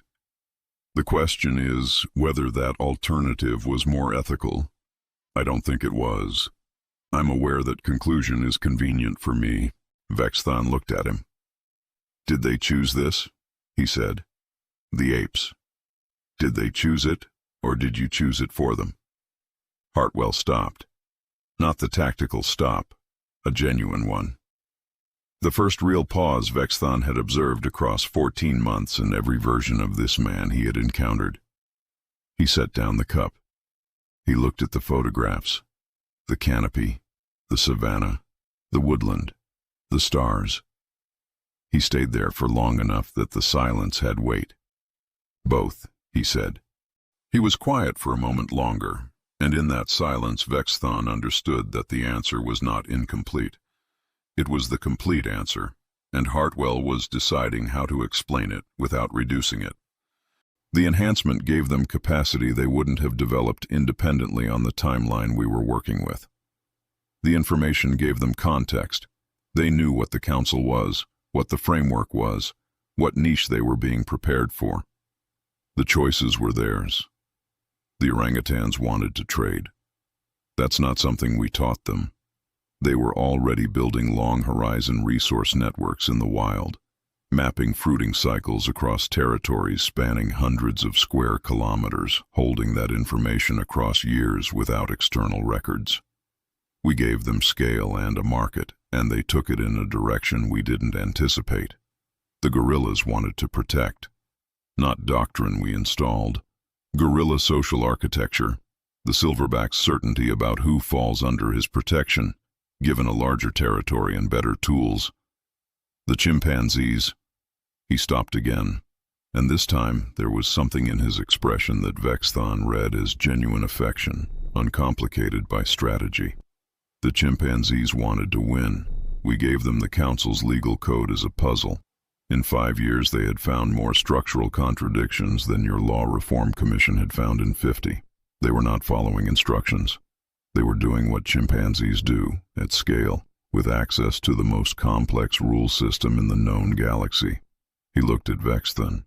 We opened doors. They chose which ones to walk through, and they chose better than we expected, every single time.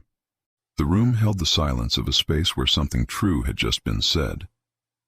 That doesn't answer the question, Vexthon said. No, Hartwell agreed. It doesn't. That's deliberate. The answer is both. They chose it and we chose it for them. And I have spent 30 years deciding whether that distinction is meaningful when the outcome was what they would have chosen anyway if they'd had the capacity and the context. I haven't resolved it. I don't expect to.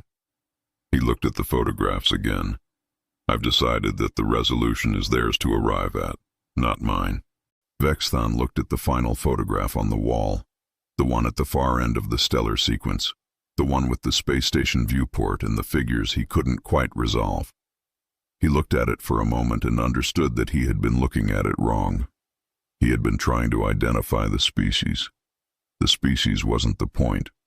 The point was that they were there, that something from Earth, which the Council had assessed as one species on one planet in 4 days with 6 investigators and no specialist in non-standard cognitive architecture, had reached the stars by a path the assessment had not anticipated because the assessment had been looking for the wrong thing.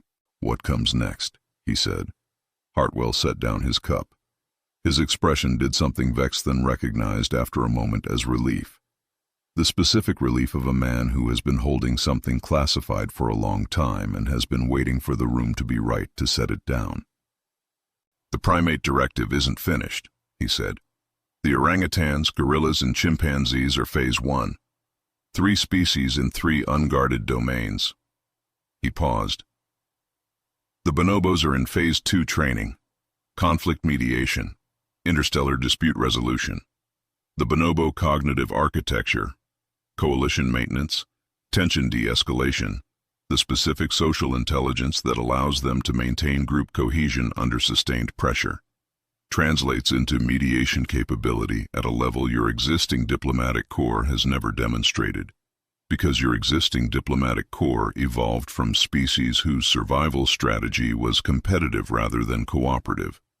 Their training has been running for 11 years. Another pause.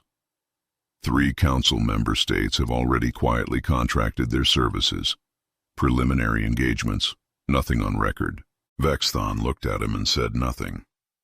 He was registering the number 11 and the phrase nothing on record, and the fact that the sentence had been delivered in exactly the same tone as everything else in this conversation, which was the tone of someone sharing accurate information with someone they had decided was entitled to it. The Capuchins are in Phase 1 cognitive assessment. Several others are in early evaluation. Hartwell's voice was level, not a threat, not a boast. Earth has over 300 primate species. The Uplift program is ongoing. It has been ongoing continuously for 70 years. It will continue. He looked at Vexthon with the direct attention that was his real face. You classified us as one species from one planet. That was your first mistake. Earth doesn't produce species. He was quiet for exactly 1 beat. It produces civilizations. You just met the first 3. The room held this. Vexthon looked at the photographs on the wall, the entire timeline of Earth's primates ascending from canopy to stars, and understood for the first time with complete clarity what he had been looking at for 14 months. Not a conspiracy, not an infiltration, a migration, a species expressed through dozens of cognitive architectures, each enhanced to its specific strength, each aimed at a specific niche in a galaxy that had been waiting for 4,000 years for something its framework hadn't anticipated and still had no category for. He finished his tea. It was still terrible. "I'm going to propose a new taxonomy," he said. Hartwell looked at him. The mask-off face produced an expression Vexthon had never seen from him. Not warmth deployed as a tool, not diplomatic precision, not the weary accuracy of a man accounting for 30 years of classified operations. Something quieter. The specific look of a man who has spent his career working toward a result and is watching the result become possible and is not yet sure whether to trust that it is. "I was hoping you would," Hartwell said. Chapter 17, The New Taxonomy. Zorath's office at 0600 was the same room Vexthon had been summoned to 14 months ago when the Admiral had laid 3 transparent maps over each other and a room had gone quiet because it wasn't noise. The strategic display was still active. The fleet asset overlay was still running. The 17 repositioning orders that had been below authorization threshold individually and above it collectively were still in place along lines that had been called containment and that had become, over the months since, something closer to a permanent feature of the regional strategic architecture. Zorath was at the display when Vexthon arrived, which was where Zorath was when anything significant was about to happen. "I'm removing myself from the unofficial operation," Vexthon said. He had decided, on the transit over, that preamble was not going to be useful. All of it. The intelligence relay, the threat assessment addenda, the compartmentalized reporting structure. "I'm filing my work through council channels from this point forward." Zorath turned. His expression had the quality of a man who had heard this kind of statement before and who categorized it as either naive or tactical and was determining which. "The unofficial operation," he said, "is the only operation that has produced actionable intelligence in 15 months.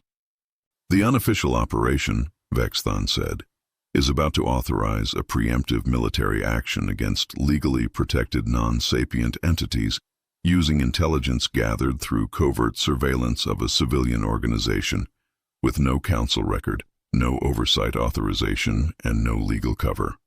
When it fails, and it will fail, the people who participated will be personally liable under the civil rights exposure I documented 8 months ago."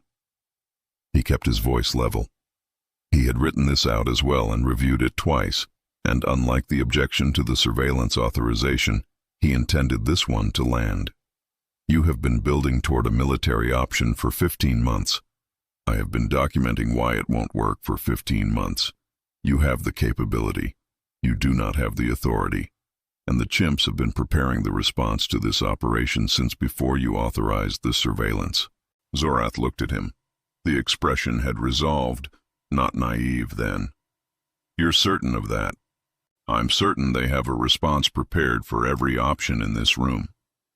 He gestured at the strategic display, at the containment lines and the fleet positions and the coverage zones. "They've had responses prepared in advance for everything we've attempted. The trade inspection initiative, the emergency oversight legislation, the Rule 47 invocation. They did not react to our moves. They anticipated them. I have documented this in 11 consecutive cases. There is no reason to expect case 12 to be different." Zorath was quiet, not the compression of a man narrowing options. The specific silence of a man who had narrowed his options to one and was now being told that the one he had reached was wrong. It lasted for a long time. Vexthon had more. He had reviewed the surveillance authorization and the fleet positioning and the 17 repositioning orders and the covert intelligence gathered over 3 months and the preemptive strike assessment that Zorath's operational staff had been modeling for 6 weeks. And he had run the legal analysis that followed each scenario and had arrived at the same terminus every time.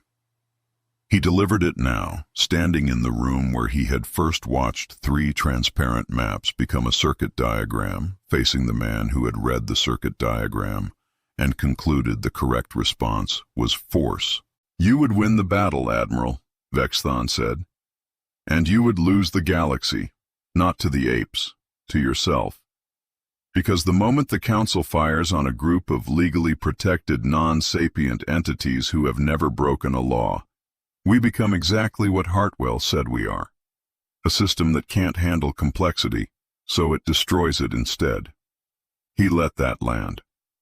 "The CLC has a civil rights prosecution prepared for a military action against GPC assets. I do not know its scope, but I know it exists because everything else was prepared before it was needed, and this has been possible for 18 months. The OTC will withdraw commercial cooperation from every Council route that routed military assets to the engagement. They own the corridors, they have the standing, and they will use it. Every member state that contracted GPC services will file separately. The Cultural Heritage Petition will be amended to include evidence of military persecution and will be granted by the appellate court within the year." He paused. "You will have eliminated a GPC battalion. The Primate Directive will have accelerated by 40 years. And the institution you are trying to protect will have demonstrated, to every species watching, that it responds to things it cannot process by destroying them." Zorath looked at him. "Then what do you suggest?" he said. The question landed differently than any sentence Vexthon had heard from him across 15 months of briefings and authorizations and overrides. Not rhetorical, not dismissive. Genuine, the question of a man who had run out of his own answers and was, for the first time, asking for someone else's. Vexthon straightened. He had been waiting for this question without knowing he had been waiting for it. "I suggest we do the one thing this Council has never done in 4,000 years, he said. "I suggest we update the taxonomy." Zorath looked at him for a long moment. He looked at the display. He looked at the containment lines that had been in place for 8 months, and that had not contained anything. He turned back. "Proceed," he said. 6 months later, the Council chamber had been reconfigured. The negotiation table had been replaced with one designed for 3 body types, which was a logistical detail that had required 6 weeks and 2 separate facilities consultants, and which Vexthon had authorized from a real office with a real window and a real staff and a budget that was not sourced from the SCTBA's catering line. The gallery was at capacity. The press corps occupied the upper tier. The subcommittee for Terran behavioral assessment, which had been elevated to a full commission 7 weeks after Vexthon filed his taxonomy proposal through official council channels for the first time in 15 months, and whose new mandate was to develop a taxonomic framework that accounted for multi-species civilizations, spectrum-based sapience, and collaborative non-state strategic entities, had the chair. Vexthon had the chair. He had reviewed the 6 months of political process in his own files and found himself unable to summarize it accurately in any way that captured the specific texture of building something new in an institution designed for stability. The apes did not trust the Council. This was not unreasonable. The Council did not trust the apes. This was also not unreasonable. Zorath had sat through 17 sessions with his fleet still positioned on the containment lines, and his expression arranged into something that was not cooperation, but was not active obstruction either. A man honoring a commitment he had not made enthusiastically, watching to see whether the outcome would justify the absence of the option he had given up. Ambassador Hartwell had been in the gallery for all 17 sessions, with his smile tighter than Vexthon had previously seen it. Not the diplomatic smile or the corridor face, but something between them, the smile of a man watching his life's work either succeed or collapse and unable to control which. The session today was the 18th. The preliminary framework was on the table. It was not good. Vexthon had reviewed it more times than he could accurately count, and had concluded that it was inadequate in almost every particular, that its language was bureaucratic to the point of incoherence, that its implementation mechanism was untested, and that it represented the most significant advance in Council taxonomic thinking in 4,000 years. Both conclusions were accurate simultaneously, Entry 447B was formally suspended. In its place, the collaborative multi-species sapient entity, Terran origin classification, clunky, insufficient, built-in committee language by people who were trying to describe something they had never encountered using vocabulary designed for something else. The first new taxonomic category in 4,000 years of council history. Progress was not perfection. Vexthon had filed a 2-page addendum to this effect and had noted that the definition would require revision within the decade. He had saved the addendum under a folder he had titled Problems for Future Me. The framework passed on the 18th day, by a margin that was not comfortable but was definitive. Vexthon called the signatures. Dr. Quai came to the table alone. He moved with the long horizon patience that Vexthon had spent 15 months analyzing in compound growth calculations and shipping manifest projections, and had never previously watched in person at this distance. He sat. He did not look at the framework document for long. He had read it, Vexthon knew, in detail sufficient to have found everything that was wrong with it before it was finalized, and had signed off on it anyway because the framework that could be signed today was more useful than the framework that could not be signed yet. He pressed his thumb to the signature block. The ink was rust-colored, dense, deliberate. He held it for a moment. He rose. He inclined his head once, the minimal gesture that in OTC protocol indicated acknowledgement of an outcome he had assessed. He left the table. He did not look back. Commander Tusk came to the table with the posture of a man who had spent 30 years treating every environment as potential operational terrain, and who was not going to stop doing that because the environment was a council negotiation chamber with cameras. He picked up the pen. He held it the way he would have held a tool that required precision rather than force, which, Vexthon reflected, was what it was. He wrote his name with the careful, deliberate penmanship of someone who had learned the skill as an adult and had decided that if you were going to do a thing, you were going to do it correctly. Each letter placed. He reviewed it when he was done. He set down the pen. He nodded once at Vexthon, subject, verb, period, and returned to his seat. Advocate Mara came to the table without the translation device. She stood before the signature block and looked at it for a moment with the flat affect that was not emptiness but precision, the expression of a mind running a final verification before committing. Then she signed, not in ink. In the gestural language that the CLC used among themselves, in the compact and efficient shorthand that the public translation system would render, and that the record would carry forward as the official signature of the Chimpanzee Legal Collective on the first new taxonomic framework in 4,000 years of council history.